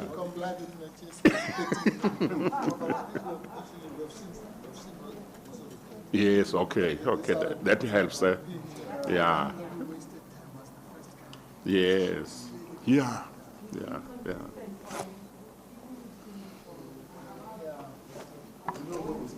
As I see here, we do very well with time. We're doing well with time. 2 hours. Yes. This one was supposed to be here. Oh. Yeah, I'm not going to okay, all right. Do you need anything else? Anything else? Yeah, no, I think, look, nobody, if there's a new candidate, at least you must, either you or Silo must come and say to me, open here. This is the new candidate, because we imagine I'm from a little post.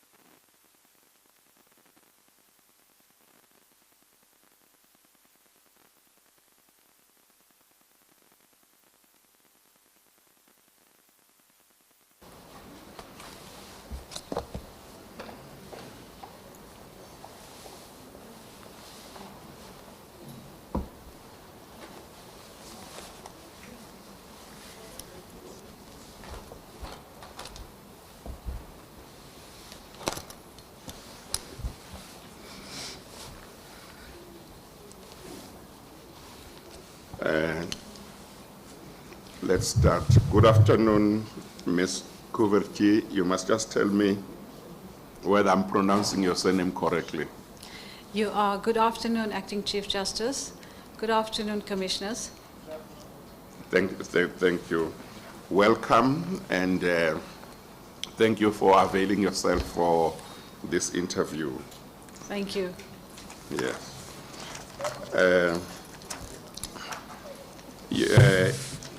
According to the questionnaire, you hold the degrees of BA and LLB from VETS, is that right? Yes. And you got your BA in 1990 and your LLB in 1993? Yes, yes. Why do you hesitate? You can't yes, remember. yes, that is true. Yes, yes, Acting Chief Justice. Okay, and since then you also did a certificate in the law of third-party compensation, and you did a few diplomas at the University of Pretoria, is that right? Yes, I have. Yes. They were all alternative dispute resolution diplomas in various in mediation, arbitration, and arbitrations. And you did a negotiation and leadership course at Harvard Law School in 2019? Yes, yes, that was the most recent qualification. Yes. And when were you admitted as an advocate? In 1996. And when did you start practicing as an advocate? Immediately after I finished my pupillage exam. Yes. And those years, it was for a period of 6 months. Pupillage was for 6 months. Yes. Okay. And have you been in practice as an advocate since then up to now? Yes, Acting Chief Justice. I've been in practice for the last 25 years and uninterrupted. Yes. And when did you take silk? I was nominated for silk in 2014, but I received my latest patent in 2015. Yes. And tell us about the types of cases you have been doing in your practice handling in your practice over the past 25 years? What types of cases have you been doing? Initially, when I started like the work that every other junior counsel would get, which would be matrimonial work, your normal civil matters, and I started then a little bit with labor work, and then as I got into a few years into my practice, I then focused a little bit more on labor and tax work, and that was because I had started receiving junior briefs from the Office of the State Attorney to be a junior counsel in tax matters. And then after, and I did tax matters up until 2008. And in that period, before 2008, in the early 2000s, I started getting exposed to various cases which dealt with administrative law. And after 2008, my practice then took a turn into the financial sector laws. As I was appointed on the appeal boards of the Financial Services Board, and 3 years later, in 2011, I was also appointed on the Financial Intelligence Center appeal boards. So with that, coupled with that, I started doing less tax work, and I continued in this field of law together with many matters in respect of administrative law and related constitutional aspects. Yes. And are there cases that you have done which have resulted in reported judgments? That is cases you have done as an advocate where you have appeared and argued them, and they have resulted in reported judgments. Yes, Acting Chief Justice, I did list some of them in my application. Yes. Do you want me to refer to them? I've listed, I think, about 15. About 15, no, that's good enough. And have you acted as a judge in the High Court? Yes, I have been acting since 2013. I've been acting on the invitation from the Judge President. That would be on different occasions? Yes, on different occasions since 2013. And are there any judgments that you have written during your acting stints that have been reported by any chance? I haven't marked them reportable, and when I tried to locate my judgments specifically for this interview, I got most of them on SAFLI and other sources, so I'm not certain if they were actually marked reportable. Yeah, no. I was not asking about those that you may have marked as reportable. I was asking about those that were, as a matter of fact, reported. So you say you don't know, you have not seen any that have been reported. I was probably remiss in that, Acting Chief Justice. I didn't double check if they were reported. Yes, okay.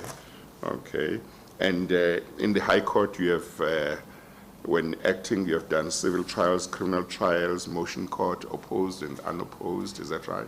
Yes, I've done all the courts. Yes. Besides criminal, besides the full court, I think the full court, I remember I did I had done a full court matter with other senior judges, but I couldn't locate the matter. So yes, I've done all the courts. Yes. And in your practice, did you do criminal work at all, even much Yes.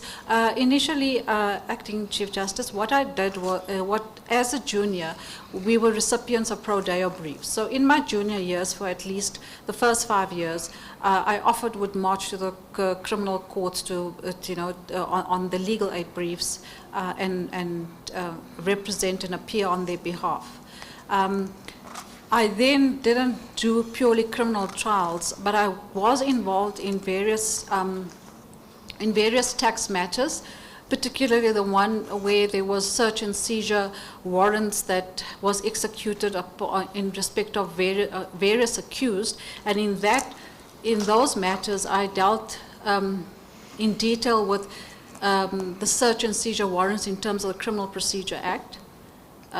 And so that is where it stopped in my practice, Yes. in terms of criminal law. Yes. And have you done any matters as counsel in the Constitutional Court? Yes, I have, Acting Chief Justice. I did one in 2019. Yes. Okay. Judge President Lambo.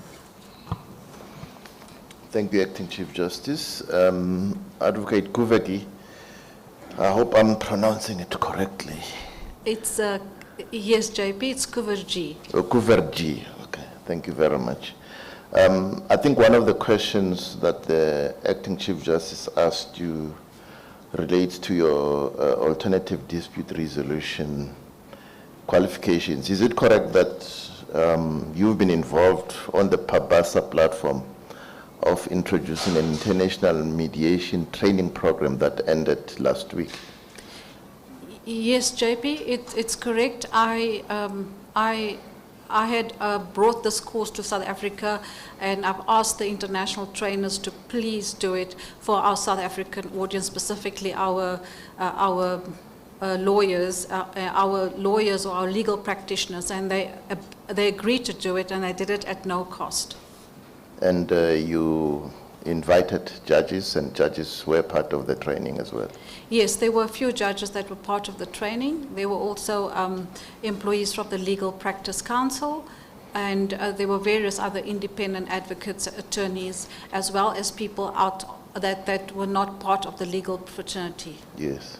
I think looking at your spreadsheet, I see that you've done a total of 9 weeks in the opposed motion courts, 17 weeks in the unopposed motion courts, 10 weeks of civil trials, and then the others are scattered throughout. Would you confirm that?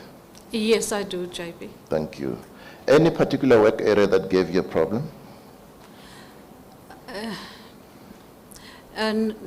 Well, initially, in the initial years when I started acting, it wasn't the areas of the law that I had difficulty in. I think it was the volume, specifically in the opposed motion court. At the time when we started with, when I had started acting, on any given motion court, unopposed motion court week, sometimes we get up to 80 to 100 files. So I found that daunting, but it wasn't the complexity of the matters that I found difficult, it was the volume of the work. But thereafter, acting regularly, as you can see, I've done many weeks in the unopposed motion court. I managed to manage my time and execute those weeks with success. Just clarify the 80 to whatever files. Is that per day or per week? It's per session. So if you have an unopposed motion court 3 days in the week, a Monday, Wednesday, and Friday, you would get anything between 80 to 100 files for Monday, 80 to 100 files for Wednesday, and 80 to 100 files for Friday. I see. And in the opposed motion, just give the Commissioner a sense of how many you get per week, because that one is a weekly allocation. That will also depend on how the matters are allocated to you and how many matters would come normally on there. And over the years, initially would get anything between 8 to 12 opposed motion matters. Sometimes there'd be a little less and sometimes a little more. So I'd say the maximum to about 15. Yeah. I think what helps is the pro bono acting judges that come. That accounts for less allocations. Am I correct? Yes, JP. Thank you. And your judgment spreadsheet tells us that in your 49 weeks of acting, you've written 49 judgments. Yes, JP, that's according to the list. 45, sorry. 45, yes. Yeah. That's according to the list that I prepared. And I must at this point state that when I did my application and submitted my application, there were lesser judgments. It is during the course of my preparation that I actually found more judgments. So there were those that that I had prepared, that I had handed down in my earlier years, and I managed to come across them either through the websites, and that is why they now amount to 45. Yeah. And your judgments cover almost a wide spectrum of areas of the law, am I correct? Yes, JP, it does. And my last question, Acting Chief Justice, is that you've only delivered 2 judgments beyond 3 months, and that was 1 day after the 3-month period for both of them. Am I correct? Yes, that was one was 1 day after, and the other one was 2 days after. I think if I remember correctly, it was matter number 35 and 36 from that spreadsheet that I've given you. So you've had no problem actually meeting the 3-month deadline? No, not at all, JP. Thank you very much, Acting Chief Justice. I've got, I'm finished with this candidate. Thank you, Judge President. MEC Lesotho, if you have got questions, please go ahead.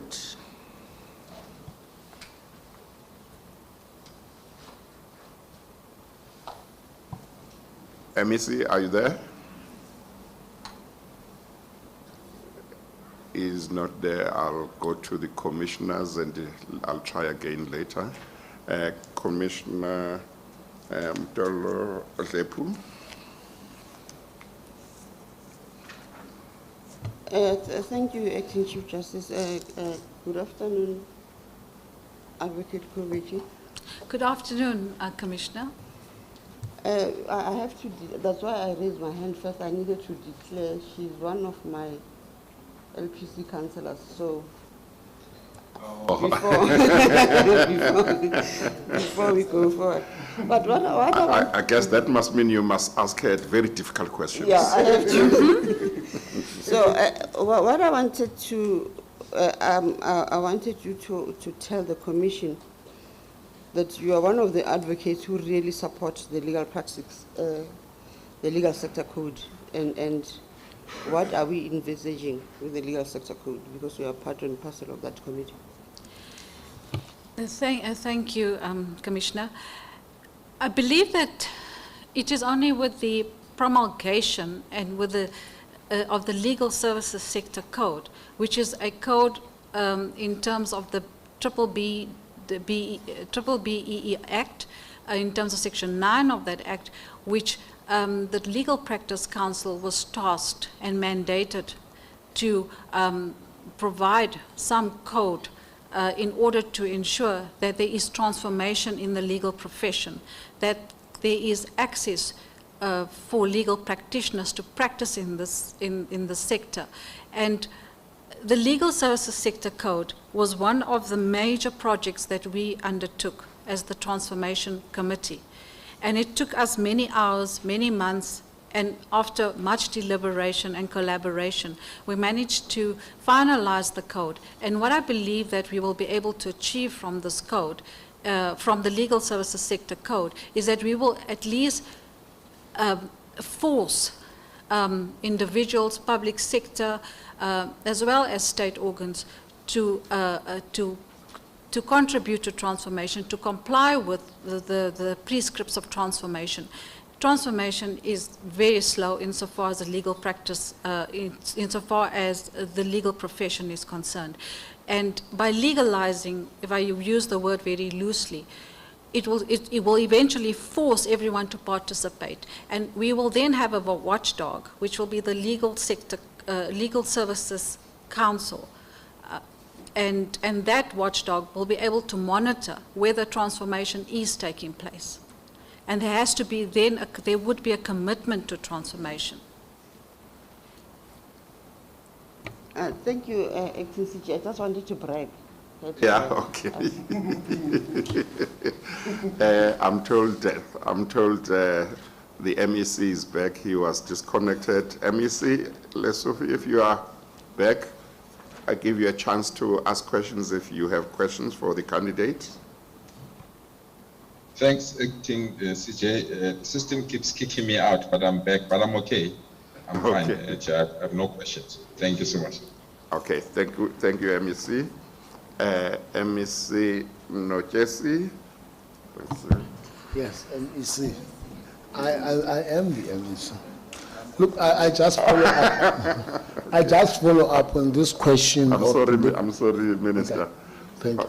Yes. I'm just following up on this question. Yes, Commissioner. Of the legal sector code.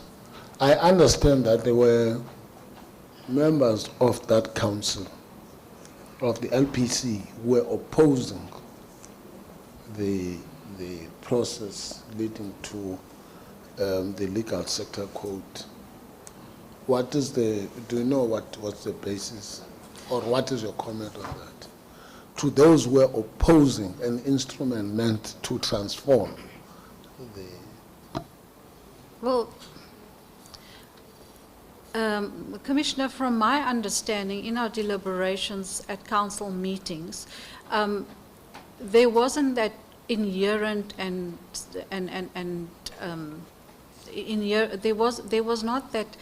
there wasn't a sentiment expressed that they were opposed to transformation. I think what the objections raised were the manner in which the transformation, the code was developed, and the manner in which a code was developed, as well as the content of the legal services sector code. That is what was posed in our deliberations at council meetings. Whether, in fact, they actually opposed transformation, I cannot confirm that. Thank you, Commissioner Nojesi. The Minister would like to do a follow-up on your question. Yeah, no, thank you, Advocate.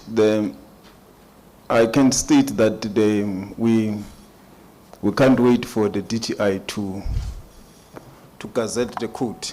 It's at an advanced stage of gazetting. But I want you to speak for the benefit of the public watching, including the members of the profession, who could be asking themselves, then what will happen to those who fail to comply with the sector code? Because one of the biggest criticisms of the codes and the charter is the failure to comply with its target.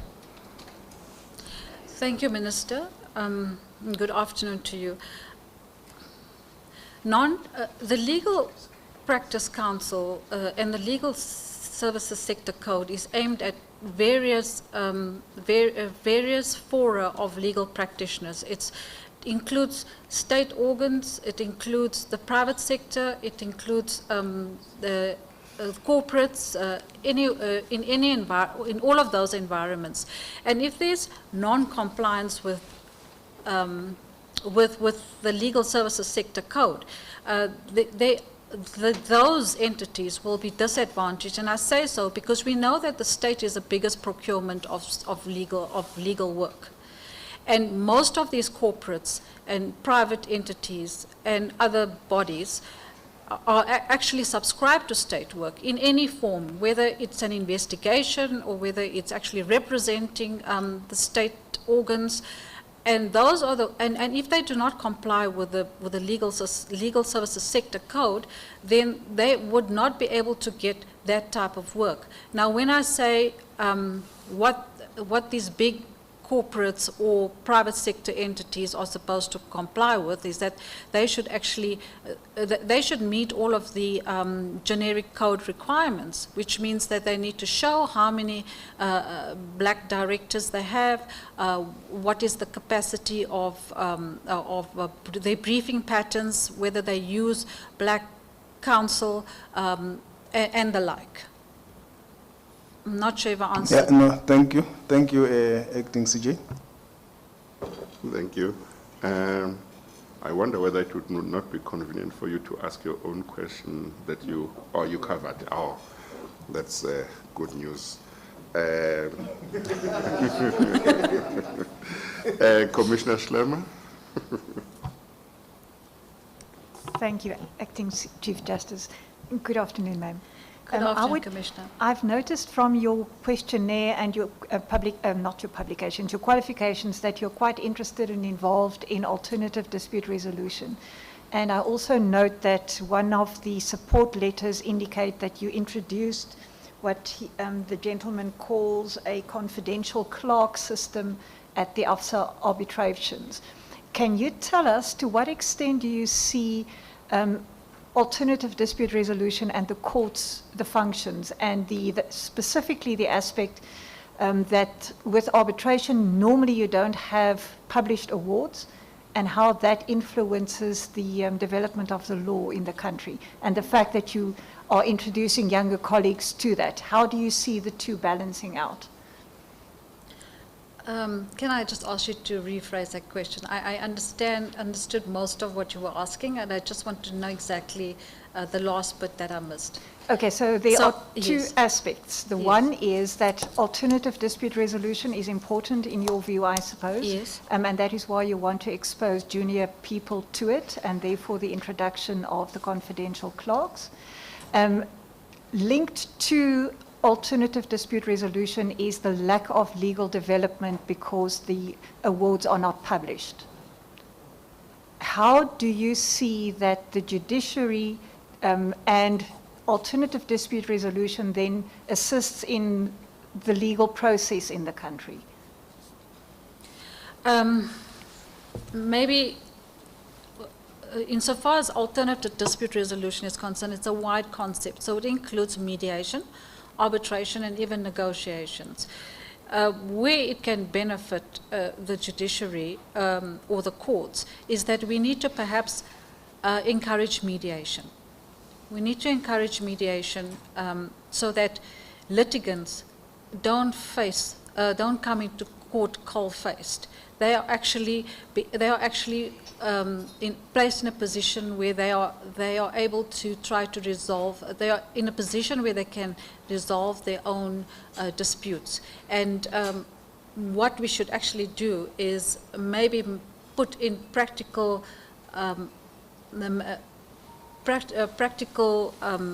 Make it practical in that we should actually establish mediation officers and also provide mediators to assist the litigants. I'm not sure if that is what you were really wanting, whether that was your question. May I follow up? Yeah. It's not really only relating to mediation, also the issue that with arbitration, which is different from mediation, you get awards that are not published most of the time. Yes. And if you are dealing with complicated financial law issues or with banking law or with commercial law, sometimes the law would have benefited if that was dealt with in a court of law, because then you might have created legal precedent. In arbitration, you don't create legal precedent. Yes. So how do you see that the two are interlinked or not interlinked at all? What is the benefit of it? Well, we know that arbitrations are confidential, and that's why you won't have the awards published, or it does not become public knowledge. So, and we also know that over the years, many litigants have taken matters out of court and rather resorted to arbitration for various reasons.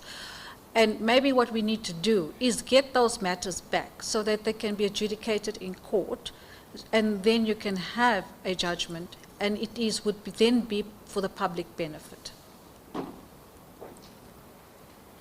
Thank you, Chief Justice. Thank you. Before I go to President Meyer, let me go to the commissioners on the virtual platform. Commissioners on the virtual platform, is there anyone who has a question? There is no one. Thank you. President Meyer. Thank you, ACJ. Good afternoon, Ms. Kuveja. Good afternoon, President Meyer. My other question, substantive question, has already been asked. Now, I just want to find out from you about this complaint that has been lodged against you by a certain Mr. Mokone. Yes. Alleging professional misconduct and seeking your striking off. What is the status of that complaint? President, I had prepared a written response, and I'm not sure that whether you had actually received it, but maybe I can just brief you into that response. There were two complaints by Mr. Makoni against me. The first one dealt with the issue concerning the Legal Practice Council, because I sit as a council member. In that regard, there was a memo that that has been circulated stating that those allegations are unfounded and have no merit. And we know the reason why Mr. Makoni lodged that that complaint was because he was upset about the fact that he's been taken to task, he's been suspended, and there is an application, then there was an application to remove him from the role of attorneys. In respect of the second complaint, from what I could decipher from his complaint is that he's requested reasons. He stated that he requested reasons from me after I had delivered judgments in his matters. I state that I did not receive any request from him for reasons to date. If I had received the request for reasons, I would most certainly have given reasons. I had also in my memo set out the circumstances under which I had granted the orders. Again, in respect of Mr. Makoni, there were private matters. He was actually the applicant, and he failed to attend court on the occasion that the matter was set down. I had granted him the indulgence and asked him to furnish a date where he would be available, or his counsel will be available. They gave a date, and he still did not attend court. The matters were the orders were. I had given them orders then. I dismissed the applications. But he's never requested reasons, and that is the genesis of his complaint. Thank you. I'm satisfied, Ms. Kupeja. Thank you, ACJ. Thank you. Commissioner Tsepe. Thank you, Acting Chief Justice. Good afternoon, Council. Good afternoon, Commissioner. I just wanted, having gone through your application and your CV and in some of your response to the complaint, I wanted you to take the commissioners through some of the transformation initiatives that you have introduced in the chambers where you are at. Thank you. Yes. In respect of the chambers or in respect of the bar and the chambers? Both. Thank you. Yes. Well, let me start with the first issue that has already been raised regarding the confidential clerks. I am currently the chair of the Arbitration Foundation of South Africa for the Pretoria branch. And over the years, I've seen that arbitrations do not come the way of our black colleagues. So what I've undertaken in this, as the convener of the arbitration committee and chair, I've taken it upon myself that every time I recommend an arbitrator, it has to be a female or a black, a female and black silk, or at least a black silk or a black male member. And in instances where there are not black silks, then I would give it to female silks. I would very carefully and cautiously give those matters to white silks. That's the first project. The second project is that I've undertaken and formed a junior committee in our building, the Club Advocates Chambers. I have seen the plight of our juniors. They cannot even afford to pay bar fees. I have currently now, at this moment, I have got about 12 matters where I actually have juniors deviling for me, and I pay them out of my own pocket because clients do refuse to pay juniors, or they actually do not want to take on juniors and incur further costs. I have also, since we've moved in 2018 to the new group, myself and the late Advocate Sami Labala, and I do mention his name with a lot of reverence, had undertaken and approached various organizations and institutions, private law firms, and we collaborated with them in order to make work available to our juniors, specifically those that are commercial matters or those that are specialized fields of those matters that are specialized matters. That is some of the tasks that I've undertaken insofar as my transformation objectives are concerned. I've also initiated, and with other members, we've initiated and we finally managed to adopt a transformation policy at the Pretoria Society of Advocates. And this was accepted by all, including the 50% AFT representation who sits on the Bar Council as well. there's just so many projects that we've undertaken. We also invited all of these institutions to come and speak to our juniors, to upskill them on specific areas of the law. I can go on. Thank you, Okay, all ACJ. right. Thank you, Councillor. Thank you. I think we have reached the end of this interview. Thank you very much, Ms. Kuverjin, for availing yourself. You are now excused. Thank you, Acting Chief Justice. Thank you, Commissioners, for your time. Thank you very much. Thank you.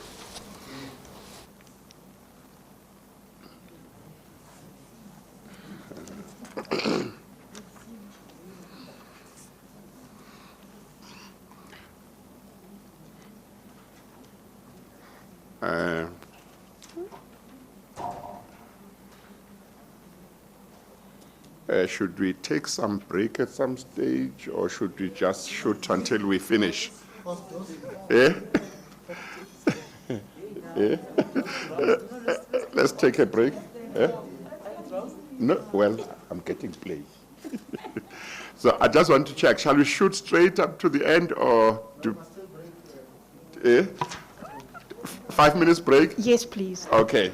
5 minutes break. 5 minutes must be 5 minutes. Okay. All right. Yeah. Okay. Otherwise, we'll lock the doors.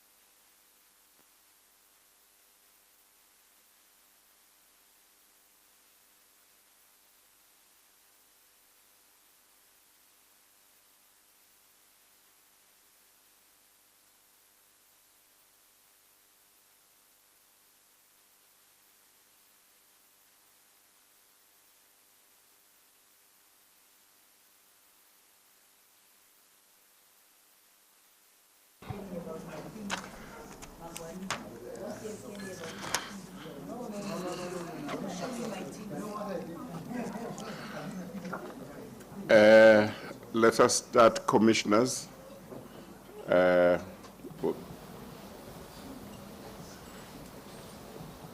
Good afternoon, Mr. Kuni. Good day, Acting Chief Justice. Welcome to this session of the Commission. Thank you for availing yourself for consideration for appointment to the Gauteng Division of the High Court. I see that according to the questionnaire, you hold the degrees BA and LLB, is that correct? That is correct. You obtained your BA in 1983 and your LLB in 1985. Is that right? Or you've forgotten when you got your LLB? I obtained my LLB in 1985. I did a 3-year LLB. I'm not sure about the BA, might have been 79, 88, I think 80, 82. I stand to be correct. Maybe 82. I think. Well, you wrote here 83. Well, it must have been 83. Yes.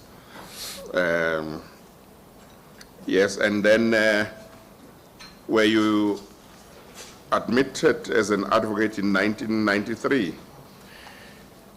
No, I was admitted in December of 1992. I was admitted as an advocate a year before I joined the bar. Yes. Yes. And did you join the bar in 1993? 1993. 93? I think it was December 93 I signed the register. Yes. Okay, and you have been practicing as an advocate since then? Correct. Without interruption? I beg your pardon? Without interruption? Without interruption, yes. Yes. Yes. Yes. And when did you take silk?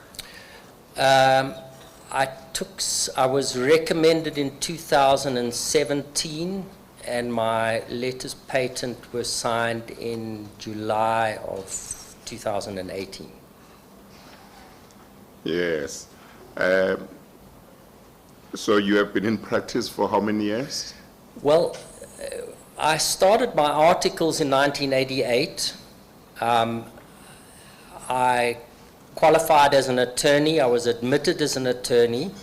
I worked for, I think it was about 2 years as an attorney, and then I became a public defender in 1992.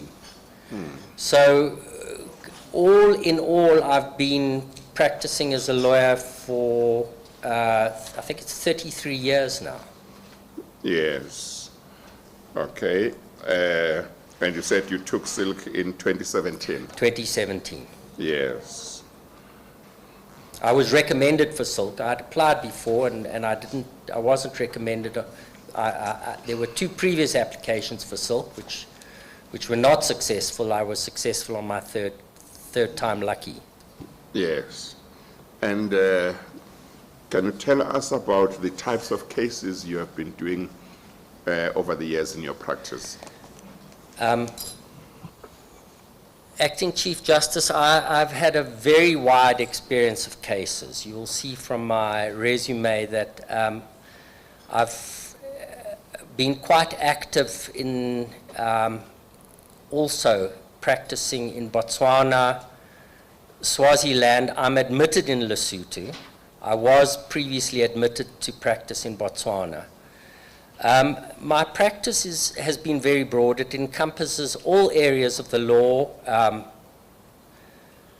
commercial law, contractual law, delictual law. At one stage, I got quite a bit of experience in medical negligence work, insolvency, company law, family law. I have not done much criminal work at the bar. There is one reported judgment of mine involving a murder case. I got a lot of experience in criminal law as a public defender. And I thought that when I came to the bar that I would get work because I had that experience, and it just never turned out that way. I have done cases involving construction law, administrative law, cases involving constitutional law. So I would, to describe my practice, I would simply say that I've had experience in just about every field of law possible. Have you also done labor law? I have done labor law. One of my cases you will see is ERPM versus UPUSA. It was an industrial court case, as it was then known, which involved the dismissal of 400 miners from the ERPM mine because they were Zulu. And that we won that in the industrial court, and it went to the labor appeal court, and we succeeded there. Yes. And have you done any matters in the Constitutional Court? I have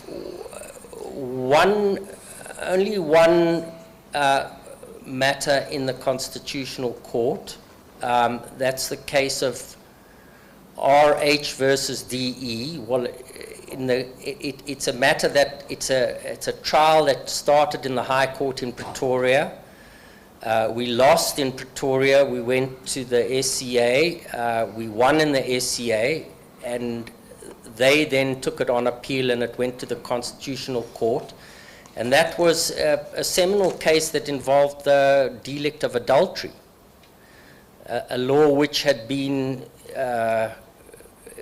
applied for some 2,000 years. And we succeeded in that case in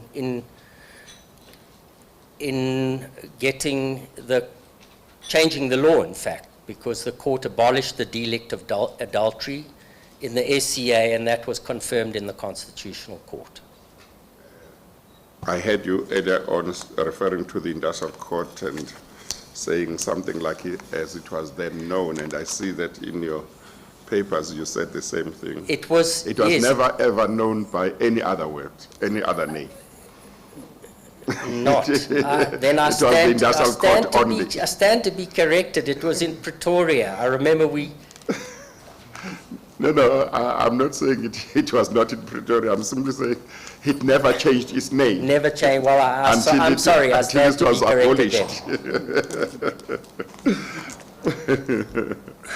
then. Yes. And have you dealt with constitutional cases in the High Court when you acted? No, I don't believe. Yeah. I don't believe that I have. Yes. No, I don't believe that I have. Okay, let me make an example. Let's talk about, say, a case where some piece of legislation is challenged as unconstitutional. Have you dealt with such cases in the Constitutional Court? No. In the High Court? No. Let me say this, that of course we all know that the Constitution is the supreme law of South Africa, and any law which is inconsistent with the Constitution is invalid. So I think it's ubiquitous. When one is practicing law, when one is deciding cases, one always has reference to the Constitution. One of the cases, for example, that I dealt with involved an eviction matter. And, constitutional issues, constitutional law permeates one's practice, and it permeates one's it permeates one's private practice, and it also permeates the work one does as a judge, because one is always concerned with that laws conform to the Constitution. Yes, but my question was whether you have dealt with a case where a piece of legislation was challenged as unconstitutional. No. No. If you are appointed to the High Court and you have to decide an application where a piece of legislation is being challenged as unconstitutional, would you know how to handle that? Yes. Uh-huh. Tell me. Well, one would firstly you would have to look at the problem. You'd have to see what the complaint was, what provisions of the Constitution are alleged to be breached, and then one would have to consider the problem. One would have to have a resort to the authority. There is a huge body of jurisprudence from the Constitutional Court which guides one as to the constitutionality or otherwise of conduct. And I would have a look at I would want to see what the decided authority is. If it is a matter that on which there was no decided authority, one would have to then start looking elsewhere. And it may be that one would have to make law. So is your answer that you have not had a chance to handle such a matter, but you believe that if it came up, you would look at the authorities and seek assistance maybe from other colleagues and then deal with it? Yes, Acting Chief Justice, I mean, there is a very strong spirit of collegiality between judges. I found in my my acting work that, and it's something that I've enjoyed a lot. Unfortunately, one doesn't have the Friday teas in the COVID situation, although I know that there have been online teas. But the judge's tea was a wonderful opportunity to speak to colleagues, and I must say, during my acting stint this year, I've missed the judge's teas. So, but yes, one would seek advice from colleagues, but essentially, one would have to apply your knowledge, your skill, your experience, your ability to research, and of course, constitutional issues may require the hearing of evidence. Inevitably they would require evidence. It's not simply pure law. It may be fact as well, and you would have to apply fact and law to the question of whether legislation or a particular conduct relating to that legislation is constitutional or not. Yes. May I say that one of the particular cases that I'm dealing with at the moment in private practice involves the whole question of the effect of the Constitution and public policy on contract law. And there we have Barkhuizen and Badika and Evershed, which are fairly groundbreaking decisions which say that the Constitution and concepts of Ubuntu do or should have an influence on contract law. Yes. I think I saw that you have acted for something like 25 weeks in the High Court. Is that correct? I have, yes, 25 weeks on my list. Yes. Okay. Judge President Mlambo. Thank you, Acting Chief Justice. Good afternoon, Advocate Kuni. Good afternoon, JP. You and me started our legal careers together at Bowman's in 1988, is that correct? We did indeed, JP. Thank you. I just thought the Commission should know. And if I may say, JP, you were the envy of all the articled clerks when I started. I thought the envy of all articled clerks was Patrice Motsepe, because we started together. Isn't it? Not so, JP. Oh, okay. You were the envy because you started your articles with your own office and your own secretary and your own practice. I have a strong multi-man somewhere. Thank you very much. Advocate Kuni, you are correct. You've done 25 weeks of acting in the division. The most of which were done in the civil trial section, the way you did 9 weeks. You can check, I'm looking at it as I speak. Yes. Yes. But I want to talk more about your judgments. Yes. You've penned some 24 judgments. Yes. Almost all of them in the opposed and civil trial sections, but some of them in appeals. Am I correct? Yes, quite a few in appeals. There's Yeah. two full bench appeals. There's one civil full bench and one criminal full bench. Yes. And I think 4 or 5 criminal matters with 2 bench judges. I would say most of them are in the opposed motion court. One, strangely enough, was a judgment delivered in the unopposed motion court.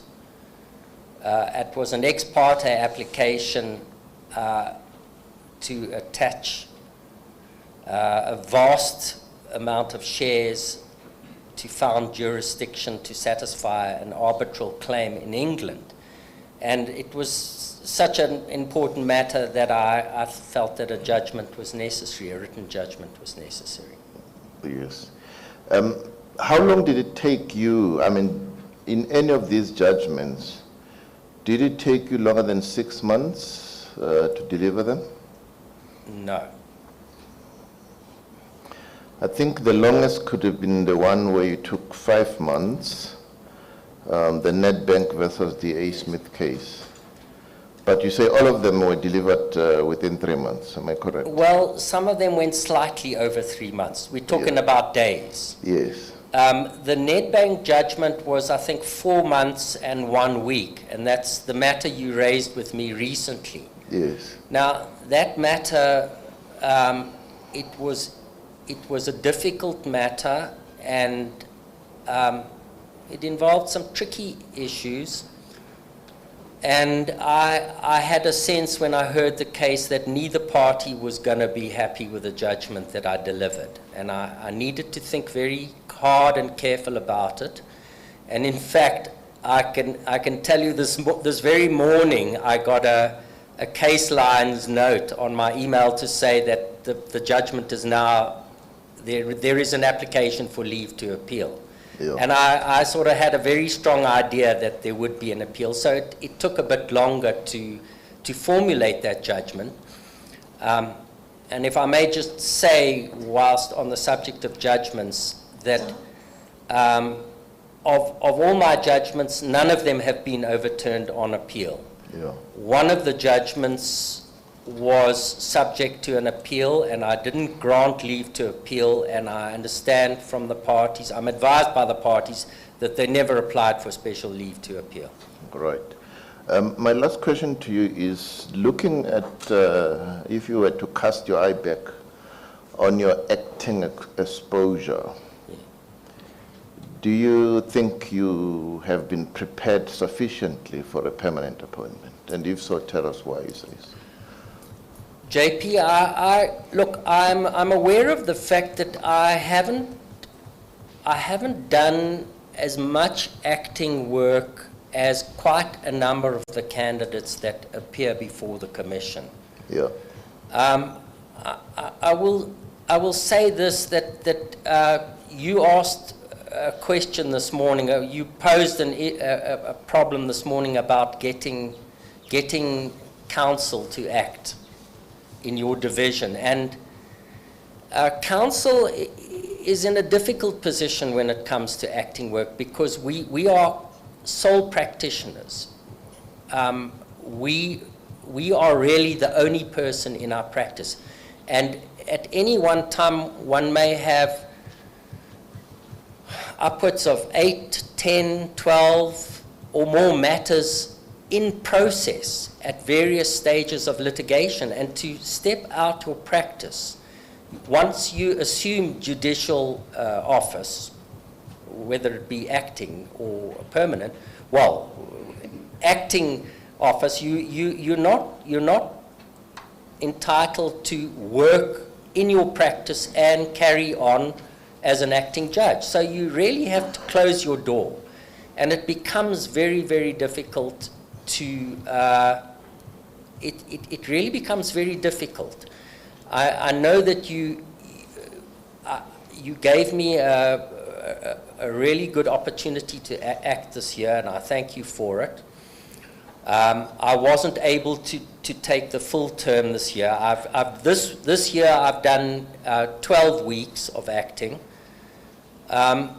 To answer your question, yes, I do. I feel I'm quite confident that I am ready to assume a judicial position. Yeah. I have dealt with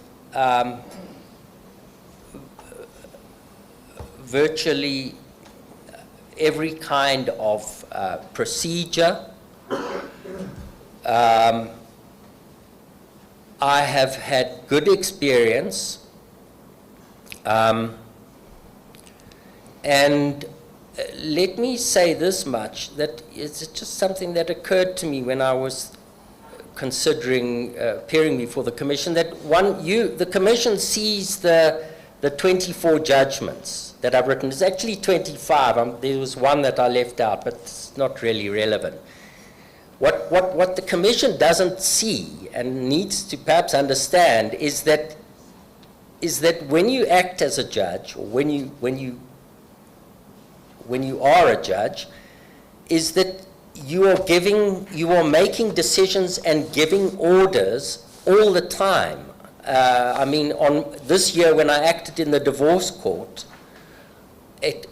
I think I had over 30 cases. I think started at 10 o'clock and I think I finished nearly at 7 o'clock at night. And in each case, I gave an order. I granted an order for divorce. And that case, that required considering a whole lot of papers, sometimes hearing evidence. If you sit in an unopposed motion court, you might have 30 or 40 or 50 cases. You give an order. That is a judicial decision. That decision requires that you prepare yourself for the case, that you read the papers, that you make sure that counsel are properly presenting the case before you, that they are properly representing the facts and the law. So, you know, the judgments are really the fruits of the essence of your work as a judge and as an acting judge and as a judge and as a judicial officer. And that is the opportunity that people have to see what you can do and what you're made of and how you operate and how you work. You will know the load that judges are placed under and the responsibility that it carries. It carries an enormous responsibility. I believe that I've acquitted myself very satisfactorily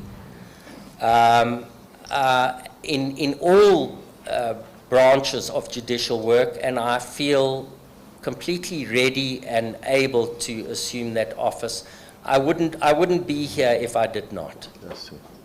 No, thank you, Advocate Kuni. I just needed you to say that to the Commission.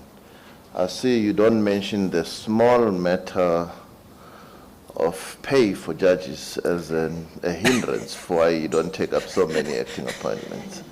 But anyway, you don't have to respond to that. Thank you, Acting Chief Justice. Thank you. Well, Judge President, we all know what they say when legal practitioners are approached. Sometimes, not all of them. There are many who come forward, but we know what they say about an act of insolvency. They say what we pay them is petty cash. Yeah. Thank you. MEC Lesufi, if you have questions, go ahead, please.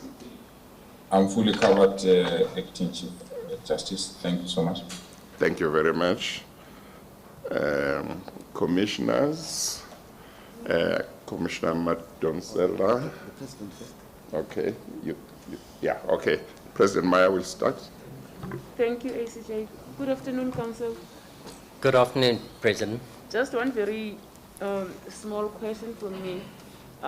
There's a complaint against you apparently, a pending complaint. No, that complaint has been fully resolved. All right. And the fees and professional and fees committee of the Bar Council found that there was no misconduct on my part. So you have been cleared. I have been cleared. Thank you. Thank you. Thank you. Commissioner Matonsela. Yes. Thank you, Chief Justice, and good afternoon, Advocate Kuni. Yes. Are you, something unusual comes out from your CV? Yes. Are you a member of, are you an executive member of the Advocates for Transformation? Yes. It's the first time, well, it's so unusual to come across a white man who has the courage to join forces with the Advocates for Transformation. I thought I was the only one in KZN to recruit whites. Mr. Commissioner, I consider myself an African. Is that what informs your values? Yes. Thank you.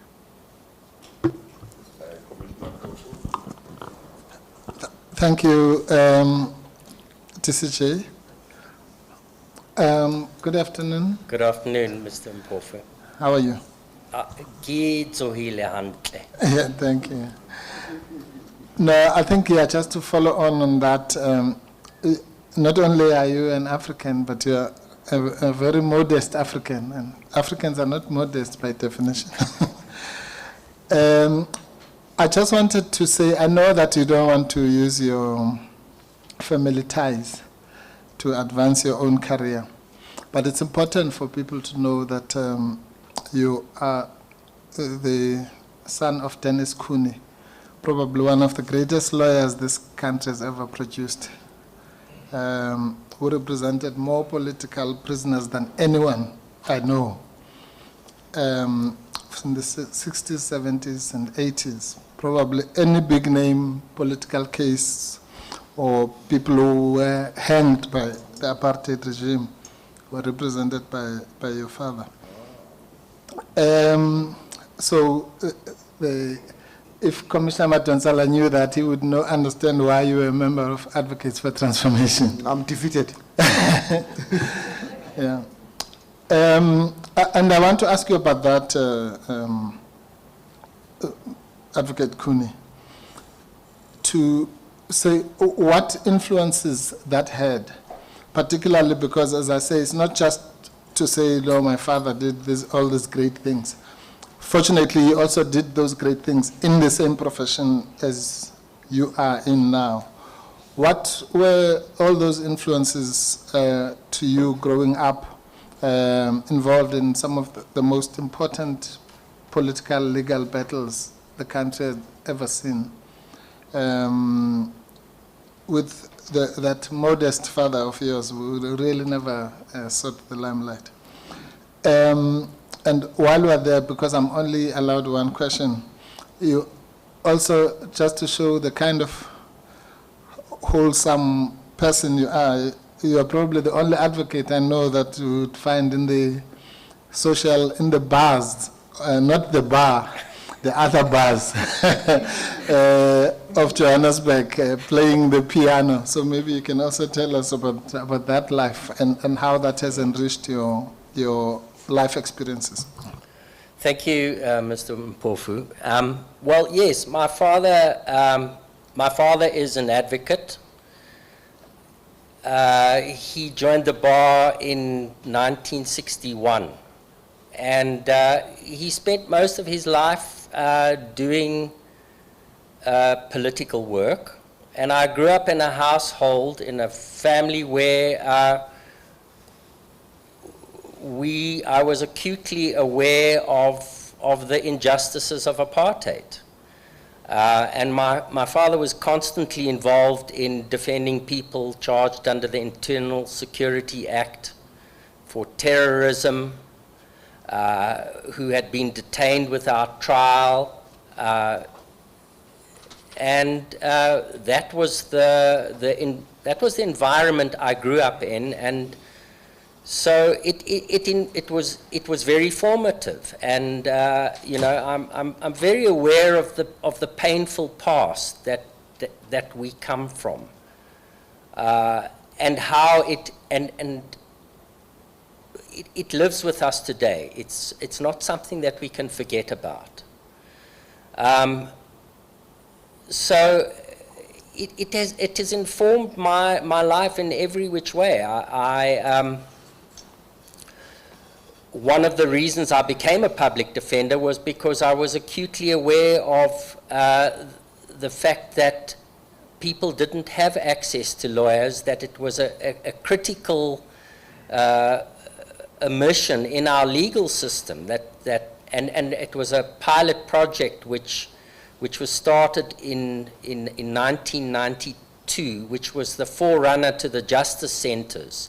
It was actually a pilot project that was started at the Johannesburg Magistrates Court to see if it could work. And I was one of 14 public defenders who was involved in that project from the beginning. So it has informed my practice all along, and I believe that it has given me the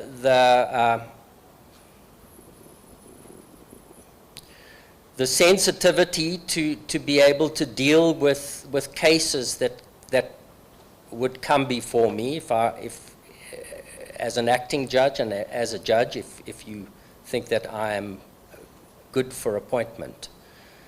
I don't know that there's much more I can say about that. Just that, I suppose one you know, in the 80s, when I had studied, I had very much thought that I would continue to do the kind of work that my father did. But then, of course, apartheid collapsed and the whole country changed and the constitution was enacted. So in a sense, that kind of work, thankfully, fell away. As far as I don't want people to get the wrong idea about me frequenting bars after hours. I happen to be a piano player, a jazz piano player, and it's one of my passions. It's one of my loves, and I played at the Radium Beer Hall for 20 years, and so that was just something I did, something that I enjoyed doing and still do to this day. Thank you, Chair. Thank you. Well, Commissioner Mpofu's remarks have helped me because I had a strong suspicion as to who your father is, and but I was going to ask privately. Yes. Because sometimes during the 80s, I did have a few occasions to speak to him about matters that he was doing for the law firm where I was serving articles at the Mxenges. So his remarks have helped. If I may just add to what I've said, that because of my father's work, I came into contact with a lot of people who were involved in similarly involved in that field of the law, and who were opposing the government in whatever way they could and trying to deal with the harshness and the injustices of apartheid. Yes, thank you. Commissioner Mtolo Zepu, and then it will be Commissioner Klaba and Commissioner Dodovo. Thank you, Acting Chief Justice. She's this side to your right. Sorry. Yeah, she's this Sorry. side. Yeah. I apologize. Thank you, Acting Chief Justice, and good afternoon, Advocate Kuni. Good afternoon, Commissioner. I just see in your CV you have done a lot of cases in Botswana and African countries. Yes. I'm just, for me, my worry was actually, won't we be bored being, it looks like you are you travel a lot. And once we appoint you, you need to be in South Africa, not in Botswana or anyway. So I was just worried about that.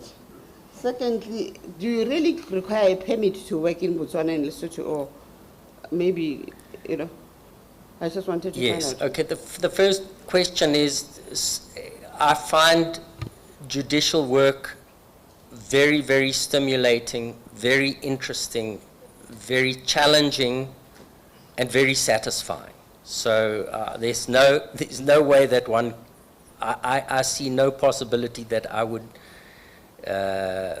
be bored, or I welcome the challenge. It would be a privilege to serve as a judge, and I would quit that job to the best of my ability. The question of appearing in those jurisdictions is a little bit complicated.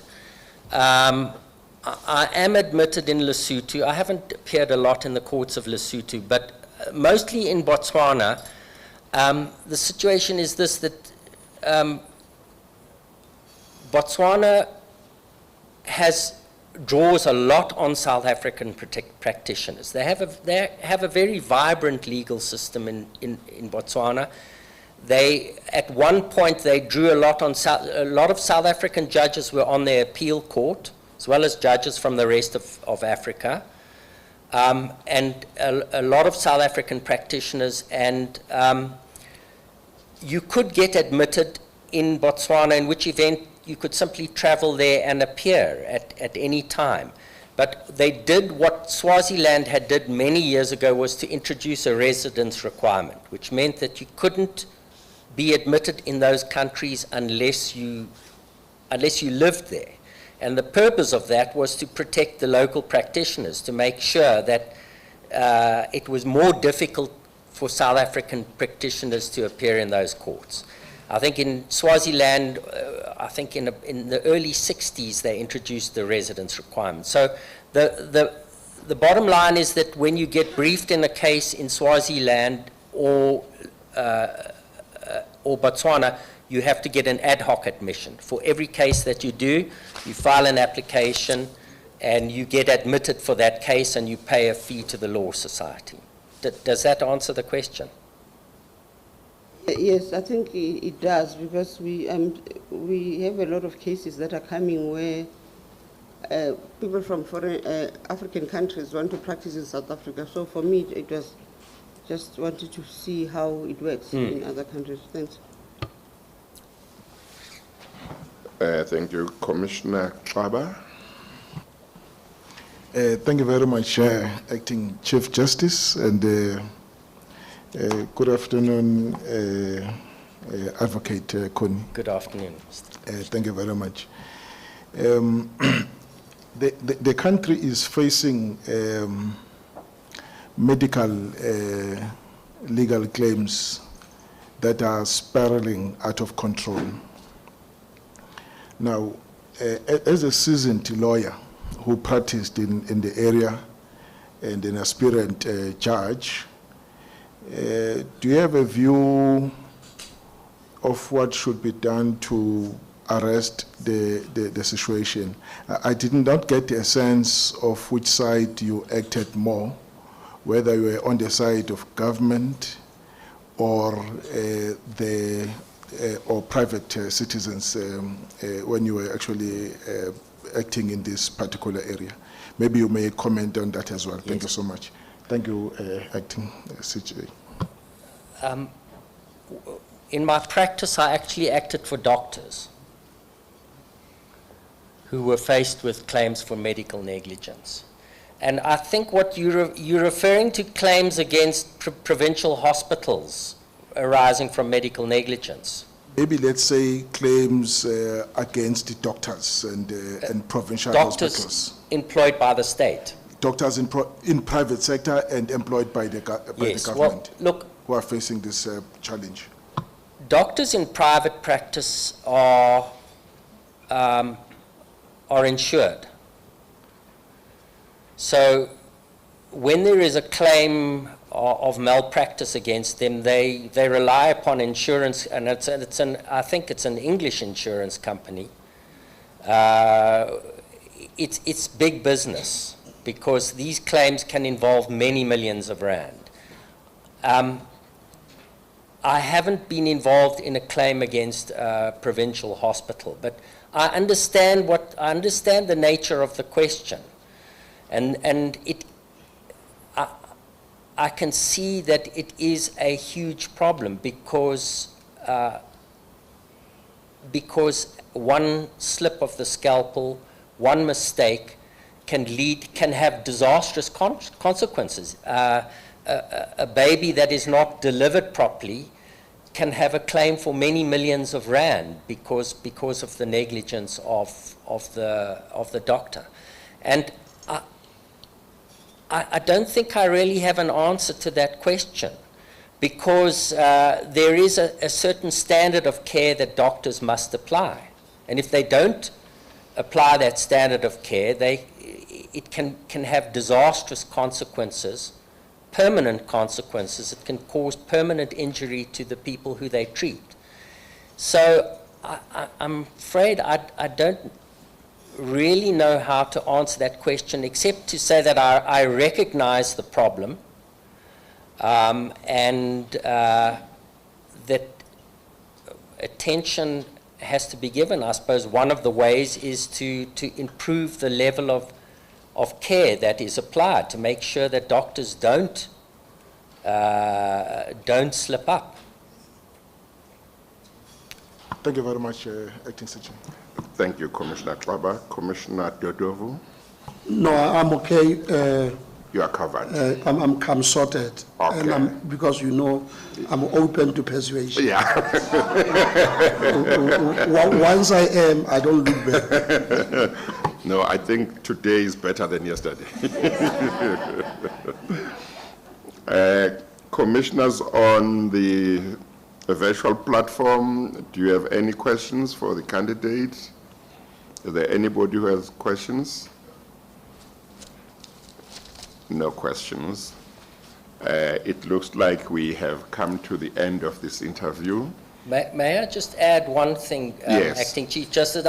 Because I see this question has been asked of a number of candidates, and because I'm a white male, I just wanted to draw the Commission's attention to the fact that, I beg your pardon, that I do have a Gibua Sesotho Hanyani.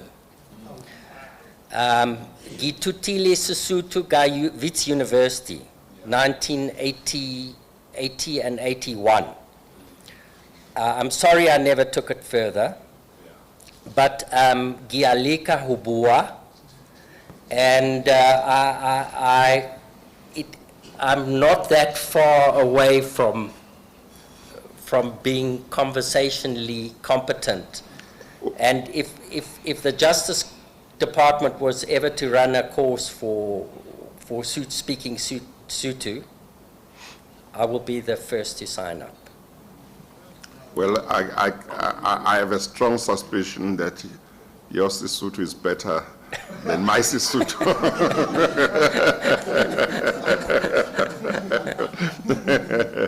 But thank you very much. Thank you very much, Acting Mr. Chief Kudi. Justice. Thank you, Commissioners. You are excused now. Thank you. Okay.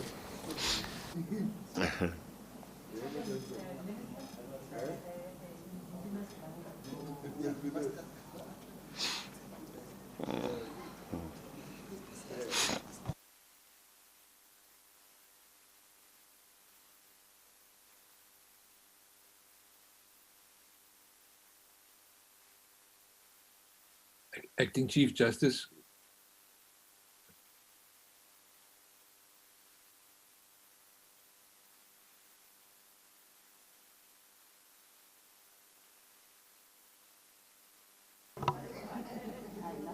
Acting Chief Justice. ACJ. Mr. Barnard is on the virtual platform. He was trying to say something. Oh, Commissioner Barnett, do you want to say something? Yes, only that we should have arranged for a piano to be placed in the center there. It would have been.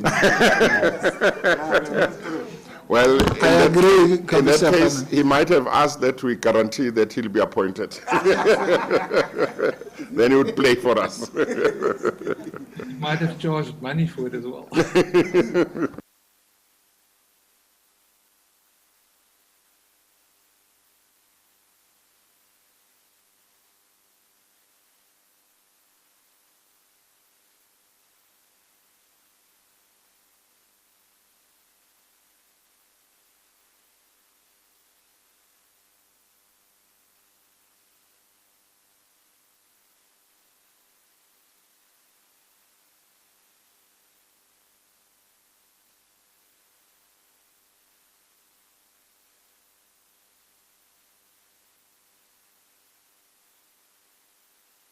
Okay, commissioners, we are about to start.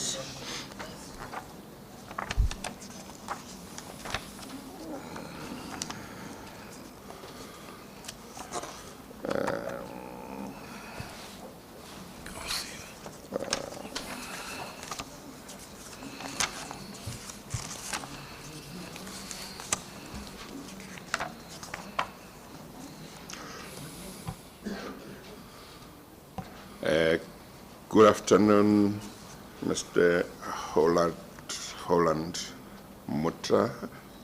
I'm sure my pronunciation is wrong. No, that's fine, Chief Justice Holland Mutter. But Mutter, yes. I've been living with that for a long time, the incorrect pronunciations. But I want to know the correct one. Holland Mutter. Okay, okay. May I remove my mask? You may. Thank you. Okay. So, good afternoon, Mr. Holland Mutter. You are most welcome. Thank you for availing yourself for this interview. Thank you, Chief Justice. Thank you. I see that you hold the degrees of B. Juris and LLB. Is that right? That's correct. And you got your B. Juris in 1978 at the University of Pretoria. Yes. And your LLB in 1993 at, well, the B. Juris you got in 1978 at the University of Pretoria and the LLB at UNISA in 1993. Yes, that's correct. Yes. And you started to work as a clerk in the Department of Justice. Yes. In 1975. 75. Yes. And then 1981 to 1982, you were a prosecutor. 1982 to 1988, you were a magistrate.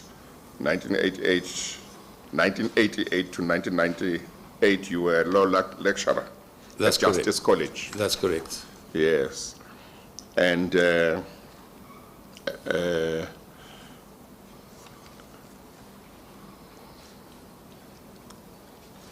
you go back to being a magistrate?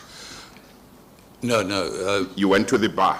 I joined the Pretoria Bar in 1998 after resigning from the Department of Justice. Yes. And you have been practicing since then? Yes. Yes. And you too, when did you take silk? The committee, the Silk Committee, recommended me in 2018. It was only conferred in July 2019. Yes.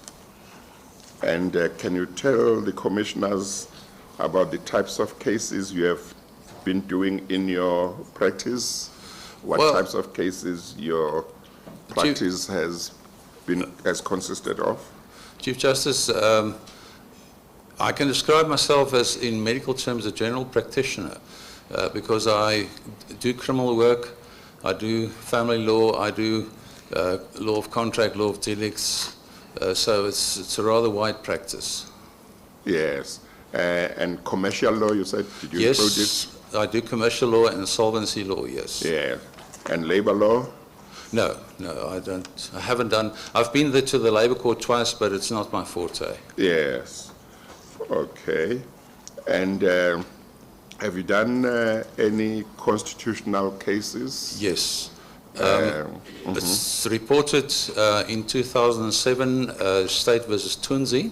Yes. It was a matter which arose in the Eastern Cape with the rationalization of the Department of Justice's all the different acts from the previous independent homelands.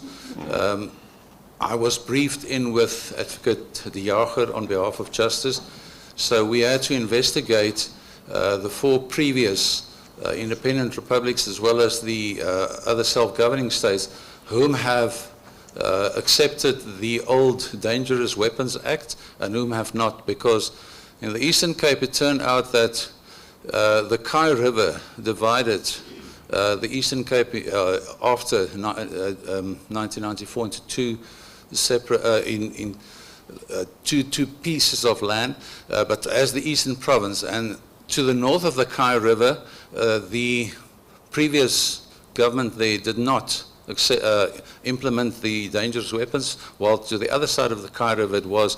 So there was a discrepancy whether in one district in the Eastern Cape minimum sentence in terms of that act was applied, while in the other instance not. And Judge Kuman, they picked it up and it was referred to the Concord, and I was briefed in and I did most of the research work for my leader, Advocate De Jager. So yeah, I have been in the Concord. And during the time when you have been in practice, are there any reported cases in which you were involved? Yes. There is a list, the latest. May I just say that when I started to act, one of the senior judges on the same floor where I took up chambers said, you don't mark your judgment reported or not reported, that's for a committee to look at that. So up until around end of 2018, I didn't have a look at which judgments may be reported or others not. But then there was the matter of Botel versus the RAF, which I didn't mark reportable, but the SCA upheld my decision and it was reported by the SCA, in which they confirmed my judgment. And then there are a few other judgments. There is a list, if you will allow me. Must I go to the list? Well, not necessarily, but if you are able to, do you want to give the commissioners a sense of about how many those cases, reported cases are? Reported, there are matters reported in the Juta and in the Butterworth, but then there are also a couple of cases reported on Safley. Well, I'm more interested in those that are reported in the South African law reports. If I'm correct, there should be 5. If I'm correct, there should be 5. Yeah. As an acting judge, as an advocate, as an advocate, which I can, off the cuff, it's about 4 which I can remember out of the first now. Yes, and then those that are reported as your judgments when you were acting, you say about 5. Yes. Yeah. Are those that you are talking about reported in the normal law reports? Yes. Yes. Okay, all right. Thank you. Judge President Mlambo. Thank you very much, Acting Chief Justice. Good afternoon, Advocate Holland Mutter. Afternoon, JP. Thank you. This is the second time you come to the JSC, am I correct? That's correct. The last time you came was 2 years ago or 3 years ago? It was 2019 October. Yes. Thank you. You have done quite an amount of acting in the Gauteng division, especially in Pretoria, am I correct? You're correct. How many weeks in total? I think you filed several spreadsheets. 74 weeks. That includes last week's pro bono in the recess where I assist at the request of Judge Malopa. Yes. And you've done work in all the work areas of the division, am I correct? Yes. That is criminal trials, civil trials, appeals, both full court, full bench, opposed motion, urgent court, special motion, unopposed, except for the tax court. Except for the tax court, yes. All the others, yes. All the others, yeah. And is there anything that you would regard as having changed, or if I use one commissioner's language, having improved since the last time you were here that you want to talk to us about? JP, yes. My confidence grew over the last 2 years. If I take myself back to 2017, 2018, and a certain yardstick to measure it is how long you take to finalize reserve judgments. And since the last time around, I think I have decreased the waiting time for practitioners. I've become more confident, especially just after 2019, the last time I was here. The pandemic started to visit our country in February, and that brought about significant changes with regard to how to approach the court. As you would know, the virtual hearings, and myself being somewhat old school and somewhat of illiterate person with regard to a computer, had to learn very quickly, to such an extent that, yeah, I am able to do it at this stage, so yes. Yeah. And you've done a total of 58 judgments according to your list of judgments. Yes. And they span almost a very wide spectrum of law areas. Yes. Now, and you've also set out that you only had 3 judgments that you delivered beyond the 3-month period. That is correct. Was it beyond 3 months only or beyond 6 months? No, it was beyond 3 months. None of them went further than 6 months. I see. And then almost all the others within 1 month, 32, within 1 to 3 months, 23, and the rest, no, I think that's the sum total of it. Yes. So you regard yourself as ready, more than ready.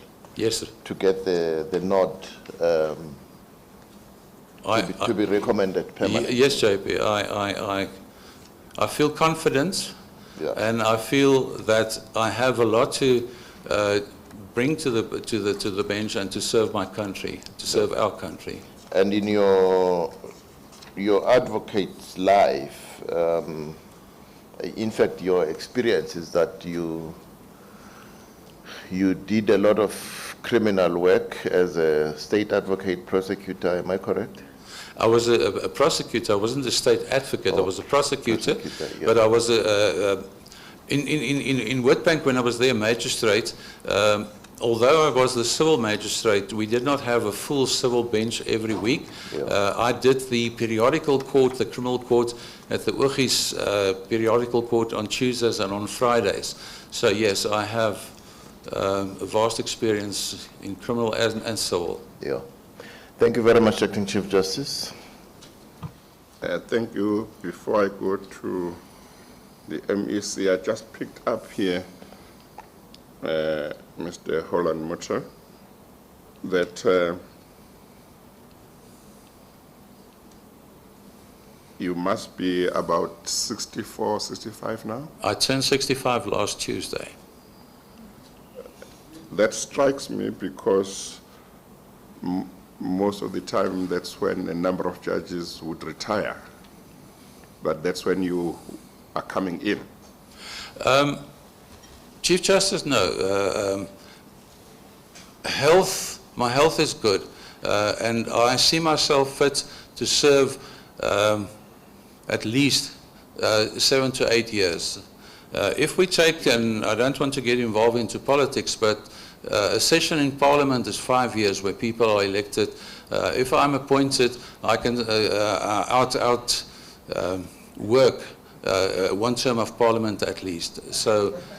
Yeah, yes, no, but one of the things we ought to be to think about in this commission is a situation where somebody will come at the tail end of his or her working life, work for a few years compared to a lot of other judges and then get the same benefits as them.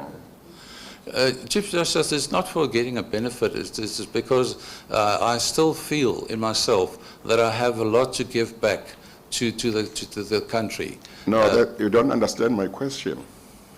My question is more directed. I know I mentioned about coming to the bench when you are left with a short period. It's more directed at simply saying, you are saying you think you will work another 7 years or so, but then you will get benefits having worked only for 7 years in circumstances where a lot of judges get those benefits having worked 15 years or 20 years, but you will get basically the same benefits having come to work only for 7 years. Yes. Why should we recommend your appointment when that is what's going to happen, as opposed to recommending somebody who is going to give the country another 15 years, 20 years before they get those benefits? I hear what you say, Chief Justice, and I feel I have enough to give, and I've made provision. If I'm appointed, that I will only get a reduced benefit after retirement. I have a reasonable provision to overlive that. So that is not a consideration on my side. On my side, consideration is the fact that I still have a lot of experience and knowledge to bring in to the department, to the bench. But you understand my concern? I understand your, yes, but on the other hand, the flip side of the coin is then I will only receive the reduced benefit, while others serving longer, they received a larger benefit, which may have a negative impact on the fiscus.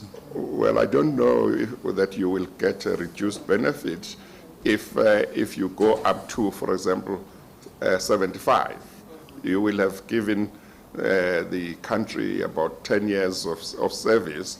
If that's when you leave, you'll get full benefits, as far as I know. Well, I'm not sure. I cannot answer you on that. But I am convinced that I can make, even though it is for 7 years, maybe a year or so longer. We don't know. We don't have a crystal ball in which we can. Well, you, as far as I know, you won't qualify to retire at 70. Yes, that's correct. You will not have served at least 15 years. Yes. You would have to go up to the mandatory year of 75. Yes. You know, so that's what would happen. No, I don't have a problem with that. Yeah. Sorry, Okay. Acting Chief Justice? Yes. Can I just correct one thing? Yes, yes. That MPs do not retire on a full salary for the rest of their life. Yes, yes. I just wanted to mention Yes. that. Only a president who Yeah. retires on a full salary. I think that's you very take your important. 5 years, Yeah. and then you walk away Yeah. with your last salary. Thank you so much. No, that's true. That's true. MEC Lesufi, do you have a question for the candidate?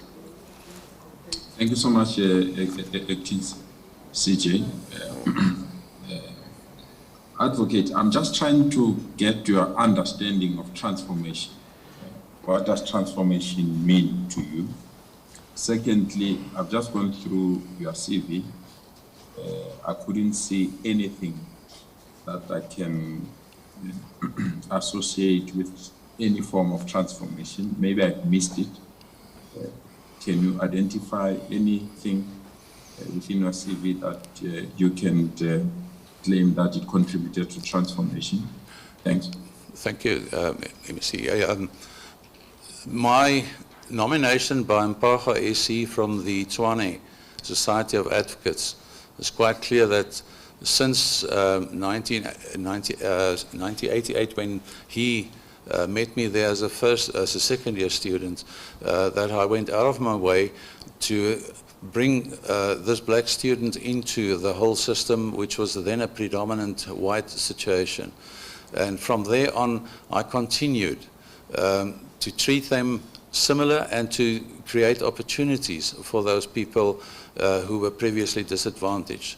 When I joined the Pretoria Bar, soon after I joined the bar, I was involved in the transformation subcommittee as well as the personnel subcommittee or the membership committee.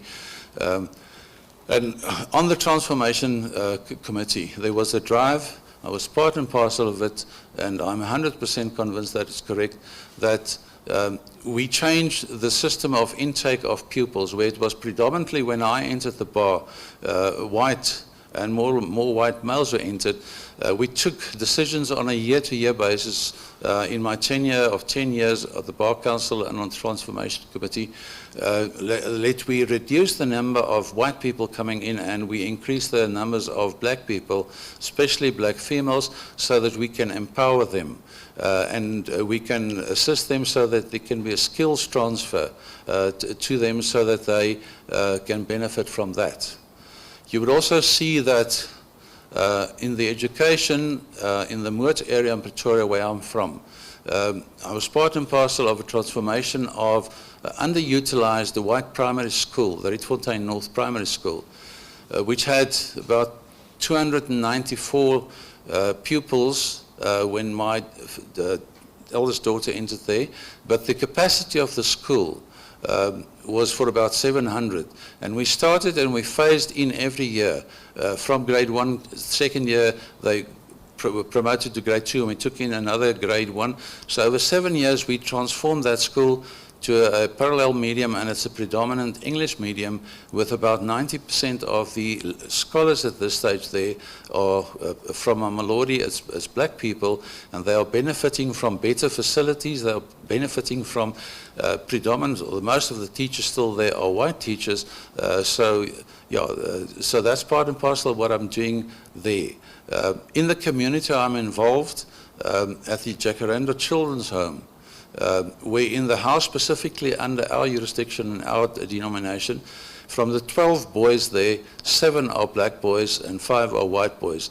And we see to that, my wife and myself, is that these children are accommodated in the schools in the vicinity, so that we send out kids when they reach the age of 18 or when they obtain grade 12, that they can be useful citizens or people with a useful foundation, so that we can take them further into life.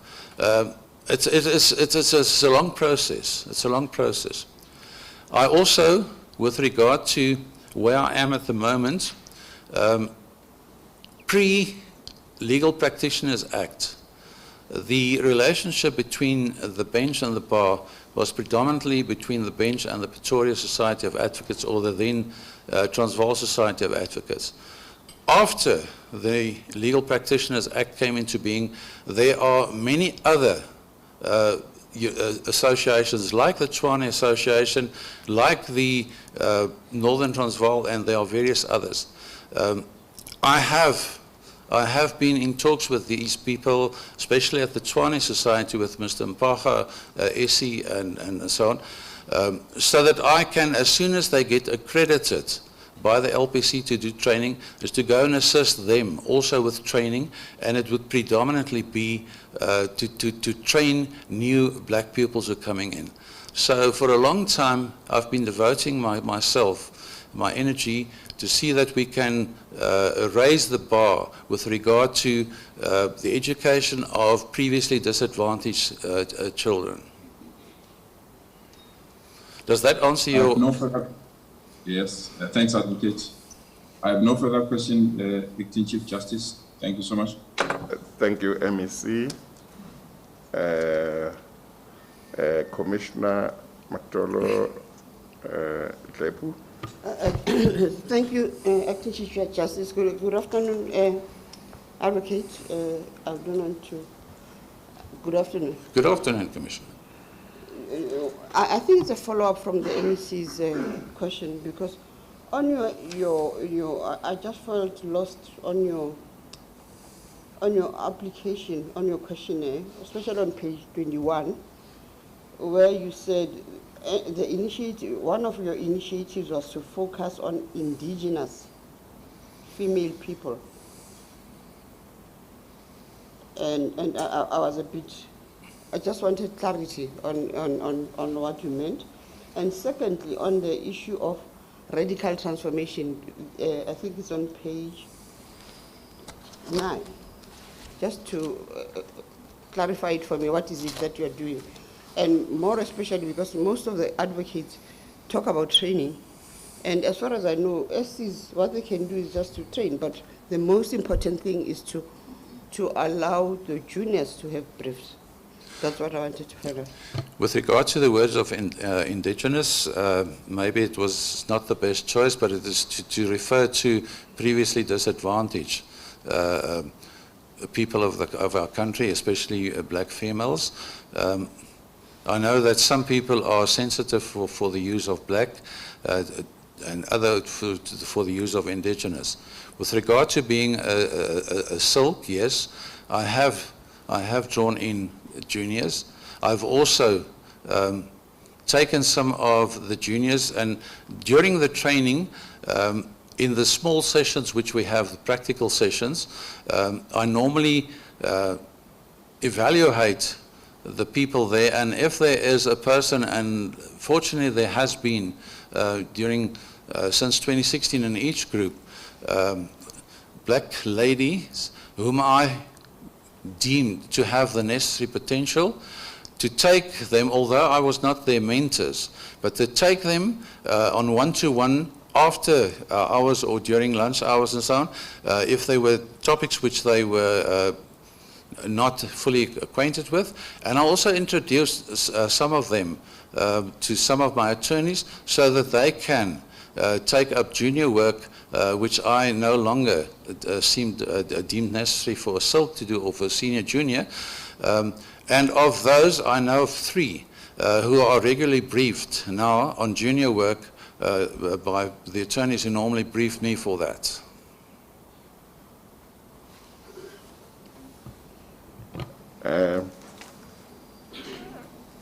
Commissioner Nyambi.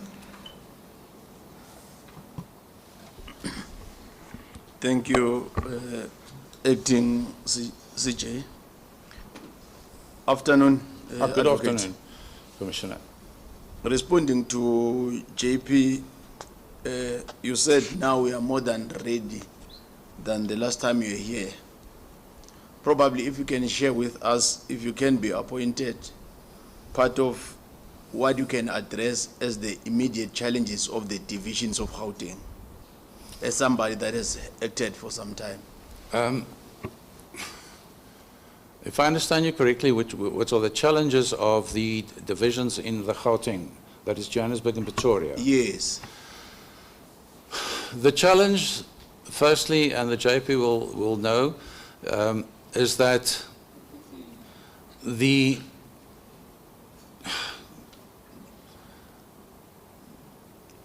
getting rid of paper and doing everything virtually electronically.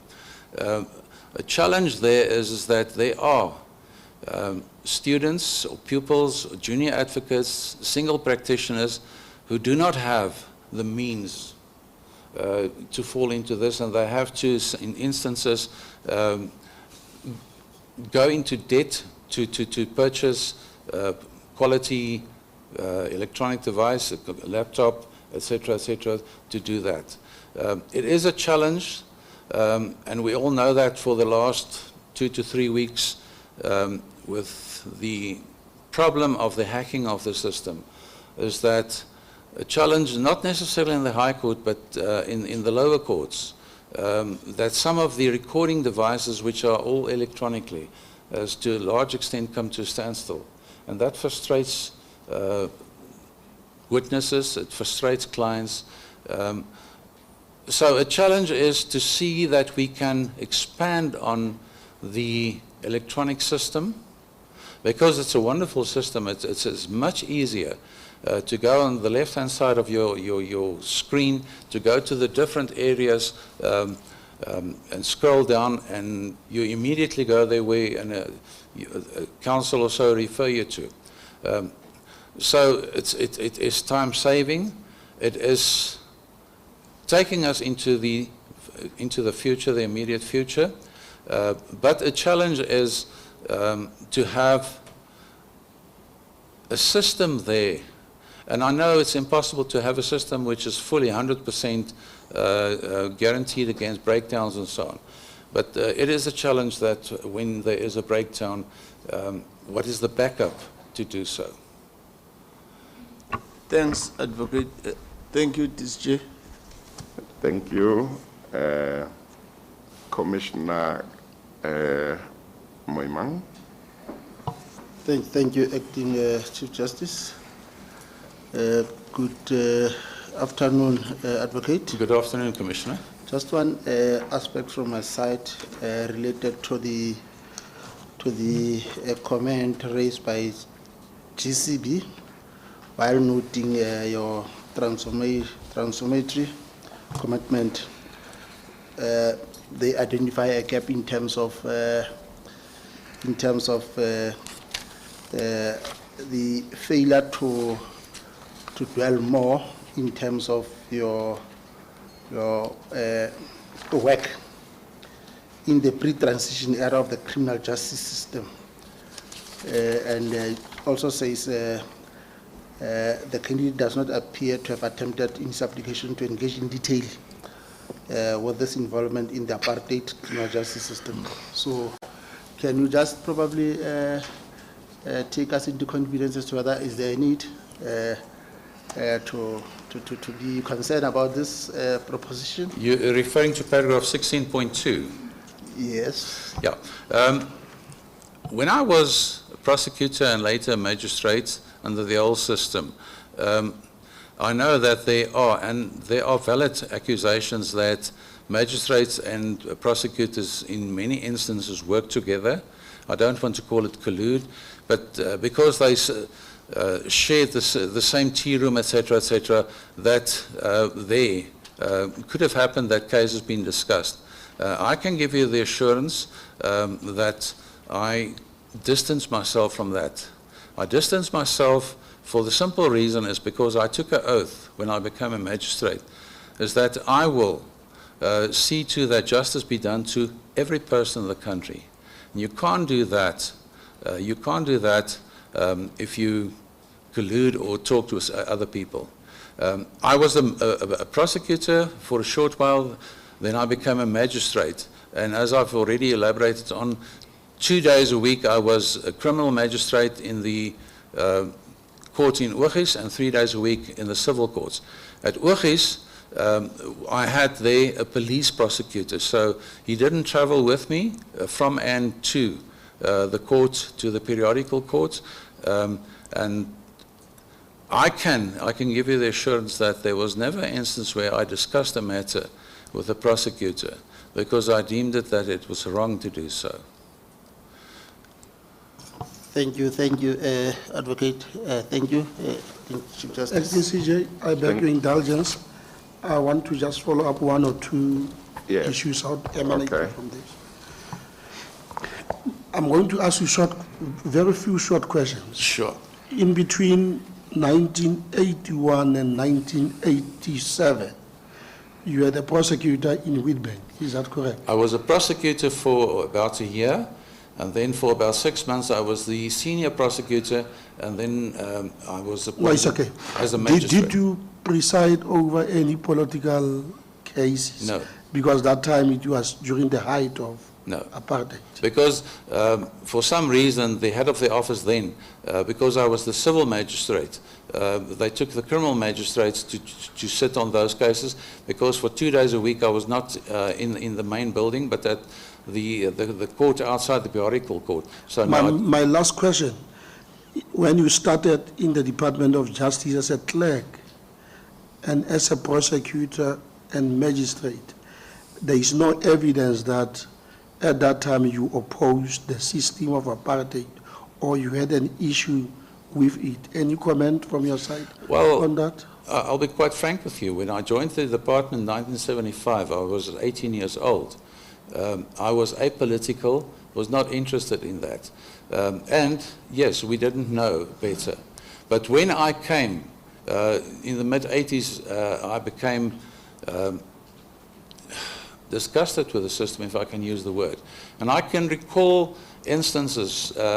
At that stage, Eskom was busy with the building of the power stations just outside Kriel, the Kriel, and there were migrant workers.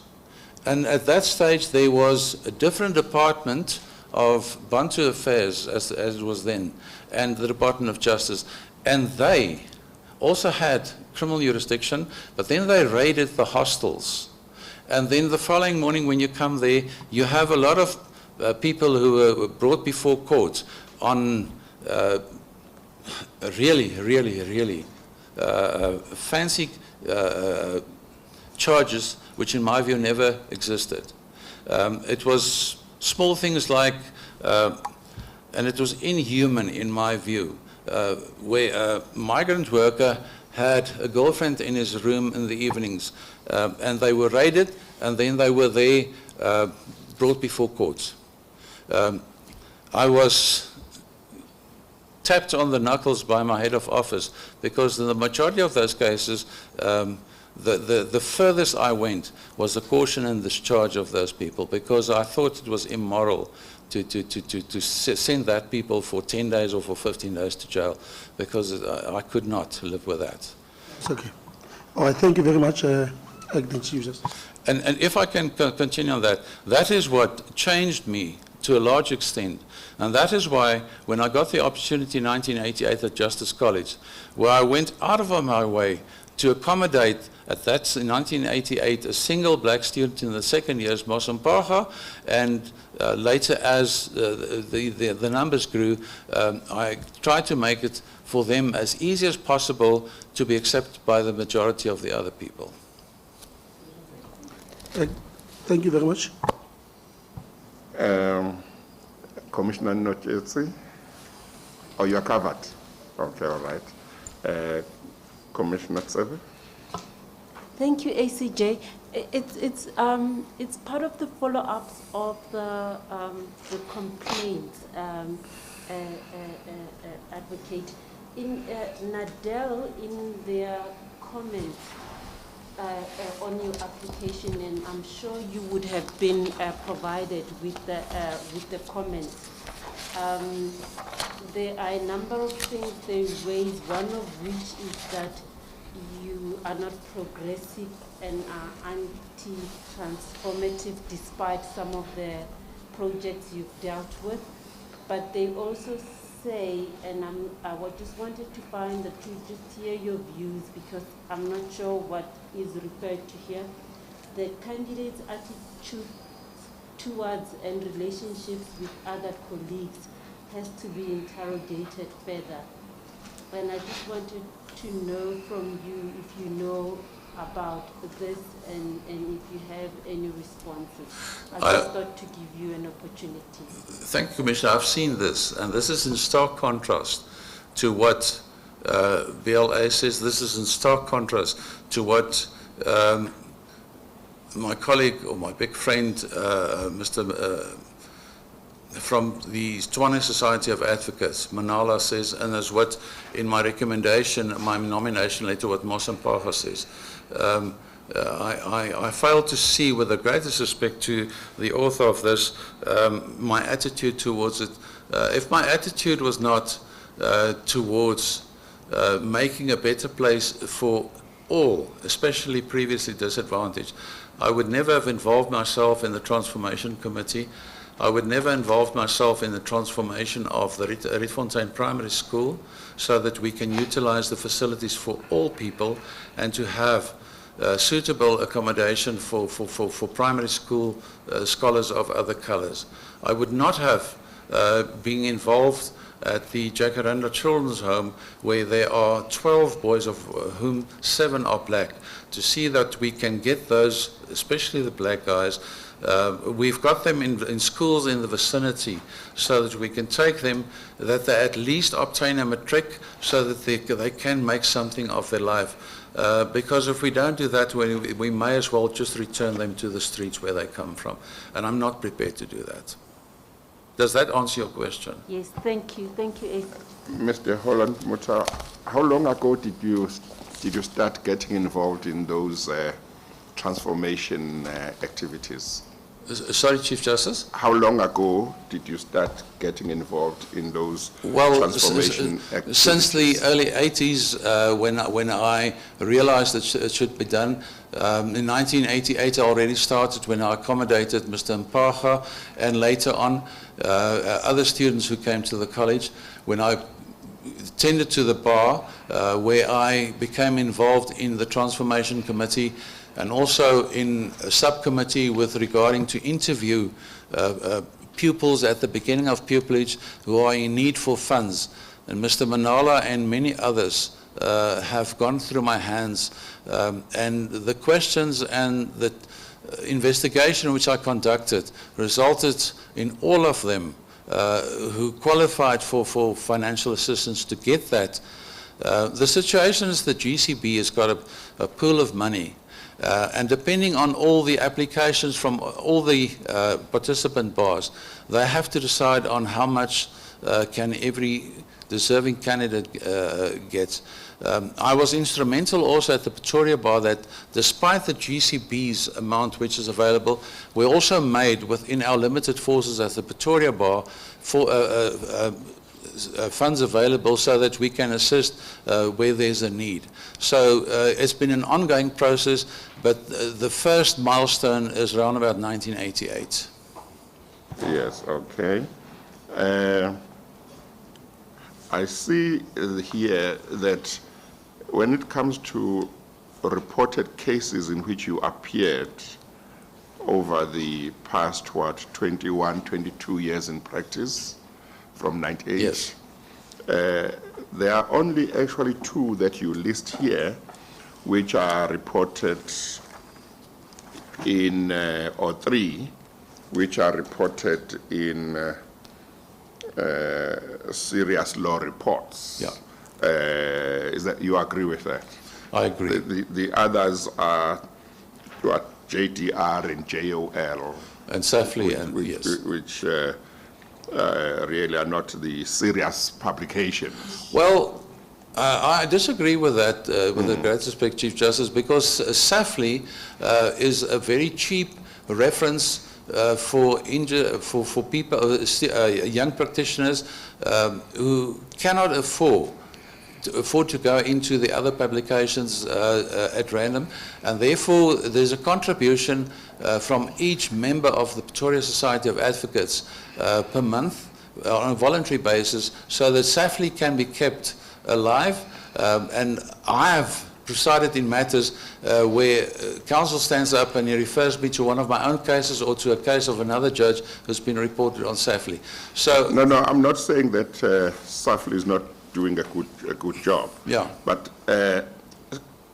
cases in which you have appeared over the past 21, 22 years or so in practice as an advocate that have been reported in the publications that we are all used to in terms of law reports are only 3. Yeah. Yeah. But again, if I can comment on that, it's not in my hands whether it's reported or not. No, that's fine. That's just a fact. And then as an acting judge, I've not been able to see any that have been reported in those types of law reports. No, but have I missed something? No, but for the SCA confirming judgments and then the SCA judgments are reported, you're correct. Yeah. Okay, all right. Commissioners on the virtual platform, anyone who has questions? Is there anyone with questions? Acting Chief Justice, I do have one question. Yes. Please go ahead. Yes. Good afternoon, Advocate. Good afternoon. That's Judge President Leo, is that right? Yes. Yes, okay. You are a member of the Christian Lawyers Association in Pretoria. And you state here that the aim is to assist the poor people of the inner city.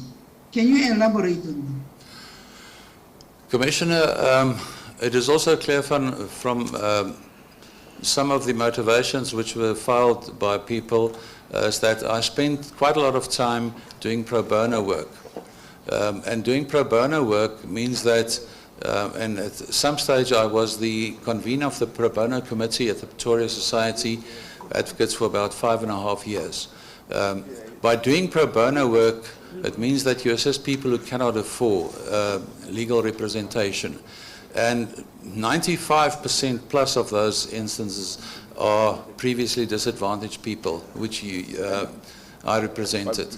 I also, in some of these instances, because the secretary on our floor, on our group where we were then in High Court chambers, she was also the secretary of the pro bono committee, and together with her, we tried to have junior counsel, when necessary, appointed to matters which is not so difficult, as soon as possible when the requests were received from either the Law Society or the university legal clinics to assist these people pro bono because they cannot afford it for themselves. And they are in the inner city. Sorry? They are in the inner city, maybe you can... Yes, for sure. Where's the inner city? Sorry, it's not clear what... Please speak up, Judge President. Yes, what I'm saying is the inner city. I just wanted to get that location clear. Well... What do you mean by inner city? What we were assisting, it was depending on, it was unopposed divorces, it was unopposed matters. No, she's asking you to tell her where to find the inner city when you say inner city. That's what she's asking. So can you just repeat that, Chief Justice? Well, I'm reading your sentence. You say the aim of this association is to assist the poor people of the inner city. So my question is, where is your inner city? Well, it is to, maybe that is not the correct word, is to assist all people who are in need for assistance. Okay. Thank you. But when you said inner city, you must have had in mind a certain place. Yeah. Yeah, that's what she's asking. What place were you talking about? Well, I normally, when you look at pro bono work and you see these are people who are on the edge of society. These are people who don't have the means, the majority, the places, etc. So yes, maybe No, it's you're just, talking about people. She's asking about the place. yeah. She says, what place were you talking about? What places? What place? When you said inner city, what place were you talking about? Well, the inner city, if I'm correct, that is Pretoria, the inner city in Pretoria. For those of you who haven't been there, you'll find a lot of these people there. But why is it so difficult to say that's what you are talking about? No, sorry, I couldn't hear correctly, but no, there are many people who need this assistance, especially in the inner city, yes. Okay, no, that's fine. Yeah, thank you. It looks like we have come to the end of this interview. Yes, we have. Thank you very much, Mr. Holland Mutu. You are now excused. Thank you, Chief Justice. Thank you, Commissioners. Thank you.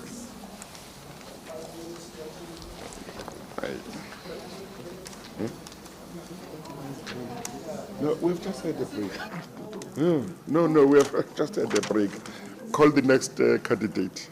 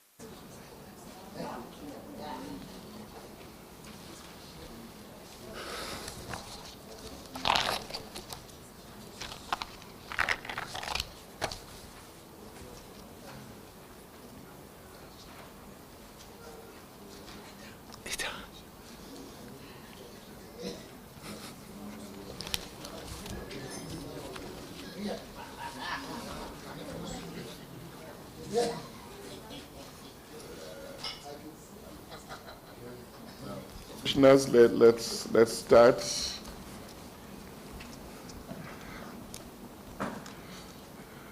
Good afternoon, Mr. Kumalo.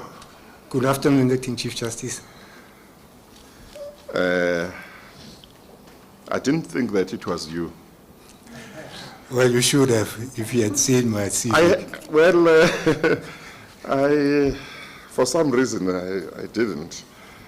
Well, I must declare, now that I know it's you, Mr. Kumalo was in class with me at the University of Zululand many decades ago. He was a good soccer player, among other things. Rider, yeah, he was known as Rider. And I think it must have been taken from Rider Mufokeng. Actually, Chair, that's wrong. He took it was it from taken you. from Rider Mfuki, not Rider Mufokeng, Ben Kwape. He used to play for Pubs and Pirates. Oh, okay. Is that an indication of which club you support? Or what?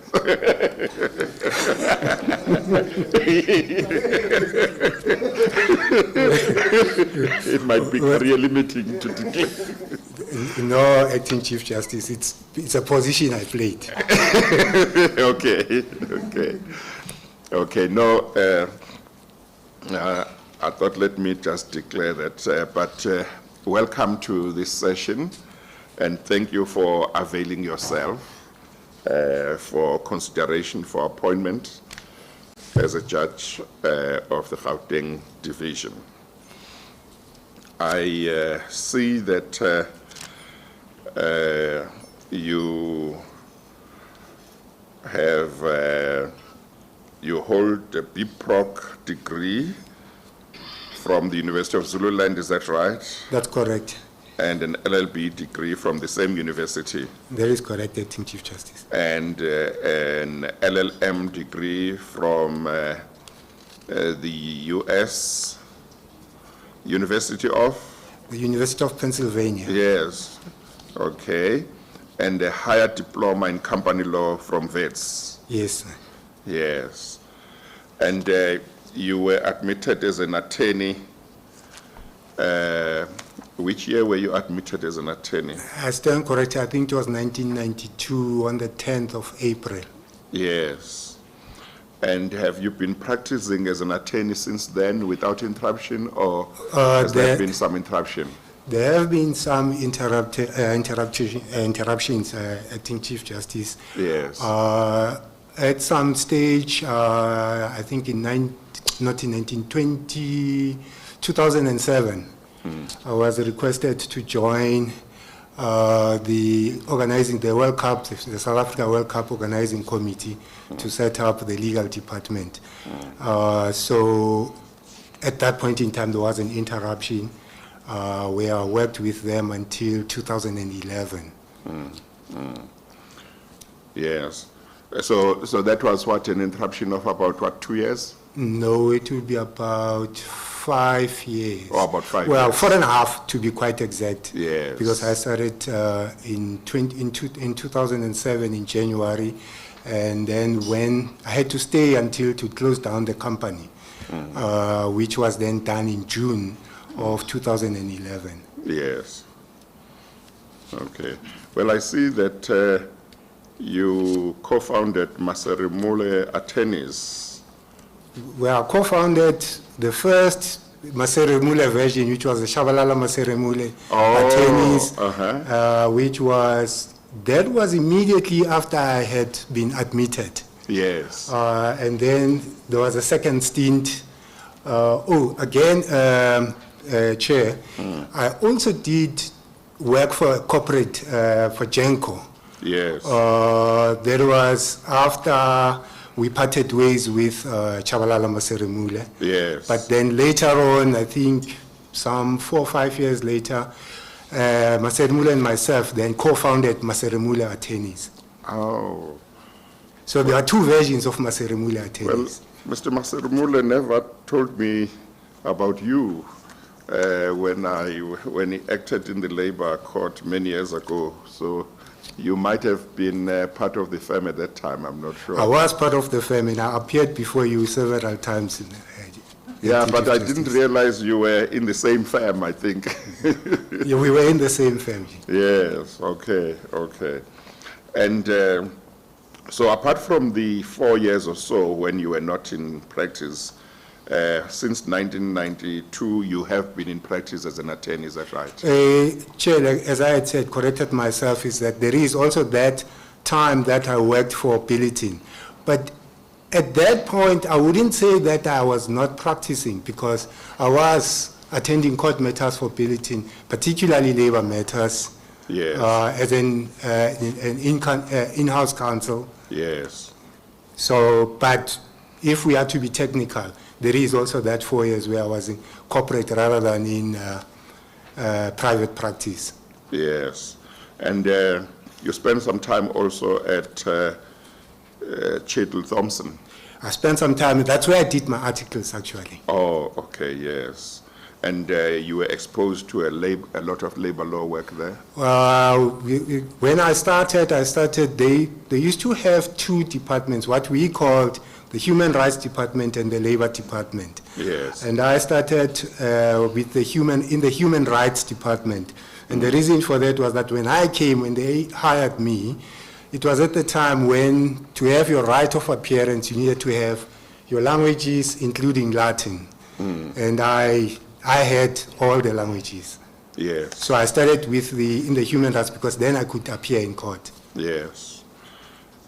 And I see that there are cases that in which you were involved in the labor court and labor appeal court that you have listed here, which are reported in well-known labor law reports. Yes, Acting Chief Justice, and some of them you blew me.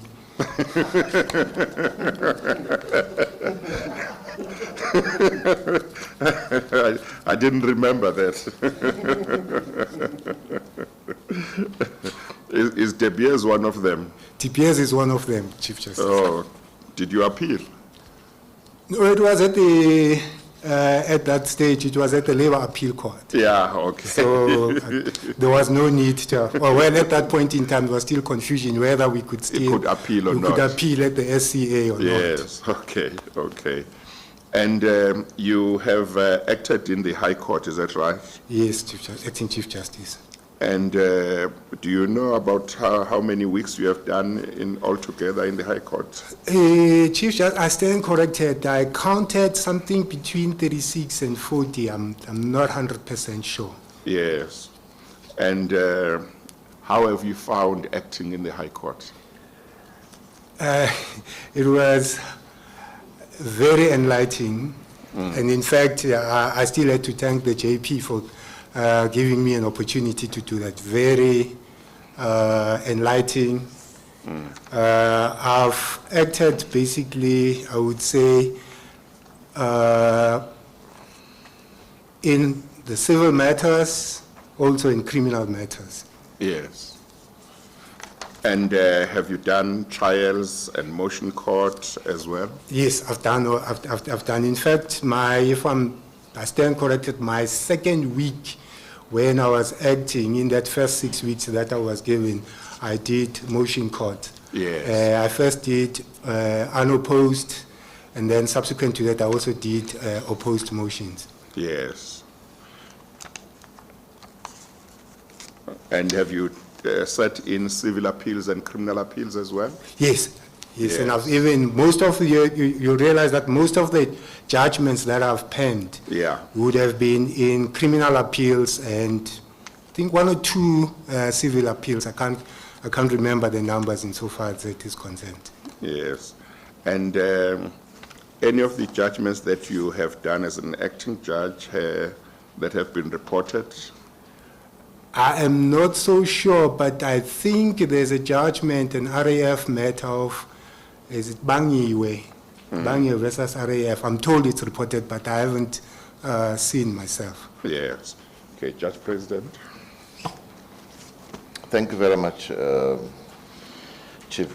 Chief Justice. Mr. Kumalo, good afternoon. Good afternoon, JP. I want a piece of the action as well. Me and you met at Tuflope University, isn't it? That's correct, JP. And we were in the same class. We were in the same class also. So when you mentioned Latin, we were in Professor Simon's class. Was it Simon? Yes, Yeah. it was, yes, it was. and Professor Fesser in private law. Yeah. Yes, I think your tally of weeks is 36, according to my spreadsheet. And you've done work in almost all the work areas, except for the tax court and full court appeals. Am I correct? The full court appeals I've done with, in fact, that one civil matter that I'm referring to, it was a full court appeal. I was sitting with Judge Mutle and Van der Westhuizen. I see, okay. It reflects 0 on my spreadsheet, but thanks for that correction. And your list of judgments tells us you've penned 27 judgments in your 36 weeks of acting. Can you confirm that? I can confirm that there may be more, but you remember I told you I lost my laptop and I couldn't retrieve certain of the information. Yes. But for purposes now, I would accept the 27. Yes. Well, that's a 27 up to now. There are those that subsequently I did not include them here, which were the ones that I penned in the last acting stint. Yes. Having acted, or rather, maybe tell us about your practice. You've been with Mr. Maseremule in 2 versions, and then you're now with Ntshebe. It's Ntshebe in what?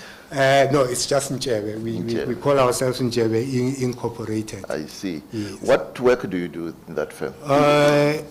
In that firm, we do almost, barring criminal work, we do almost everything, but I would say 70% of our work is labor work. I see.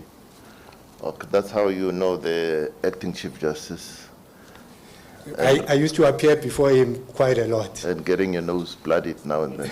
Yes. Okay. So, coupled with your experience as a practicing attorney and your acting stints, you regard yourself as ready to be appointed permanently? To be recommended?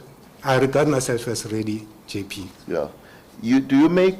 You appeared in the labor court, I've heard, and have you appeared in the high court or in the magistrates court? In the magistrate court, yes, I do. I did do my own appearances. In the high court, and I don't know why I did that. I never bothered to actually get the right of appearance. Okay. And I suppose the reason for that is that we had very few high court cases in our practice. Yeah. Okay. Acting Chief Justice, that's all. Thank you very much. By the way, on campus, did you play for Cosmos or Madrid? I played for Cosmos. I see. Thank you. Thank you, Acting Chief Justice. Was that as a striker? Yes, I played as a striker. Okay. MEC Lesufi, if you have questions, please go for it. Thank you so much, Acting CJ. Umtunga missed an opportunity to get my vote by quoting Moroka Swallows. I know MEC that way you are a big swai. So you spoke about Ryder, so you missed that opportunity. Well, Ryder was a victim of ASIMNIN. I wouldn't have exposed myself to that. Thanks, Umtunga. My side, it's your first time that you are appearing before us, if I'm not wrong. You are correct, Commissioner. And why did you hesitate, or is it because you felt you were not ready at that time, or the JP didn't give you enough acting opportunities? Commissioner, what I wanted to accumulate more experience on the bench. I thought it would have been a futile exercise and a waste of time of you commissioners for me to come here. For example, I started acting in 2019. If at that time I would have applied, that would have been a waste of your time, and I wouldn't have wanted to do that. And you're pretty convinced that you are ready? I am convinced that I'm ready. Thank you so much, Acting CJ. Thank you, MEC. Commissioner Mutolo Slepu. No, I'm sorry, Shabangu Mdawe. Thank you, ACJ. Good afternoon, Mr. Kumalo. Good afternoon, Commissioner. Mr. Kumalo, I've gone through your CV and the question. Please speak up, Commissioner. Thank you. I said I've gone through your CV and your questionnaire, but I'm struggling to get anything that talks to transformation. Do you perhaps understand gender disparity in the legal profession? And what activities that you were involved in dealing with this problem? Oh, sorry, if you finish, Commissioner. If there is anything, can you also list, if possible, list the activities which you were involved with, or if there are other women that you have empowered, also mention them. Thank you.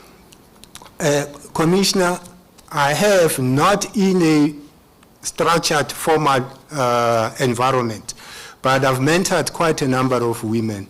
And in fact, I'm proud that one of them is currently, or was currently, also an acting judge, very current. In our firm, in fact, starting way back from Maserimule attorneys, we used to actually hire a large number, I would say a large number for a small firm of ours, of women, so that we can empower them. Thank you, Mr. Kumar. Thank you. Thank you. Commissioner Schlemmer. Thank you. Good evening, almost. I would just like to know from you, Mr. Kumalu, when I read through the documentation and I looked at the comments of the GCB, specifically concerning your knowledge of the law, that was a little bit concerning because they indicate here that you rely on outdated sources of law, you don't refer to recent sources, not relevant case law of the Constitutional Court. You sometimes go beyond the facts of a case. There was a quotation from the Supreme Court of Appeal which indicates that you misdirected yourself. You have a superficial understanding of the law, and you also have a lack of awareness of procedural law. How would you like to respond to that? Madam Commissioner, I would dispute that. Yes, I take criticism, and like all of us, I'm willing to learn and take criticism. But insofar as some of the things that they say there, I definitely can say that that is not correct.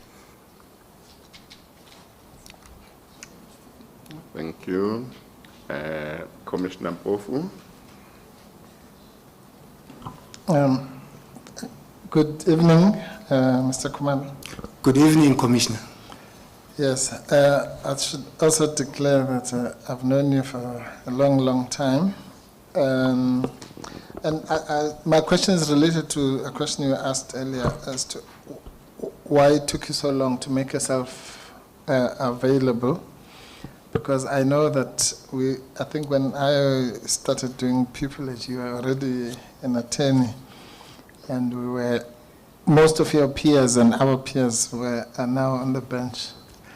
So why did you not make yourself available of the opportunities, particularly in the labor field, where you have specialized for a long time? I mean, I know for a fact that somebody here who's not going to be mentioned was trying to subtweet me about not acting. But the first time I ever acted was 21 years ago at the invitation of the ACJ, acting as a judge. So in that time, when your peers like myself and other people, Puke, Masaramule, and so on, as mentioned by the ACJ, were coming in as acting judges, particularly in the late 90s, was it out of disinterest, or were the opportunities not available to you? Commissioner, I was not given the opportunity. If I had been given I would have taken it.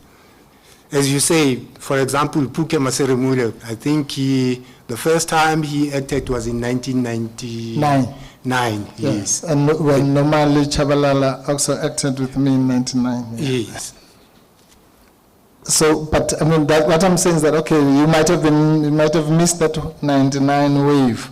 But surely then 10 years later, let's say in 2009, you would have made yourself available. Commissioner, as I said, I've never been invited. In fact, the first time I was invited was by the JP, and when he invited me, I did not hesitate. I took the opportunity. Okay. Thank you very much. Thank you.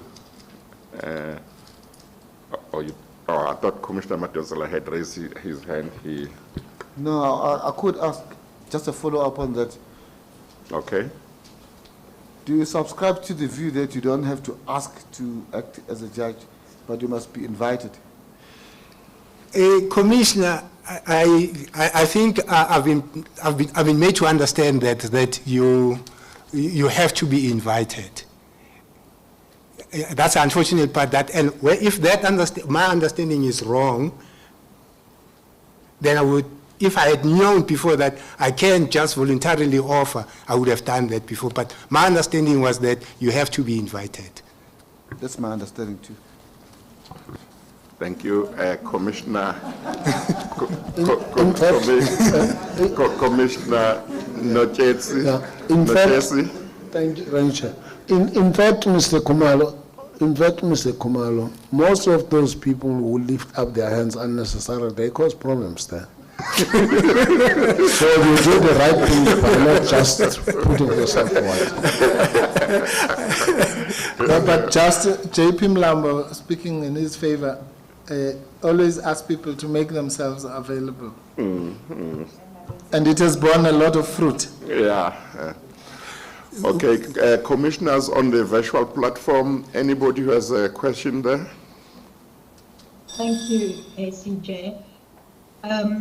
I'd like to just follow up on the question of how to deal with the GCB's review, because it isn't favorable to you, and I felt your dismissal of the question about it was perhaps a little bit superficial. One of the cases they referred to is the Supreme Court of Appeal case in which you are criticized, and it's a recent matter, 2020. So perhaps you could respond specifically to how we must view that criticism, and then also the criticism about the reserved judgments, please. Commissioner, the matter you're referring to, this was a matter which emanated from a full bench judgment, where there were three of us, and I was the scribe for the majority. And Judge Mutle agreed with me in that particular matter. And as I said, that I accept criticism, and it's part of the profession. Some, you get them right, and some you get them wrong. But what I do not accept is the assertion that my knowledge of the law is superficial. Yes, thank you. Now- Would you deal with the reserved judgment? Now, issue as well? when it comes to the judgments that they are referring to, I concede that those judgments were issued outside the 3 months period, but this must be looked into its context. The judgment of mayors that they're referring to, that judgment, I was sitting with my senior in that judgment, and my senior had undertaken to write that judgment. And then subsequently, when there was a query of when will the judgment be delivered, my senior came back to me and asked me, and she told me that she was busy. Is it possible that I can take over and write the judgment? Which I did, and I did that within a period of a week or two. The other judgment that they are referring to, which is the judgment of Situse, and that is the judgment that you are saying is recent, that at the end of the day ended up in the SCA.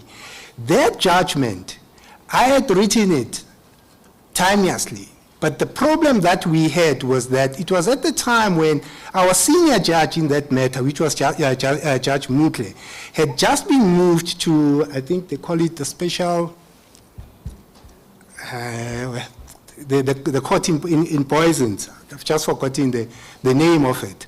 So for us to actually meet, it became very difficult. And eventually, when we eventually met and he signed, we then sent it to the other member, who then said, no, it does not agree with us and is going to write a dissenting judgment.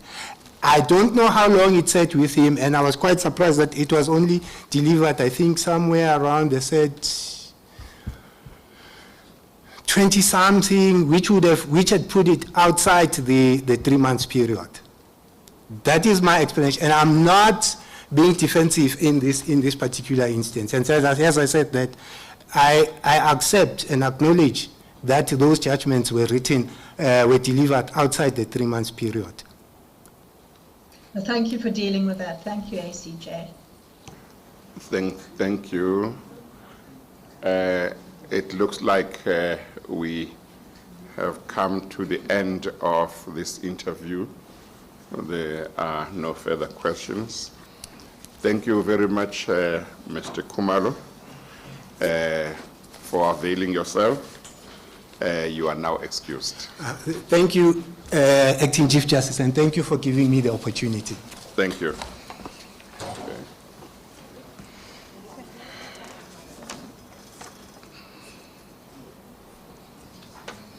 Justice, maybe I should have declared that I know the candidate. Oh. Obviously, having worked at Cheadle Thompson, it was before my time. Yeah. But I would have worked with him when he was at Masirumude. But it's a Okay. professional relationship. Okay, no, that's fine. We are left with 3 candidates. Do we shoot until we finish and take a break then? Is that all right? We shoot until we finish. Okay. Okay. Okay.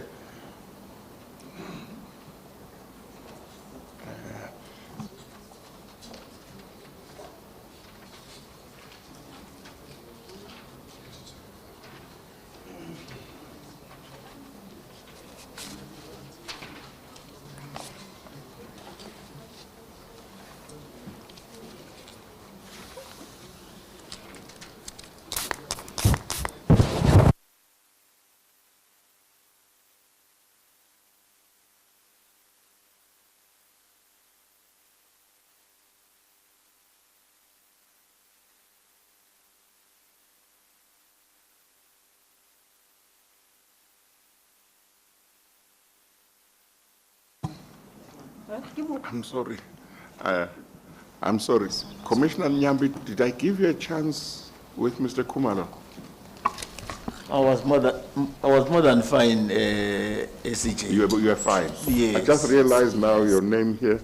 No, I even used some signs to indicate after Commissioner Yeah. Mpofu. Oh, okay. So we are Okay. doing extremely well. Okay. Even the preamble brigates now are fine.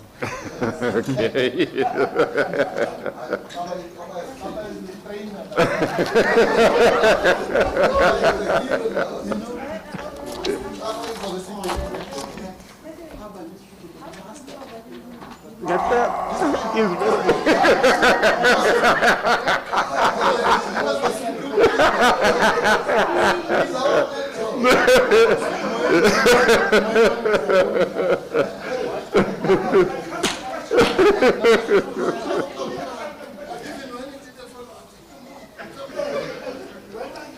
you go. Good luck. Thank you.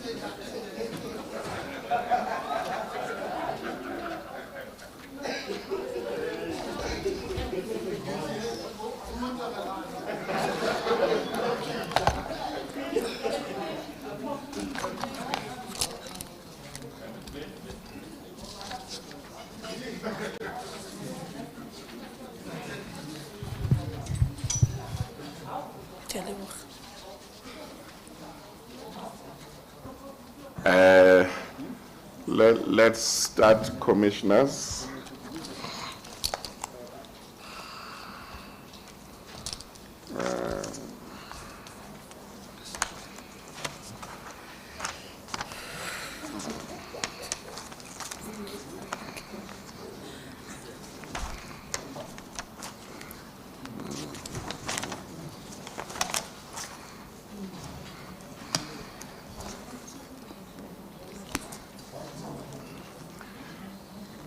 Good afternoon, Ms. Mukhale. Good afternoon, ACJ, and how are you? I'm all right. How are you this afternoon? I'm feeling a little bit but I'll be okay. You feel a little bit nervous? Yes. Oh, no, relax. Okay. You'll be fine. Okay. Yes. Thank you for availing yourself for consideration for appointment as a judge in the Gauteng Division of the High Court. Thank you very much. Thank you, ACJ. I see that you hold the degrees of BProc and LLB, is that right? Yes, it is right. And you got the BProc in 1995, is that right? Yes. Oh, you've forgotten. Yes, it is right. Yeah, and you got your LLB in 2002. Yes, it is right. The BProc was, you got it from the then University of the North. Yes. And the LLB you got at Vista University. Yes, it is correct. Yes. And you started your work as an interpreter, is that right? Yes, yeah. Court interpreter. Casual court interpreter. Yes. But you didn't do that work casually, huh? By then we were calling it casual interpreter because if you were applying to be a prosecutor, you had to start being an interpreter first in court before jumping to prosecution. Yes. Okay, and you were a state advocate at some stage, is that right? Yes, from 2002 I was a junior state advocate. Yes. Up until 2005, where I was appointed to be a senior state advocate. Mm-hmm. Yes. And from 2007 to 2010, you were an acting magistrate. Yes, I was an acting magistrate in family court. Yes. And then in 2011, you left the magistracy and got admitted as an advocate, is that right? No, I was admitted as an advocate in 2002. For me to be able to be a state advocate at the DPP's office, I had to be admitted as Yes. So I see here you say you got self-employed as an advocate in 2011 up to now. Yes, as a defense advocate. Yes. Did you do pupillage or not? No, I did not. You did not do pupillage. Okay, and did you do only criminal matters in your practice? No. What did you do as a self-employed advocate from 2011 up to now? From 20? 2011. The questionnaire here, you say self-employed as an advocate from 2011 to date. That's Yes, what it says, yes, yes. yeah? Yeah, I assume you are practicing as an advocate. Yes, I'm practicing as an advocate, dealing with various matters. Or you don't just deal with criminal matters? No, Oh. I receive mostly criminal briefs, but I also do other Work from other branches yes, of law? Yes.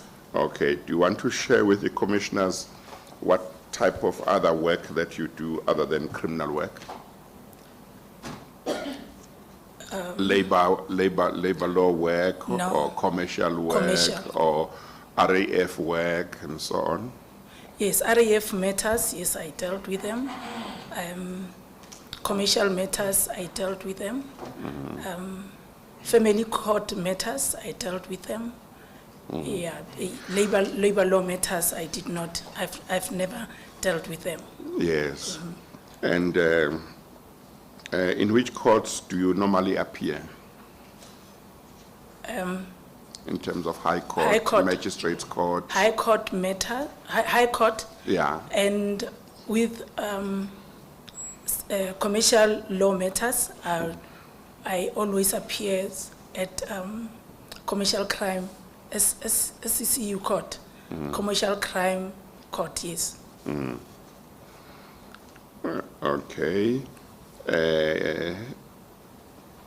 And I see that you say you have acted as a judge from 2020 to 2021. Do you recall from what month in 2020? From January, 2020. yes. Actually the whole of last year. You were acting? I was acting, yes. Okay. And are you still acting now? No. Or when did you stop acting this year? The 19th of, let me check. Or just the month? The last 19th of last term. September? Of September, yes. Oh, Yes. okay. And were you acting both in Johannesburg or in Pretoria? Yes, I acted in both divisions. Yes. Last year it was in Johannesburg, Yeah. and this is in Pretoria. Okay. And how did you find acting when you started acting last year in the High Court? Fortunately, my first acting stint was in the criminal court, where I specialize, and that helped me to acclimatize myself with the environment. So I was comfortable. So even when I was appointed in the civil court, it was just a smooth ride. I did not struggle because I was already within the environment, and I gelled well in the environment. I do agree that it was, I had a little bit of some challenges when dealing with civil matters because of the load of work, but with the assistance of my colleagues and with the fact that I took efforts, I compromised, I took time to read my papers, to do some research. That helped me to settle well in the civil matter, in the civil court. So what I can say now is that I am settled in both criminal and civil courts. Yes. And do you recall about how many judgments you have written as an acting judge? 52. 52. Yes, excluding 5 extempores. Yes. And are there some that have got reported in the meantime or not really? Not. Yes. Okay. And of that 52, what percentage would you say are criminal law matters, are criminal matters? I think 30%. About 30%? Yes. And did you say that with civil court you didn't find any difficulty? No, I did not find. It is challenging, yes, I agree, but I didn't find any difficulty.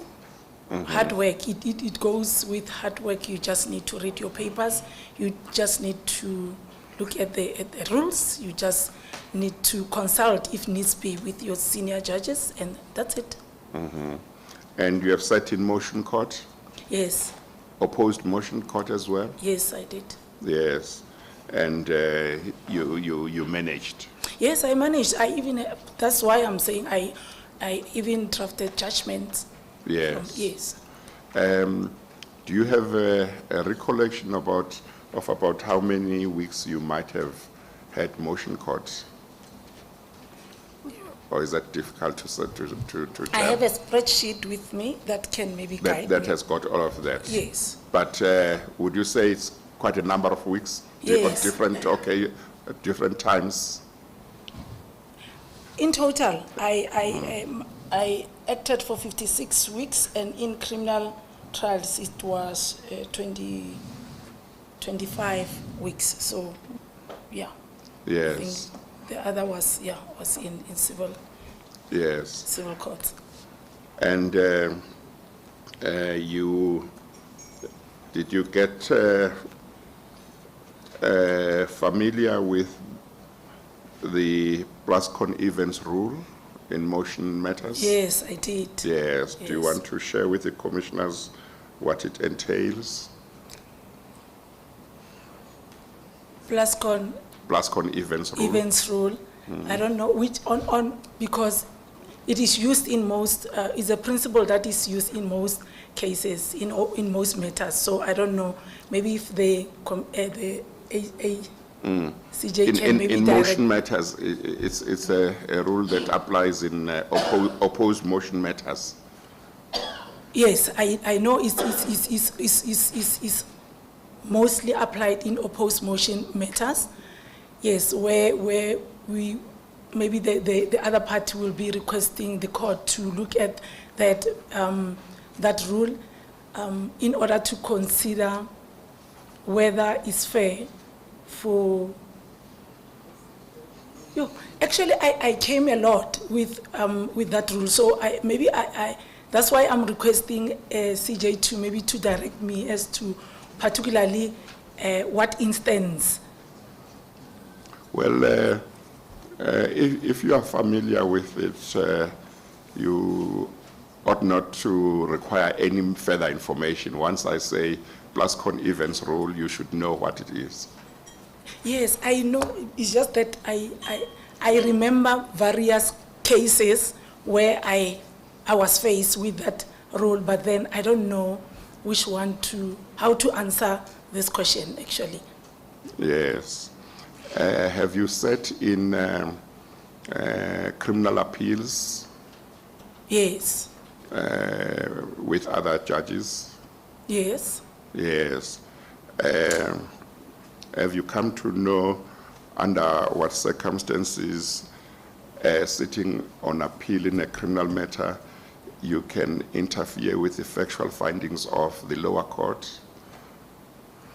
Yes, I know. Under what circumstances may you do that? On conviction or sentence? Let's say on conviction. On conviction, if the conviction is wrong, you interfere with the conviction. Sentence, if the sentence is inappropriate, you interfere with the sentence. Yeah. Okay. Is that all? I think so. Yes. If the sentence is inappropriate, yes, you look at what is required, the minimum sentence.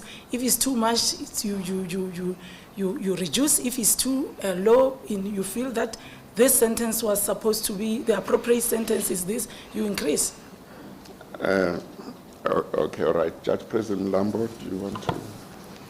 Thank you very much, Acting Chief Justice. Good afternoon, Advocate Mohale. Dumela JP. O kae mme? Ke teng o kae JP wena? Le nna ke siame. Yes, you are correct. You've done a total of 56 weeks acting. The bulk of it is in criminal trials, am I correct? Yes, 26 is in the criminal trial. And you have penned a number of judgments. Is it 51? 52. 52 judgments. It's actually 56, but 5 of them were extemporaries. Yes. Right. And I just need to revisit one area that the Acting Chief Justice raised with you. You say criminal work in your practice is 30%, but in your questionnaire it appears as if you indicated it to be 96%. No, in my practice, no. Maybe I did not understand the question. I thought the ACJ is asking about the judgments, the percentage in the judgments, how many percentage, yes. But your practice was criminal law. Yes, it was criminal law. Because that's what I want to come to. Yes, when my you practice- started acting and you expressed the wish to be groomed, I told you that we need to take you out of your criminal law comfort zone. You remember? I remember very well. Yeah, and then that's when you started being allocated work in the civil section. Yes. And it was the first time when you acted there, you called me afterwards to say it was tough, but you pulled through. You remember? I remember. Yes. And every time you went back there, you found that you were settling in more, isn't Yes. it? Yes. Right. There's criticism of you by the GCB, paragraph 4.3, 4.4, and 4.5. I'm sure you are aware of that. I'm aware of it, JP. What is your response? My response is that I made a factual finding on balance of probability. Yeah. And according to me and the law, and according to the law, that's the civil standard. Okay. And I did not receive any complaint or maybe request for leave to appeal based on the fact that I applied a wrong standard in the civil matter. And if JP can look at that judgment, it was penned down the 6th day of January 2021. Before that judgment and after, I penned down many judgments, and I have never received any complaint that I am using a criminal standard in civil matters. Okay. Thank you, Acting Chief Justice. I've got no further questions. Thank you. MEC Lesotho, do you have any questions for the candidates? If so, you can go ahead. No, I'm covered, Acting Chief Justice. Thank you so much. Thank you. Commissioner Notjetsi, are you covered or? Just one. Okay. Yeah. What is the difference between parliamentary sovereignty and constitutional supremacy? What is the difference, if any? Your parliamentary sovereignty and constitutional supremacy. I'm not sure if I'll answer this right, but I think constitutional supremacy deals with the constitution. I don't know. And the parliament is where the rules are made. I'm not sure. Okay. Was it Commissioner Lepu or Commissioner Shabangunda who had the hand up? Oh, okay. Okay, thank you, Acting Chief Justice. Good afternoon or good evening, Ms. Good Makwan. evening, Commissioner. Okay, I'm looking at your questionnaire. You know, sometimes we normally say we ask people about transformation, what initiatives do they do? We don't only ask them from advocates. Well, and on your questionnaire, you said not applicable. I just want to understand what you do to enrich yourself. And I see you don't even belong to any organization here, but I see that, okay, as much as we have been, what do you call it? you have been nominated by Nadel, I just want to know what other ventures do you do to empower other women? More especially that you have been a prosecutor, state advocate, director of public prosecution. I just want to know, what do you do we need to uplift each other. How do you go about it? Okay, thank you very much, Commissioner. I believe that transformation is in my system. When I was appointed as a senior state advocate, that's when I started to promote other people, other women, because there I was allocated some juniors to train. So I will transfer the skills to them so that they can better themselves. When I jumped actually I changed, I resigned from the NPA and I jumped ships. I became a magistrate, and I was appointed in the family court. I had a small unit with some prosecutors, some secretaries, some registrar to train. And what I like about being in the family court, it's something that I will never forget, because I remember I was trained in Johannesburg family court. After that, I was appointed in Ga-Rankuwa Magistrate Court, and upon my arrival, things were different. They were still using the old system relating to maintenance. Women were still queuing at the end of the month to receive the money from the fathers of their children. And it didn't sit well with me, because first of all, for these women to come to court, it means that the fathers of the children did not want to pay their maintenance. Now, instead of getting assistance, they have to queue. You'll find in the morning, when you arrive there in the morning, the queue is very long. They will be telling you that we've been here since 4 o'clock in the morning, just to get the money for our children. So the skill that I received from family court in Johannesburg, I implemented it in Ga-Rankuwa. I started by saying that, by issuing out notices that first appearances, an applicant must be in possession of bank account. And I put some notices to say that whoever is receiving money here, please make sure that you come with a bank account, and the finance system, but the finance division should endorse the bank account in their system, so that immediately when the monies are paid from the employer of the father, the money is transferred immediately to the bank account. And within 3 months, that issue was resolved.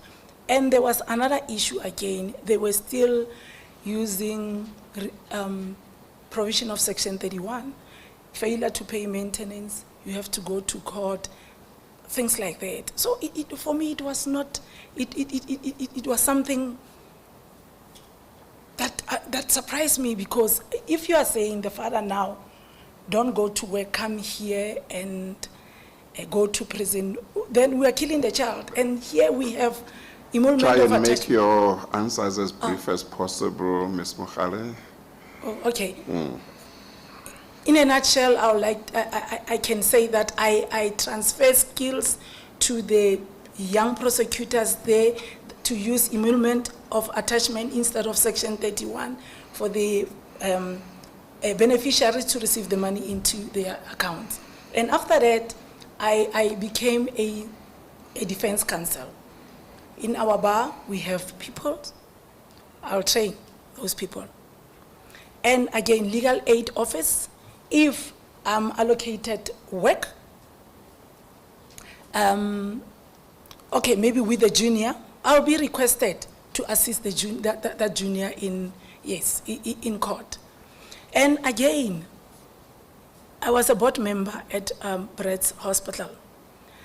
We were transforming young children. We will go out to the schools and encourage young children, more especially the grade 11s and grade 10s, to apply for the scholarship where they will go to Cuba to train for doctrine. So according to me, I was assisting the community a lot, and I was doing that pro bono.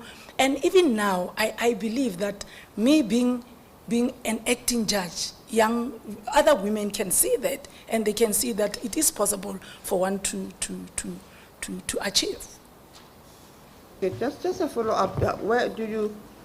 I'm looking at your age.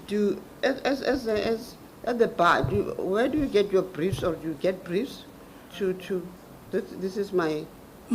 Yeah, from legal aid.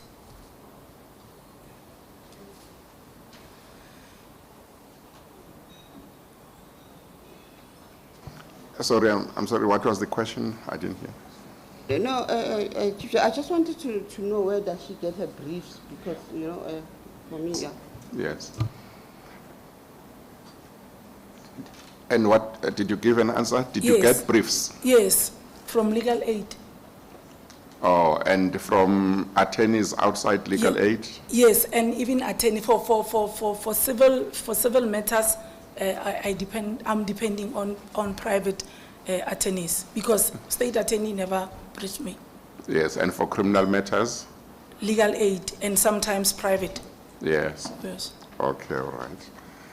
Thank you. I see on your questionnaire that under question 6.2, where it says, what proportion of your litigation work has been in the field of, and then there are 5 fields given. You said criminal law, 96%, administrative law, 10%, constitutional law, 15%. Is that correct? Yeah, constitutional law, yes. No, all of this. Criminal law, 96%, administrative law, 10%, constitutional law, 15%. Yes. Are those answers correct? Yes, they are correct. But your litigation work would be 100%. So how do you get more than 4% after you have 96% of your criminal work? Pardon? I didn't get that. Your litigation work as a Yes. whole would be 100%. You understand that? Do you understand that? Yes. Your litigation litigation work you do is 100%. Okay. Okay. Okay. You are then asked to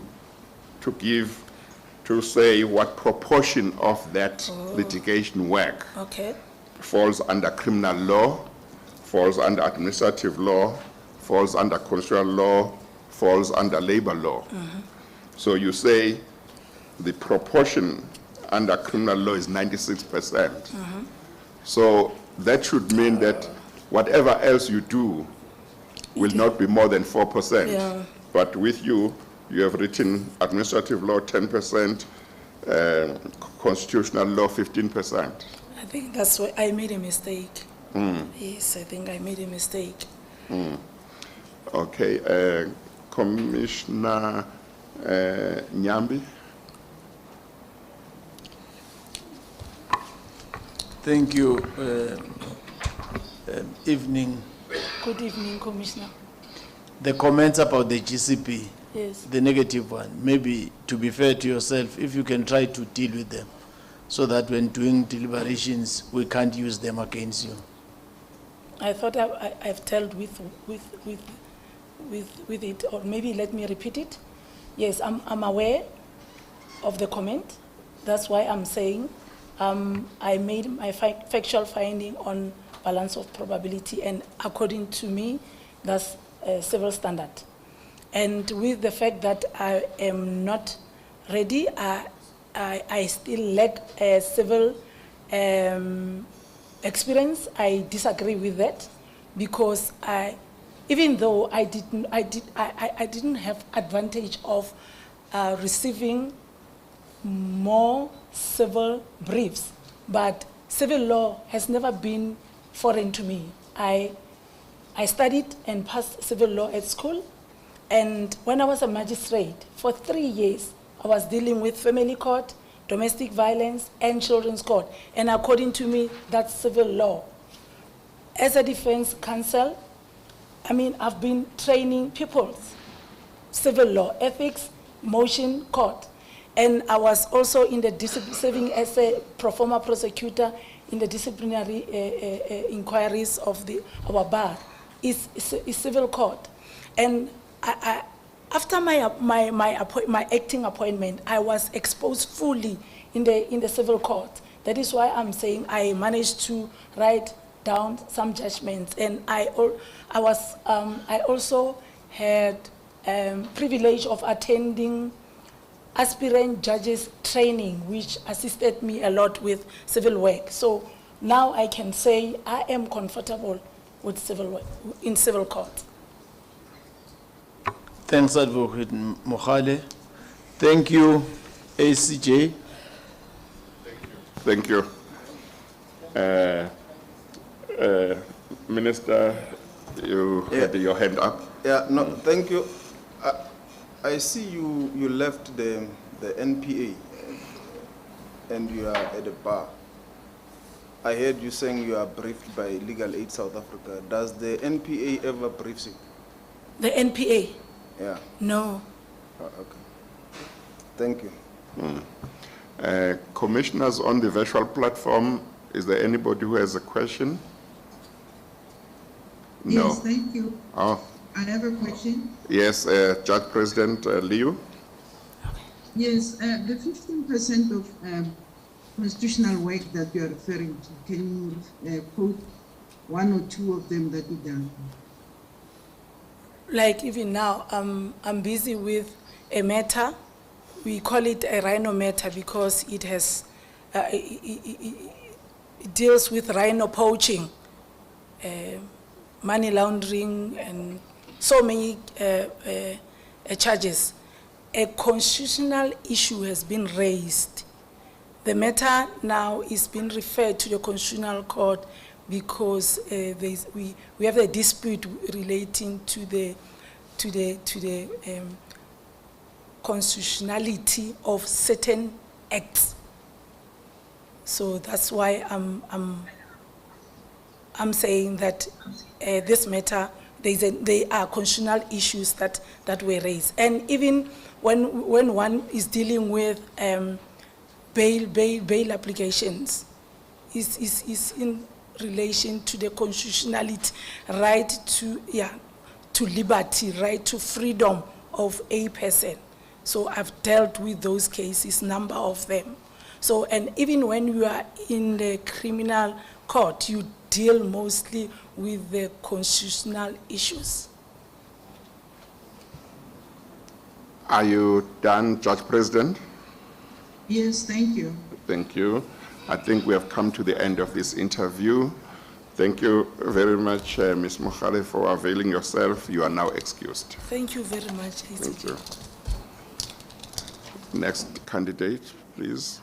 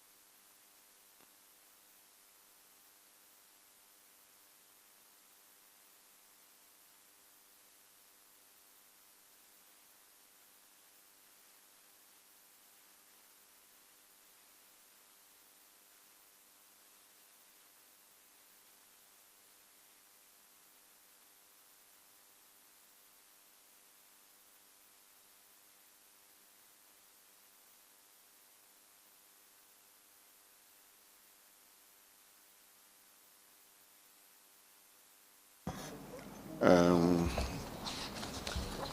commissioners, let's start.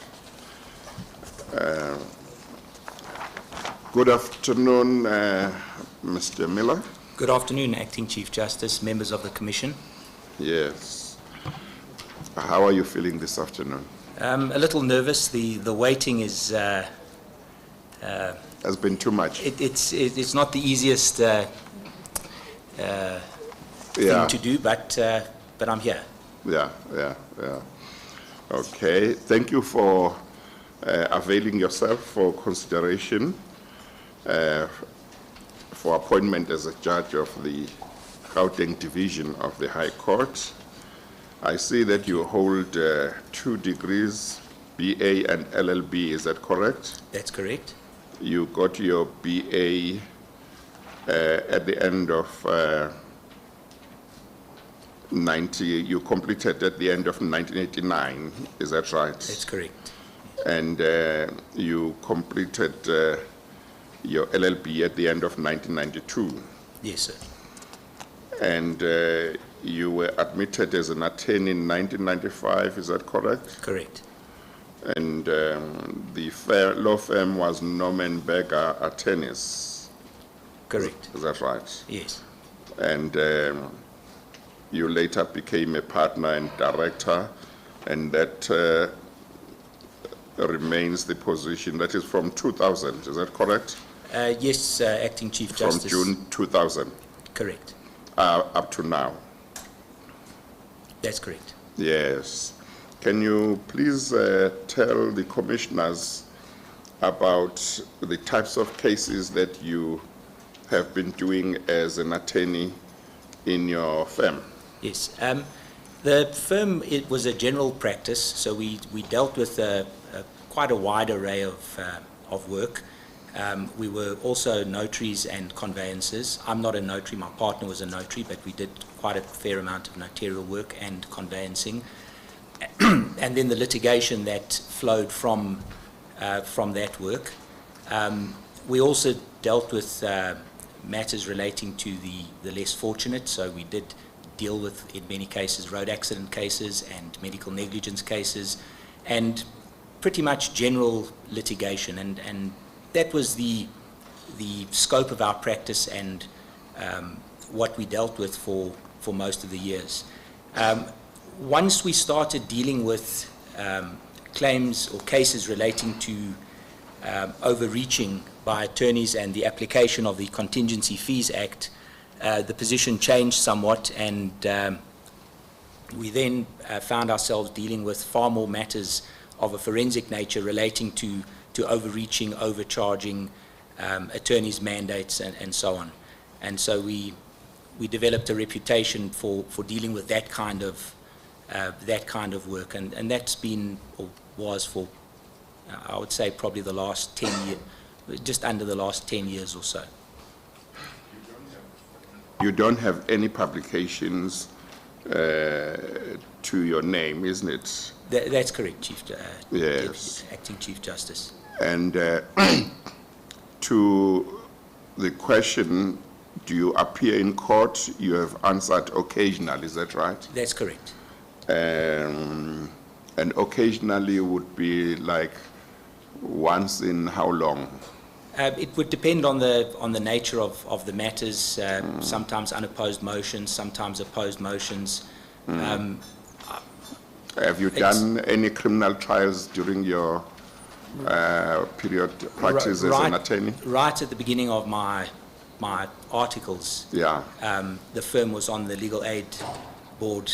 I don't think it was called the Legal Aid Board then, but it was Legal Aid South Africa, and we used to have work allocated to us by them, and I did have some experience in doing those matters. But that was at quite an early stage of my career. Once I'd qualified, I didn't deal with criminal matters. The firm didn't. So is the position that you did those criminal matters while you were doing articles? Correct.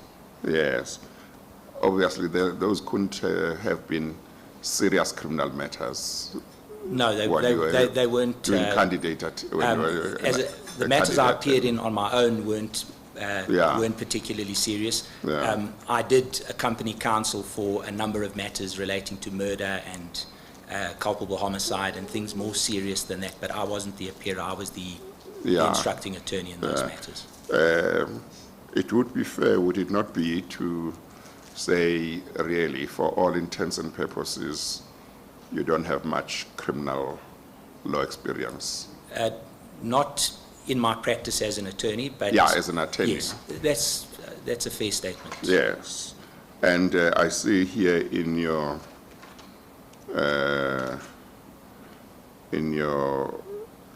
answers to the questionnaire that in terms of administrative law, you have no experience at all. That's correct. And in terms of constitutional law, you have no experience at all as well. That's what you answered here. Yes, the firm didn't take instructions or get instructions in matters that were of that nature. And in labor law, also, you said you have no experience at all. Yes, we consulted clients on labor law matters, but not, we didn't litigate in the labor court. What areas of law do you have experience in? Well, in property law, conveyancing, estates, customary law relating to estates and relating to aspects connected to that, personal injury law of various iterations, road accident matters, medical negligence matters. I do have extensive experience in the more forensic work relating to attorneys' costs and attorneys' practice and matters relating to fee agreements and the like.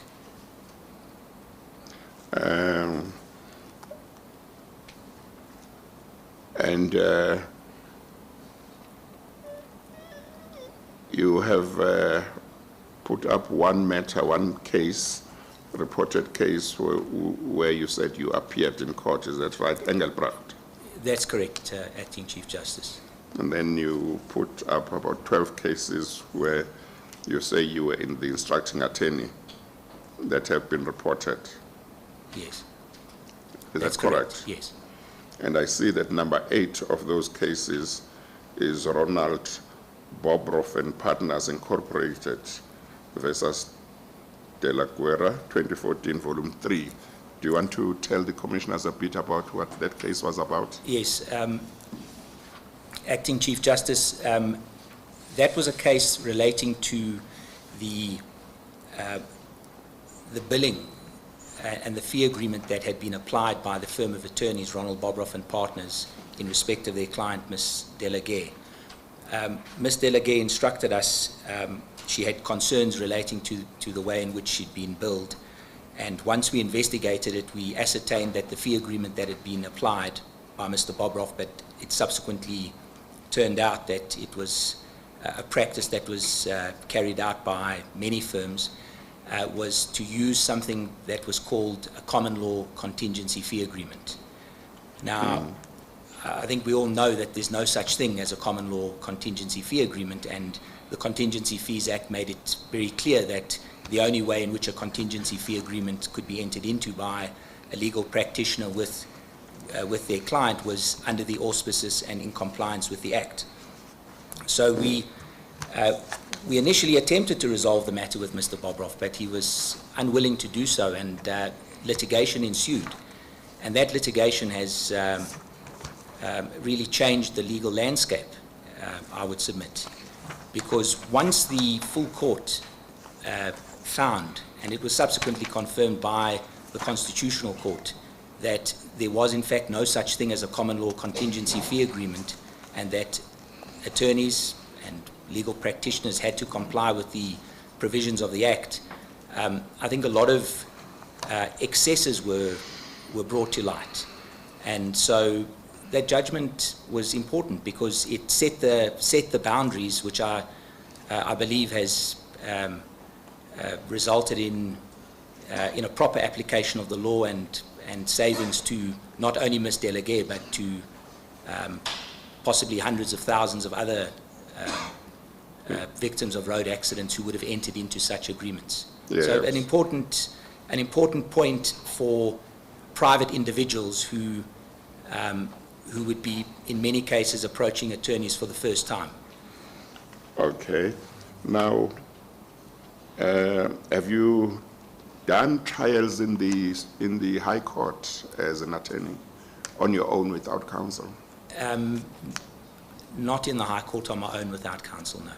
Yes. Have you done some as the instructing attorney with counsel? Many with counsel, Yes. Acting Chief Justice. Have you acted in the High Court? I have, Acting Chief Justice. How much acting time have you had? I have a total of 76 weeks Yes. acting experience. And did you do trials, motion court, and criminal appeals and civil appeals? All of those things. I also appeared in the urgent court as well. Yes. Are you familiar with the Plascon-Evans rule? Yes, I am.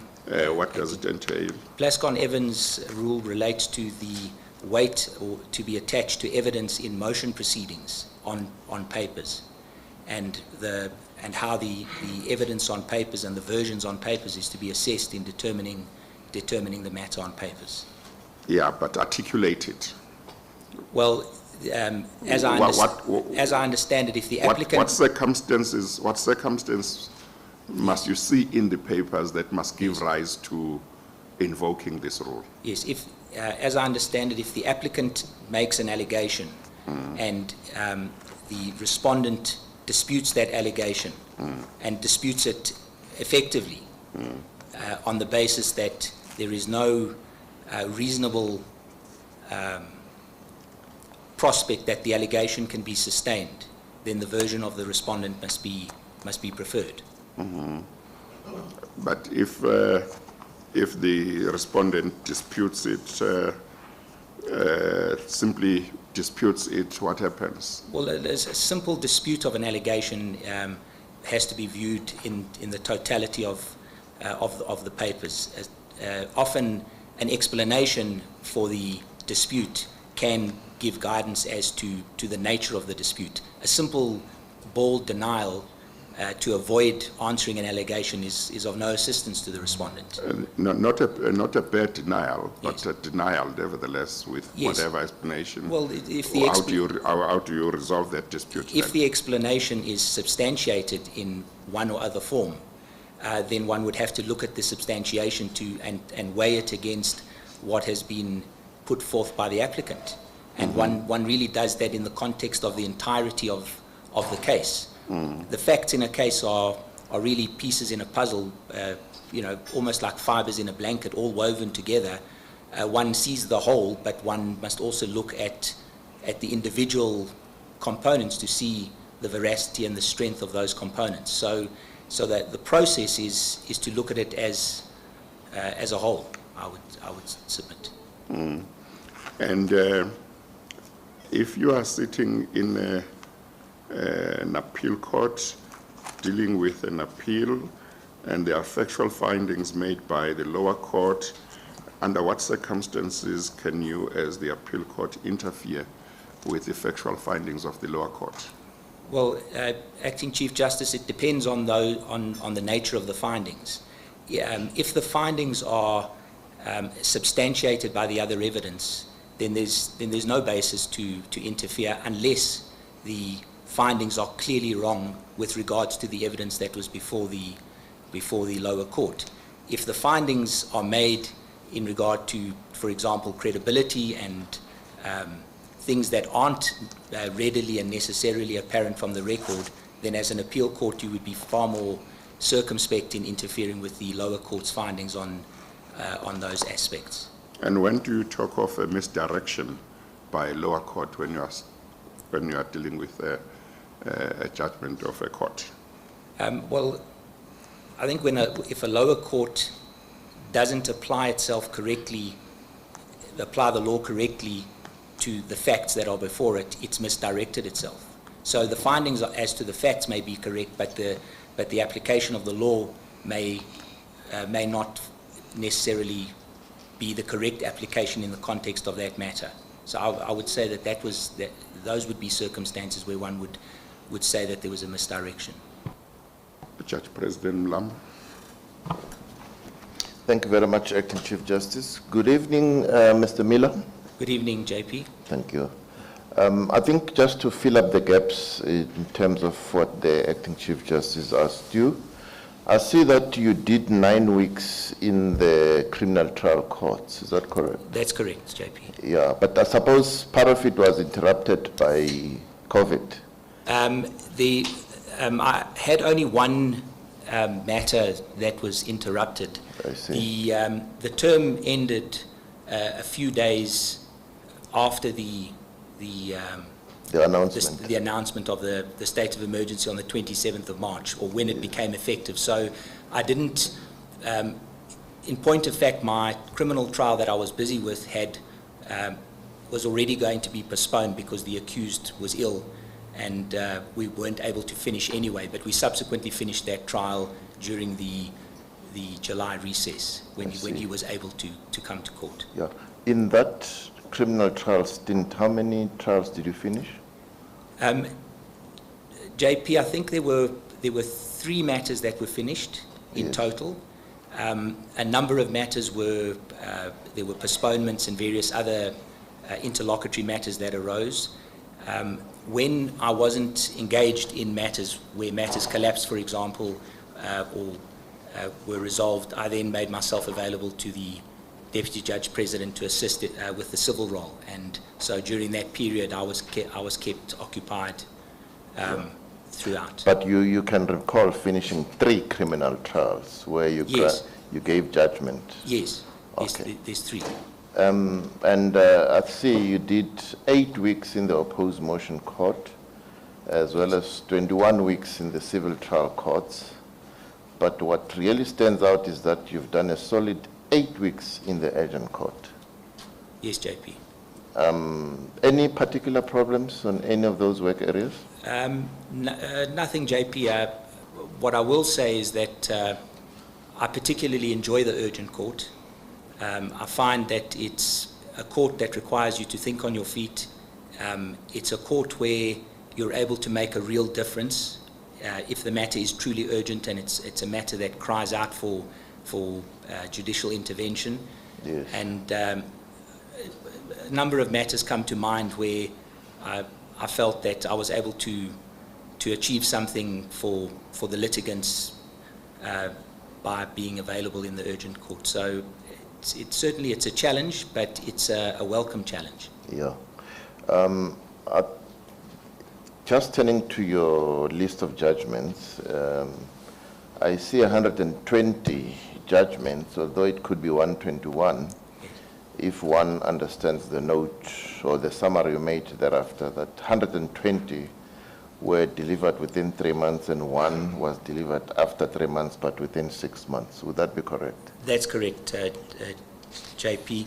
The matter that was delivered outside the 3-month period was a judgment of the court. Yes.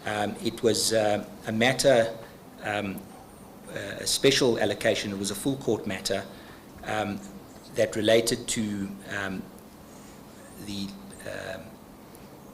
application of the Legal Practice Act. Yes. And what the requirements were for those persons who'd obtained their LLB degrees before the 1st of November 2018. Yes. So arising out of that special motion were 2 judgments, one relating to the main issue, which was the LPC issue, the second relating to an application that had been made for my recusal by one of the parties, or one of the amici.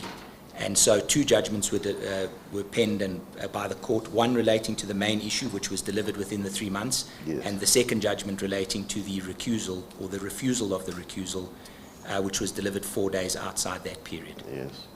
Okay. Thank you very much, Acting Chief Justice. I've got no further questions. Thank you, Judge President.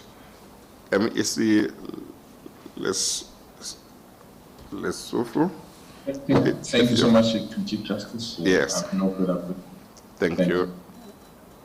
You have no questions? Yes, thank you. Okay. Okay, thank you. Commissioner Mtolo Lepu. Thank you, Acting Chief Justice. You must know when I raise the hand, at the first I've got to declare something. Oh, okay. I have to declare that Mr. Miller is serving in the LPC Council, and he's a specialist in risk and finance. Yes, okay. Mr. Miller, I just want you to tell the Commission of all the transformation initiatives that we have been doing, and so far, that's basically what the transformative initiatives that we've been doing. Yes, thank you, Commissioner Lepu, or I'll say Chair, as that's how I normally refer to you. The LPC is really something quite unique, and I think this Commission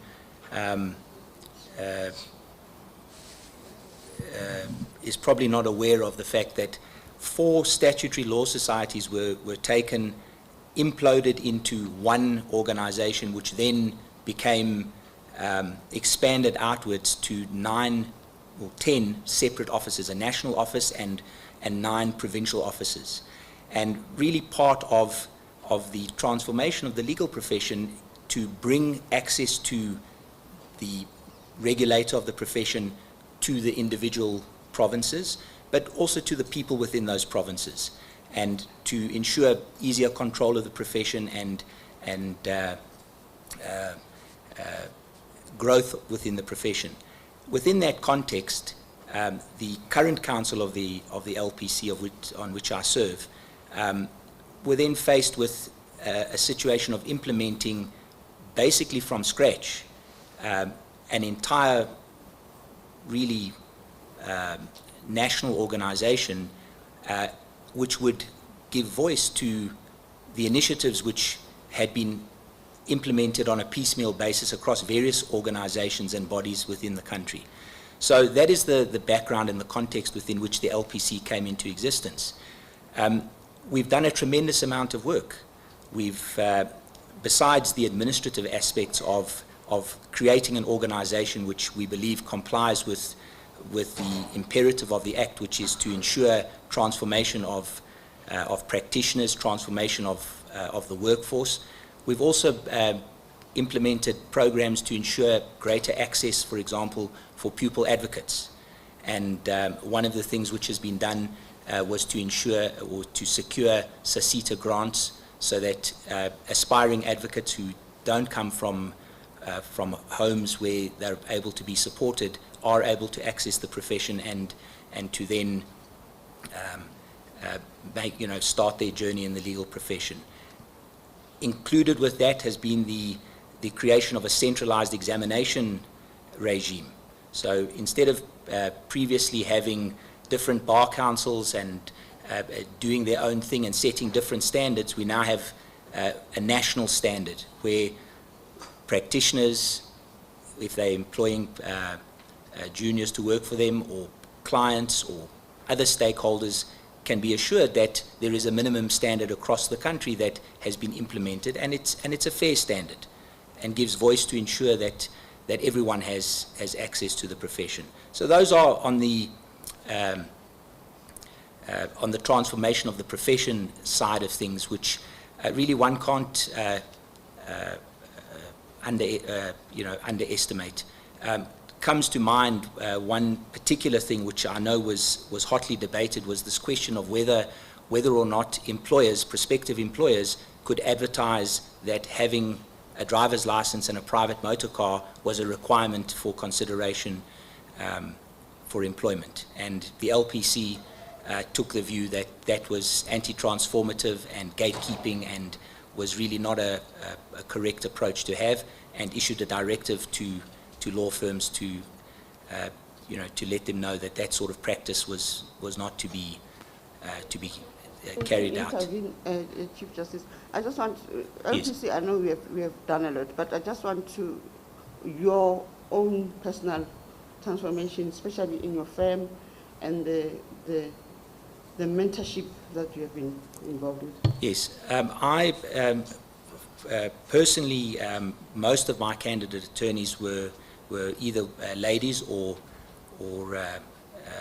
people of color, and that was the team that we built around us. And I'm quite proud to say that everyone that came to my office and I had the opportunity to work with has moved on to bigger and better things. And I think that, for my part, I feel, well, I've assisted someone to move to a level that they might not have moved had they not crossed my path. I mean, the effort is their effort, the hard work is their hard work, and the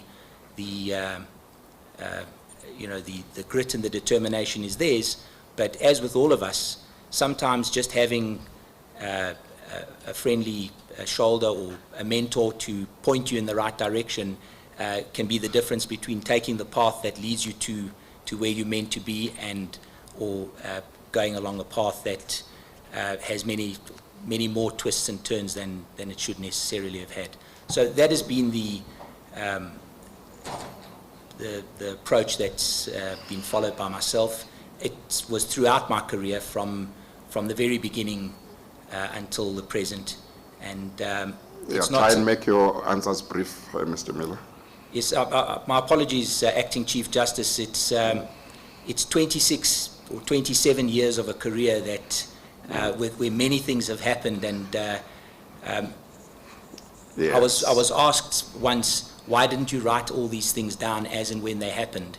And I regret that I didn't necessarily write everything that I did down. But we don't want you to produce whatever you wrote down, covering 26 years. But what I'm saying is that the things that were done by me and my partner in the firm and for that weren't done so that they could be on a spreadsheet to be presented to somebody one day. They were done from the heart, and because it was the right thing to do. And so if I'm a little disjointed in the things I refer to, it's only for that reason, not for anything else. The chair knows well that's fine. My character. That's fine. Are there commissioners on the virtual are there commissioners on the virtual platform who have questions? Thank you. Are there? Yes, thank you, Acting Chief Justice Kane. Commissioner Kane? Yeah, okay. Please go ahead. Thank you. I'd like you to just explain to me, if you're sitting in court and the parties have not pleaded an issue, but in your view, there's an aspect of law which is applicable to the dispute. And you can take it as something new that hasn't been raised in the matter. So it's not actually before you as an issue in the pleadings. What approach would you follow in that circumstance? Commissioner Kane, good evening. Good evening. Yes.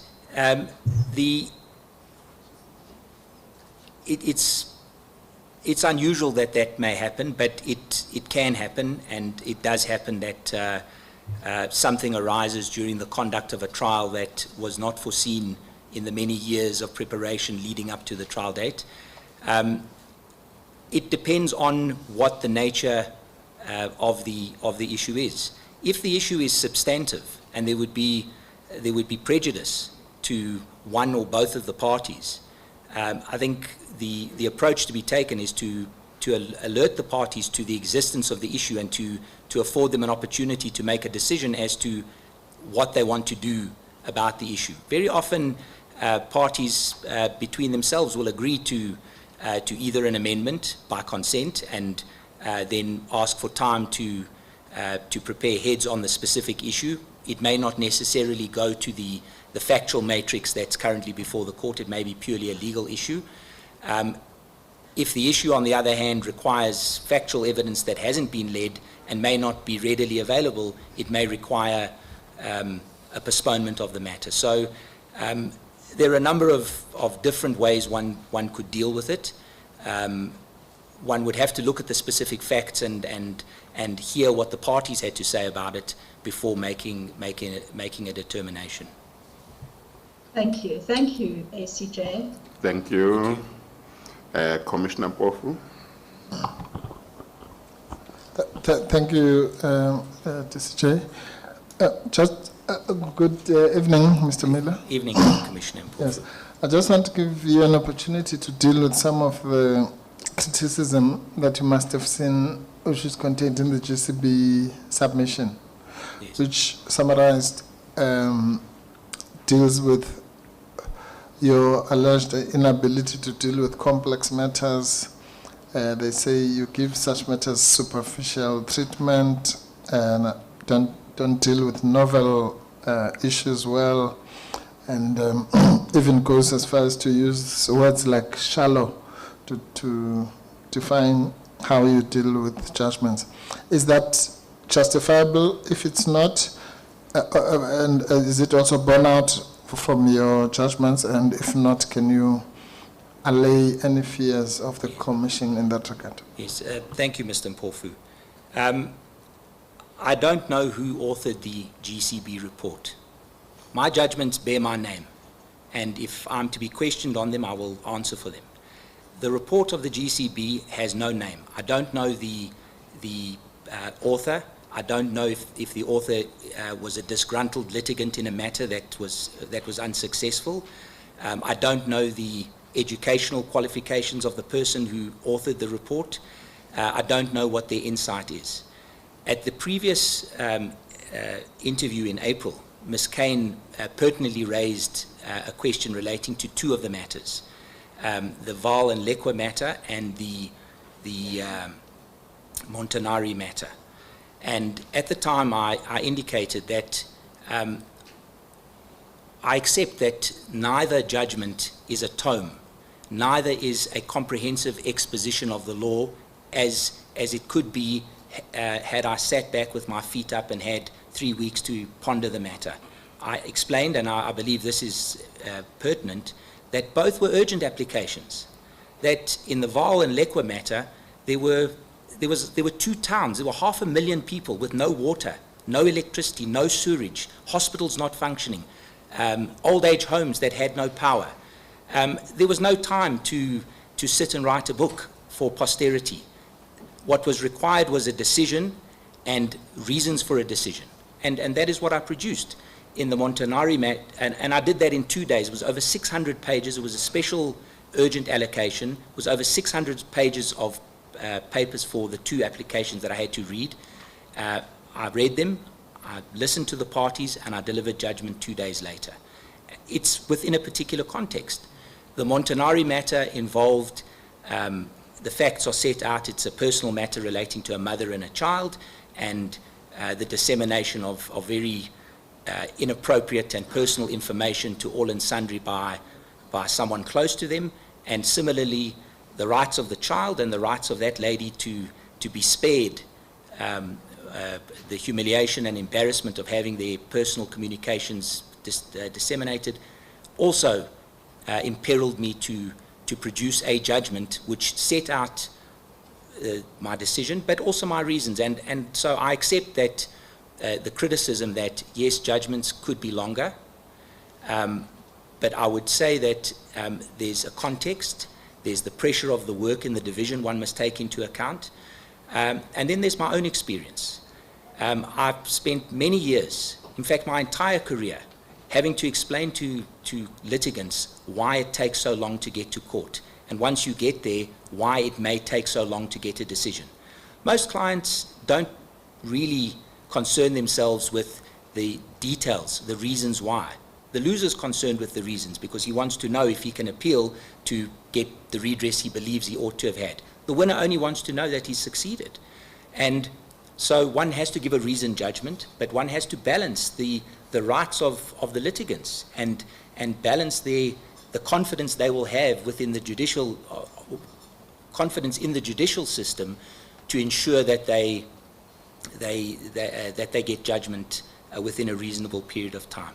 Now, having said that, and apologize. I asked you not to give my too long apologies. answers, Mr. If Miller. Mr. Mpofu is satisfied with the answer, then... I'm satisfied. Yes, thank you, Yeah. Mr. Mpofu. Thank you. Okay, President Meyer. Thank you, ECJ. Good afternoon, Mr. Good afternoon, President. Further to the GCB's misgivings just highlighted by Commissioner Mpofu now, there are the 2 complaints lodged against you, one all the way from Australia by a certain Mr. Bobrov, and a local one from Mr. Mokone.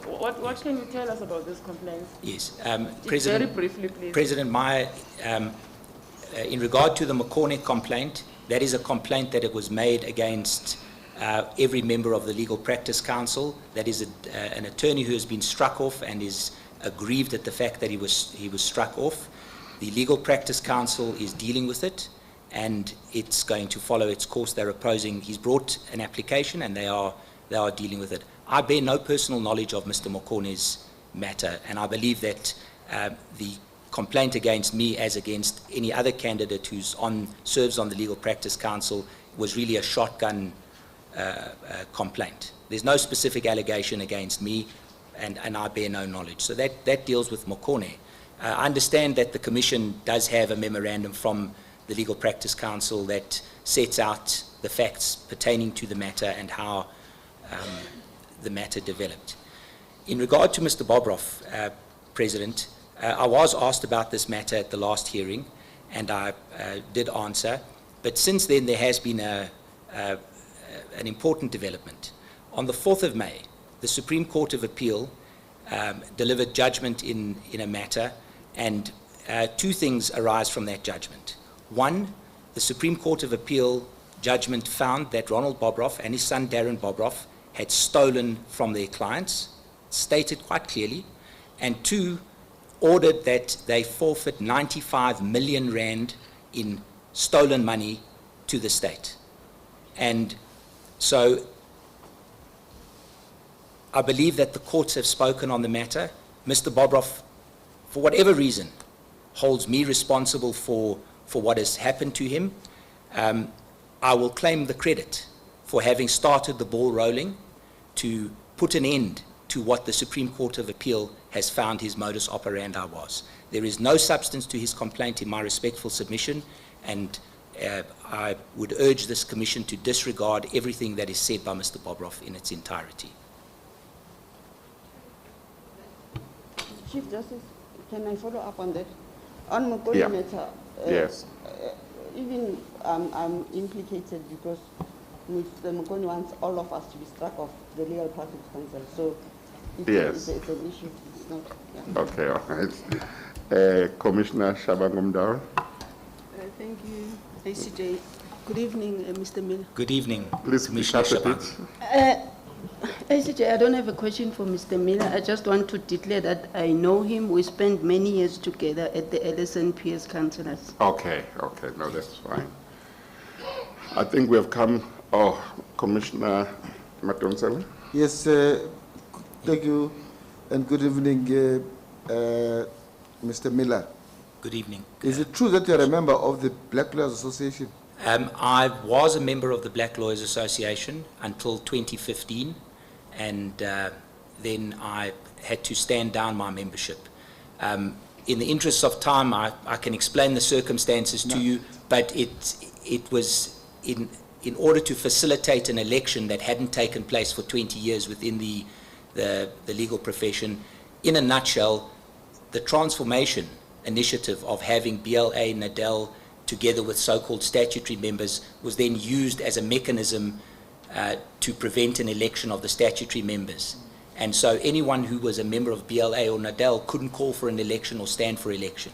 So with the concurrence of my then president of the BLA, Mr. Mabunda, it was agreed that I would stand down so that I could do what I'd intended to do.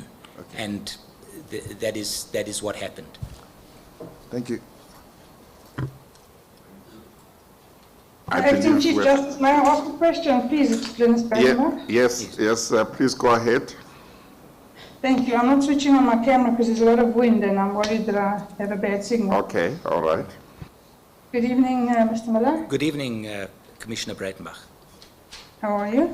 I'm keeping well, thank you, and yourself? I'm well, thank you. I asked you this the last time, and I'll ask it again, since it's been raised again. Mr. Bobroff is currently in Australia. That's correct, and if he's got anything to say, he must come back and say it here in South Africa. Yeah. Yes, if he wants to malign you, let him come here and do it. Instead of hiding under a rock in Australia, evading justice, the cheek of it is quite breathtaking. Thank you, Yes. Acting Chief Justice. Thank you. We have come to the end of this interview. Thank you once again, Mr. Miller, for availing yourself. You are now excused.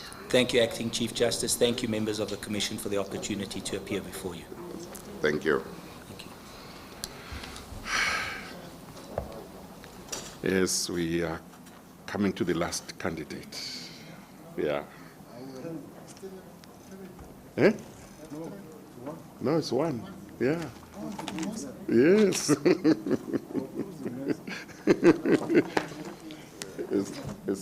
He said he would make sure that this is managed. So I think whatever he did works. No,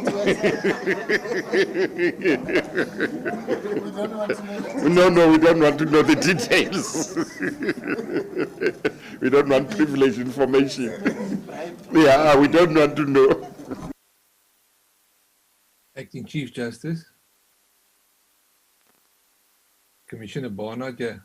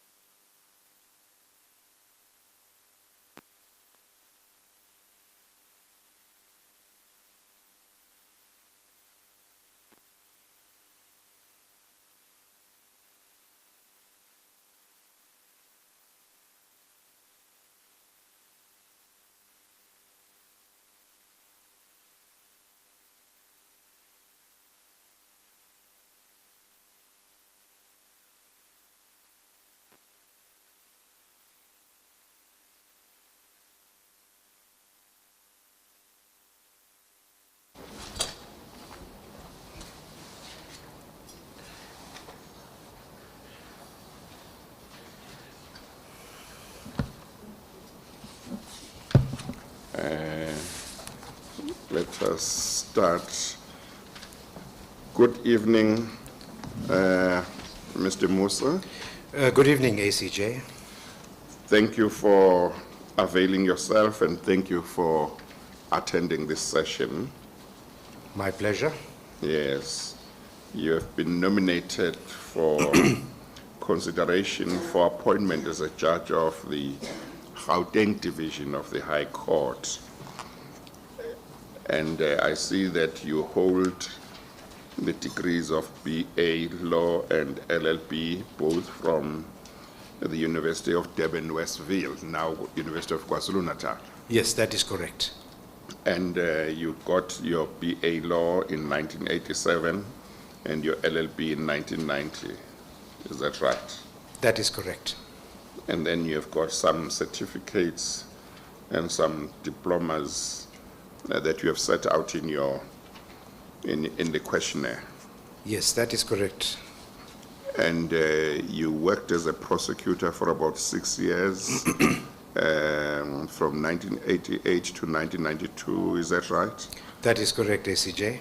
And as state advocate in the Department of Justice, 1992 to 1996. Correct. And then you say you have been practicing as an advocate from 1997 to up to now, is that right? That is correct, ACJ.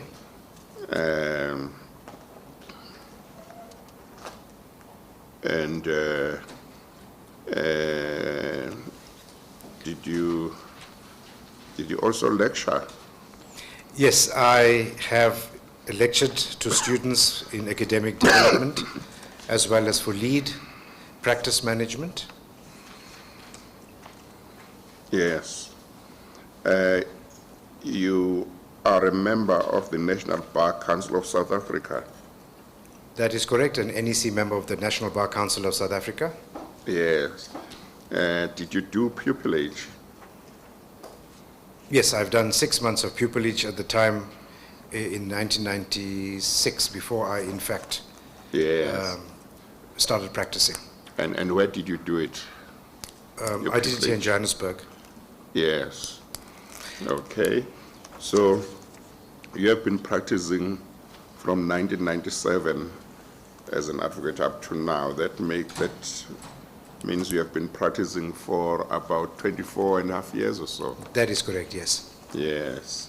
Can you tell us what types of cases you have been handling in your practice for the past 24 and a half years? ACJ, initially I specialized in criminal work. My practice for a very large portion was criminal work, and subsequent thereto, I then proceeded to take on civil and commercial work. And also during the course of my practice, I was involved in quasi-judicial work, which involved me chairing disciplinary tribunals, as well as during certain times working or acting on behalf of the city of Johannesburg in quasi-judicial matters, as well as for the University of Johannesburg, where it was initially known as RAU, but then it became University of Johannesburg, as a prosecutor on the Student Disciplinary Committee. So I've had a varied practice in many areas of law. Yes. So it's criminal work and chairing disciplinary hearings. Is that what you have said in terms of what work your practice? No. Correction, I have done civil work. I've appeared in the High Court over many years doing civil work. Yes. Appearing in opposed motions, running civil trials. Yes. Writing opinions. I've been involved in the entire sphere of the law. Yes, and what branches of law has your practice? Well, I've been involved in administrative law, family law, matrimonial law. Yes. I've been involved, I think, in a broad range of matters that would require one to deal with in practice. And have you got any reported cases that in which you argued or which you did? Well, the one that actually comes to mind, Honorable ACJ, is the one that I had whilst I was still a state advocate in the Durban High Court. It was State versus Safadi. It's a reported judgment, and it dealt with the access to the police docket to accused persons. And coincidentally, my opponent in that matter was the Honorable CJ that appeared against me. And that is one of the reported judgments that come to mind in the time that I was with the state. Who was your opponent? Sorry, man. It was... just bear with me for a second. It just slips my mind.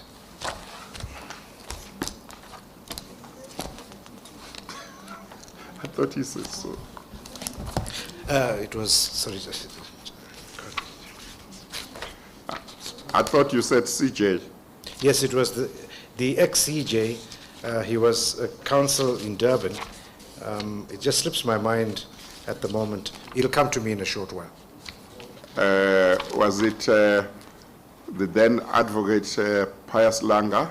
No, it was Was not. it the then advocate Ngobo? Yes, Sandile Ngobo. Yes. Yes, I apologize for that. Yes, it was Advocate Sandile Ngobo that appeared against me. Yes. Okay. Is that was before you started practicing as an advocate, you were still... Yes.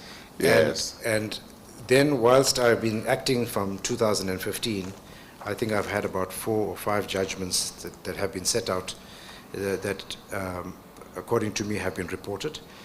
Well, before we come there, in terms of cases which you argued or in which you were involved as an advocate over the past 24 and a half years, you say none has been reported.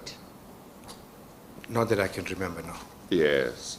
Okay, and you have acted in the High Court. You have acted in the High Court. That is correct. I've acted in the High Court. Yes. For how long have you acted in the High Court? I've acted since 2015 to date for a total of 174 weeks. Yes. Did you do a mixture of civil work and criminal work, motion court, criminal appeals, civil appeals? That is correct, Honorable ACJ. My spreadsheet will indicate that I have done approximately, well, I've done 80 weeks in the criminal court, and the remainder of the time I've done in civil court. Yes. So altogether it's how many weeks? 174 weeks. 174 weeks. So it's, is it more or less 50-50? Yes, civil is slightly more than the criminal, yes. Oh, okay, yes. okay. And you say out of the judgments that you have written as an acting judge, 5 of them have been reported? Yes, yes. Yes. Are they reported in the South African, in the usual South African law reports? I'm given to understand, yes, they are on SAFLI, reported on SAFLI, as I understand. Yeah, not on the usual South African law reports? Not that I'm aware of. Yes, okay. All right. Judge President. Thank you very much, Acting Chief Justice. Advocate Musa, good afternoon. Good evening, sorry. Good evening, JP Mlambo. Yes, I think just to close 2 gaps or so in what the Acting Chief Justice led you on. I see that you did 12 full weeks in the opposed motion court as well as 22 weeks in the civil trial courts. Do you confirm that? That's what your spreadsheet says. Yes, I confirm that. And when it comes to the agent court, I see 12 full weeks as well. That is correct. Now, you also have 5 weeks in special motions, right? Those are the special allocation applications, is that correct? That is correct, yes. Right. But these acting periods that you've reflected here also include your acting stints in the Mpumalanga division, am I correct? That is correct, yes, JP. Right. What I want you to do is to allay the fears, if one may use that language, regarding your reserve judgments, as well, especially those that you have listed at the end of your spreadsheet. You've listed 7 judgments that were delivered between 9 and 11 months, out of a total of the 276 judgments. Yes. I think just before you talk about it, and I don't want you to tell a long story, the judgment that featured in your interview in April,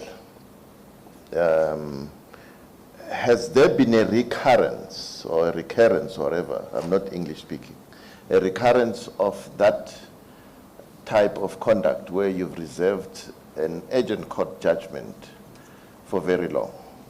Never. Right. And in terms of the judgments you've listed here, they all seem to be judgments that featured before or in your interview, because we are now sitting in October, and I think the most shortest one is matter number 60, which is 9 months. Yes. So since April to now, you've not reserved anything beyond 6 months? No. If I may just come in, Honorable JP, this list where it says from number 1 to 7, Yeah. that list is for 2017. And from 2017, that has never ever happened again, up until the time that we speak now. I see. Is that all you want to say to the commission about those judgments, or is there something else you want to say about them? Because yes. You know that reserve judgments and long outstanding reserve judgments is a problem. Yes. In the superior courts. Yes. That's why I'm raising this with you No. to deal with. Thank you for that, JP. You will observe from my spreadsheet that I have handed down 276 judgments in the period 2015 to 2021. Yeah. Of those 276 judgments, 266 of my judgments have been handed down within 3 months. Category B, which says just over 3 months but under 6 months, I have identified and disclosed 3. And I want to specifically go to the category C, which says judgments handed down after 6 months, and there are only 7. And I respectfully submit that if one takes a look of the number of years that I've acted, which is 7 years, I've had these 7 in the period of 7 years. But if you were to take a look at from matters number 19 to 93, you would have observed that they would have been specifically only during a certain period, and that was in 2017, 2018. I have never ever had a recurrence of that specific difficulty after that specific period. And the difficulty at that stage was a personal challenge that I had had. It was a difficult stage in my life at that stage, in my personal life. And I've now obviously resolved those issues in terms of ensuring that I've got sufficient time to deal with these matters. And you would find that in most of my matters, I hand down judgment in a few days or maximum in 2 months' time. Complex opposed motions, matters in the urgent court, I hand them down very, very quickly. So I want to give the committee the assurance that on the last occasion when I came and Honorable Malema had taken issue with the judgment in the urgent court, since that particular judgment, I've never ever had a problem in the urgent court, despite acting for 12 weeks in the urgent court. Even when I've been dealing with special motions, I've been handing down the judgments speedily. So I can give you the assurance that I have never ever had that difficulty after 2017, and it's almost like 4 years that I've never had that problem, JP. Okay. Thank you very much. Thank you, Acting Chief Justice. Thank you, Judge President. MEC Lesotho. Thank you so much, Acting Chief Justice. I just want to follow up from the last appearance that advocate came to see us. It was quite a heavy one, and I'm glad he's indicating that he has learned from that interaction. And I just want to get from him, if you said you have learned besides the court-related matters of delivering judgments and other things, at the personal level, what is it that he can bring to our attention that indicates that that last interaction has indeed managed to make him to grow or to be a better person? Yes, thank you so much for that. I can safely say that having been here in April 2021, I was specifically conscientized to the seriousness of having a judgment reserved for a lengthy period of time and how serious this commission in fact views that type of conduct. And having been sensitized and conscientized about that, I specifically have learned from that specific exercise. And obviously, I have not ever found myself in that position again where I've had to unnecessarily reserve judgments. I've learned my lesson, if I may say, and I have realized that it is important to be able to deal with it speedily and to hand down judgment to the parties speedily. You I was saying at a personal level, because if you don't succeed and you see the names of other people that were part of the interview that you participated at, it may affect you emotionally and otherwise. I'm just trying to establish that you've overcome those limitations. I think on a personal level, I'd like to just share with the Commission that I have a passion for the law. I have a passion for justice, and I have a passion for the administration of justice, as well as to serve the people of the Republic of South Africa. And having made myself available for that, I have had to realize that obviously the people are above my own individual needs and my wants and my requirements. And when the time is right, and when the people have spoken and have decided that I am deserved of being appointed permanently, I shall accept it.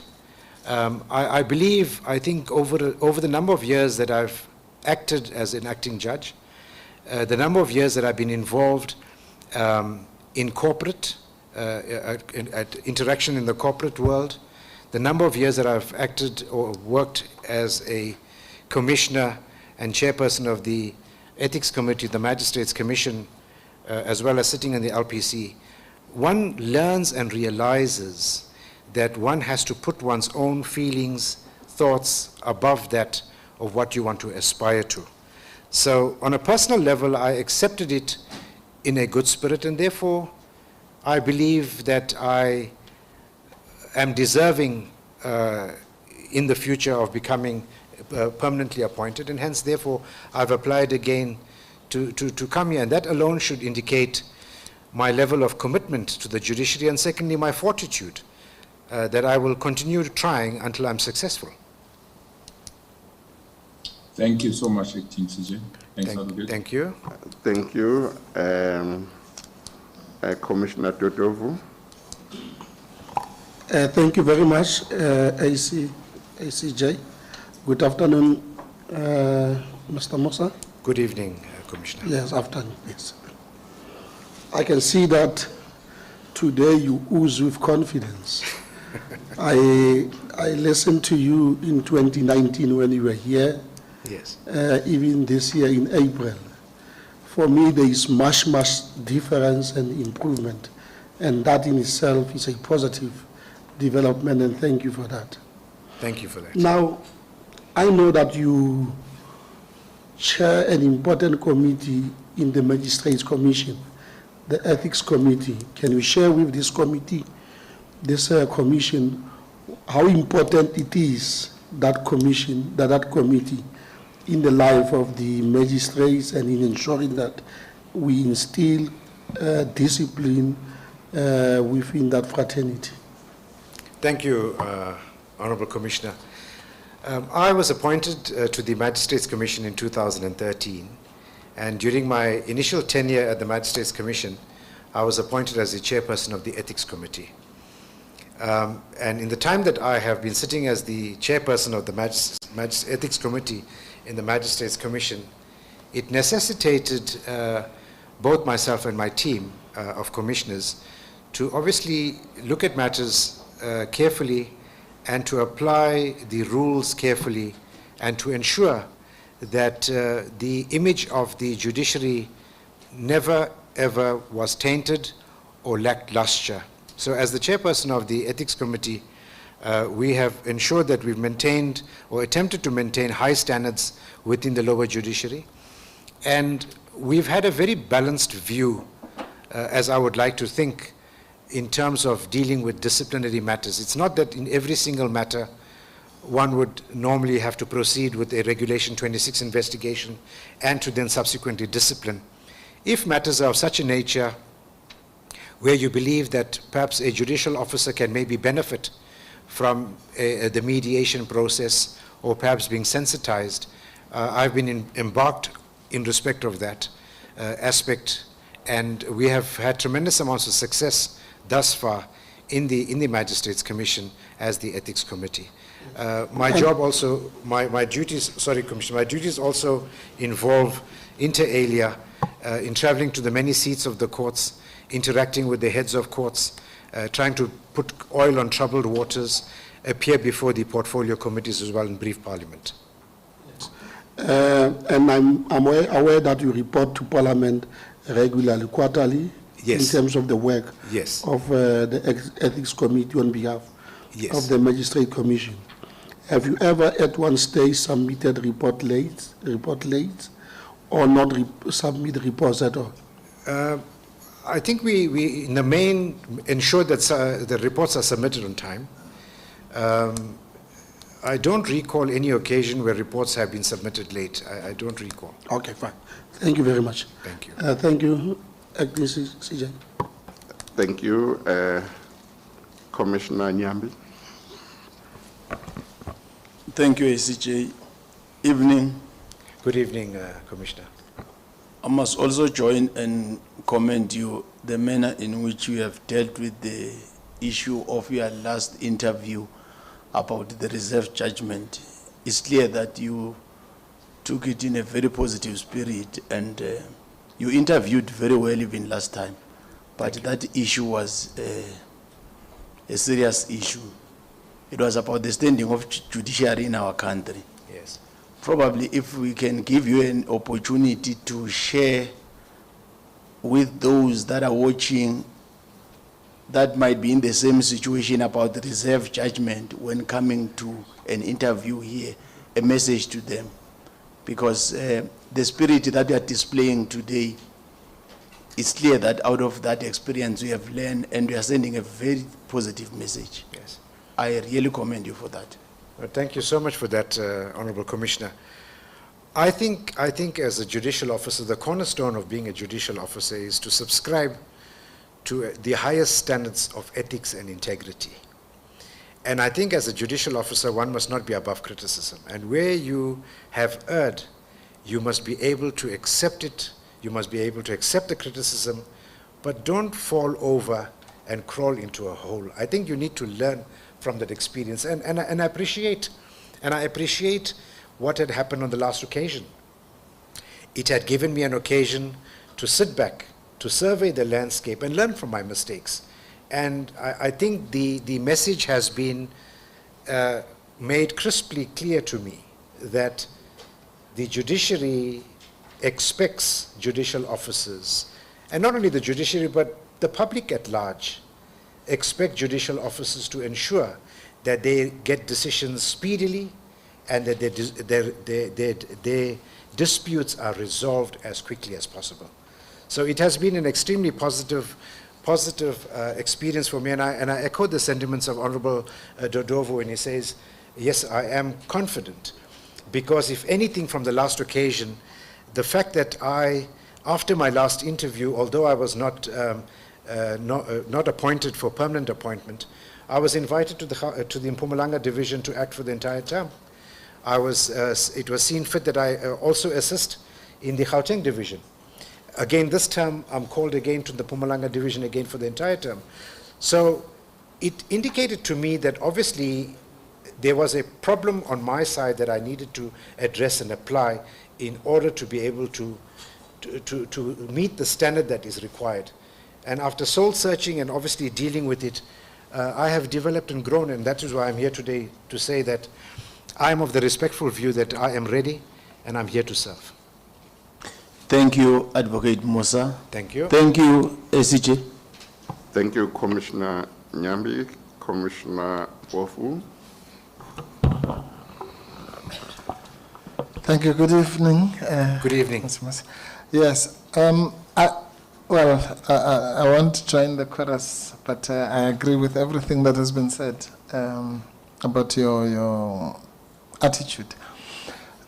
I just wanted you to share with the commissioners some of the attributes that you might be bringing, unique attributes you might be bringing to the judiciary. And I say that against the backdrop of a matter that I did in front of you a couple of years ago involving Uber drivers, and I can't even remember the facts anymore. But your approach there was not to simply approach the matter and you know, in the combative spirit that the parties had approached your court, but to try and impress upon them to look at the bigger picture and engage and so on. And I think that approach, whatever came out of it, might have saved lives, because this was an acrimonious relationship between metered taxis and Uber drivers, Yes. I think, yeah, something like that. Yes. Yeah. Yes, I think the cornerstone of a successful judicial officer is, one, to prepare yourself properly in respect of the matter that you're going to deal with. And secondly, parties come before you in order to resolve disputes. So one must guard against entering the arena between the parties, sit on the periphery, and one must be able to then look at the matter, and from where you sit, you must understand and know that you have been called upon to resolve a dispute between two parties. And it is essential as a judicial officer for you to then identify what is an issue, identify what a possible resolution is, and then slowly and gently guide the parties in that particular direction. And at the end of the day, it must come across as if it was a resolution that was reached upon by both the parties. So as a judicial officer, you must actually facilitate the resolution of a matter, but not to come across as if you're being dictatorial, but more to be in the position of trying to mediate. And I found that, having completed my postgraduate diploma in alternate dispute resolution, that it has assisted me to a very large extent in being able to mediate difficult disputes that appear before me in the opposed motion court, and to grant the parties an opportunity to perhaps maybe consider how I may view the matter with a possible solution. And I think that is how your matter, Honorable Commissioner, was in fact resolved successfully. Thank you, Justice Chair. Thank you. Commissioner Matolo Slepu. Thank you, CJ. I'm taking a lot today. I have to declare that I know Advocate Musa. Yes. And he does exceptional work for us as the profession. He lectures candidates, and he prepares curricula for bid, and at the same time, he's one of the advocates who avail themselves to be part of the legal sector code. I just wanted to know that. Yes. Thank you. Okay. Thank you. Commissioners who are on the virtual platform, anyone who has questions? No one. Or you do? Okay. President Meyer? Thank you, ECJ. Just to mop up, good evening, Mr. Musa. Good evening. Ms. Van Schalkwyk has lodged a complaint against you. Do you have anything to say about it? Yes, thank you.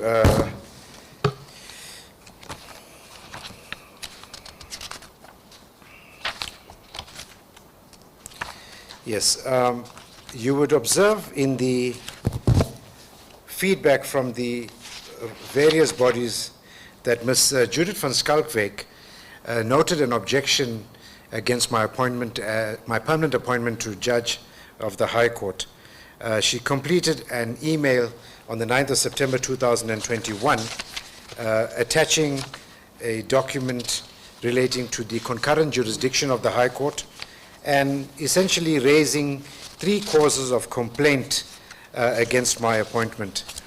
I have duly responded to the members of the Honorable Commission relating to this objection on the 30th of September 2021, essentially where I distilled the 3 causes of complaint. The first being Ms. van Schalkwyk complained that I, as a long-standing acting judge, did not understand the principle of concurrent jurisdiction.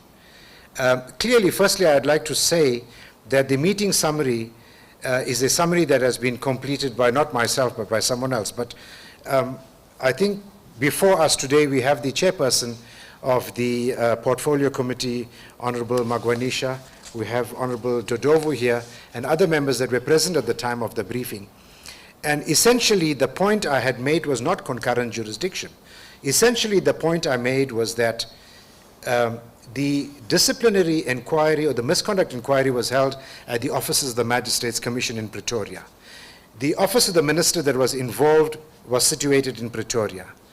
The state attorney that was involved in the matter was situated in Pretoria. So therefore, for ease of convenience, I would have preferred that the matter was what had proceeded out of the Pretoria High Court and not particularly Johannesburg, so as to avoid parties traveling up and down to a different seat of court. So there was absolutely, the meeting notes clearly confirm that I had never at no point in time ever indicated concurrent jurisdiction, and I didn't understand the concept of concurrent jurisdiction. The second cause of complaint that Ms. van Schalkwyk related is that I misled the committee in relation to the date when her remuneration was withheld. Now, Ms. van Schalkwyk was before the court from 2013. She initially, when the charges were filed against her, she proceeded to the Gauteng Division, the Pretoria High Court, and challenged the regulations for judicial officers. She obviously was not successful there. She appealed her judgment, proceeded to the full bench of the Gauteng Division, was again unsuccessful, proceeded to the Supreme Court of Appeal, and once again was unsuccessful at that particular forum. So at that point in time, it was decided that clearly there was no basis for what she was doing, and the view of the Commission was simple, that she was simply delaying this process, and that is when the Magistrates Commission appeared before the Portfolio Committee and the Select Committee Parliament, that's myself, and we had asked for the withdrawal of the remuneration, or the suspension of the remuneration, and that was done in 2018, and from the documentary evidence, as I have presented, it clearly indicates that it was done in 2018 and not 2017. That is also confirmed, honorable members, and I didn't want to belabor my representation, but the honorable minister's report also confirms that. The third cause of complaint, she says that I misled the Parliament in that I indicated there were cost orders that were still not satisfied from the Gauteng Division in the first instance, from the full bench appeal, and from the Supreme Court of Appeal. And ex abundante cautela, I then asked Mr. Mayor, who appeared on behalf of me, to once again, notwithstanding the fact that we had already had the facts at hand in the first instance, to once again contact the State Office of the State Attorney, the Offices of the Laws, the Department's Director of Law Enforcement, and it is clear that those orders have not been satisfied. So essentially, the causes of complaint that were raised by Ms. van Schalkwyk relating to the fact that the Magistrates Commission, during the course of its briefing, had indicated that nothing barred Parliament in proceeding with her removal from office. But I want to just pause and mention the following, which I asked the commissioners to take into account, that I had balanced my submission to Parliament when I, in the main, requested Parliament that perhaps to err on the side of caution and to give Ms. van Schalkwyk the very last opportunity, perhaps, to allow the review process to continue. So under those circumstances, I respectfully submit that the objective evidence that I've produced in my submission clearly would indicate that there's no basis for the cause of complaint raised by Ms. van Schalkwyk, and accordingly, I respectfully submit that I'm a fit and a proper person to be appointed permanently to the Gauteng Division. Thank you. Thank you, President Meyer. We have come to the end of this interview. I think I did allow commissioners on the virtual platform. There was nothing. Thank you very much, Mr. Musa, for availing yourself. You are now excused. Thank you, ACG. Thank you, members of the Commission. Yes, thank you very much. Thank you. Thank you.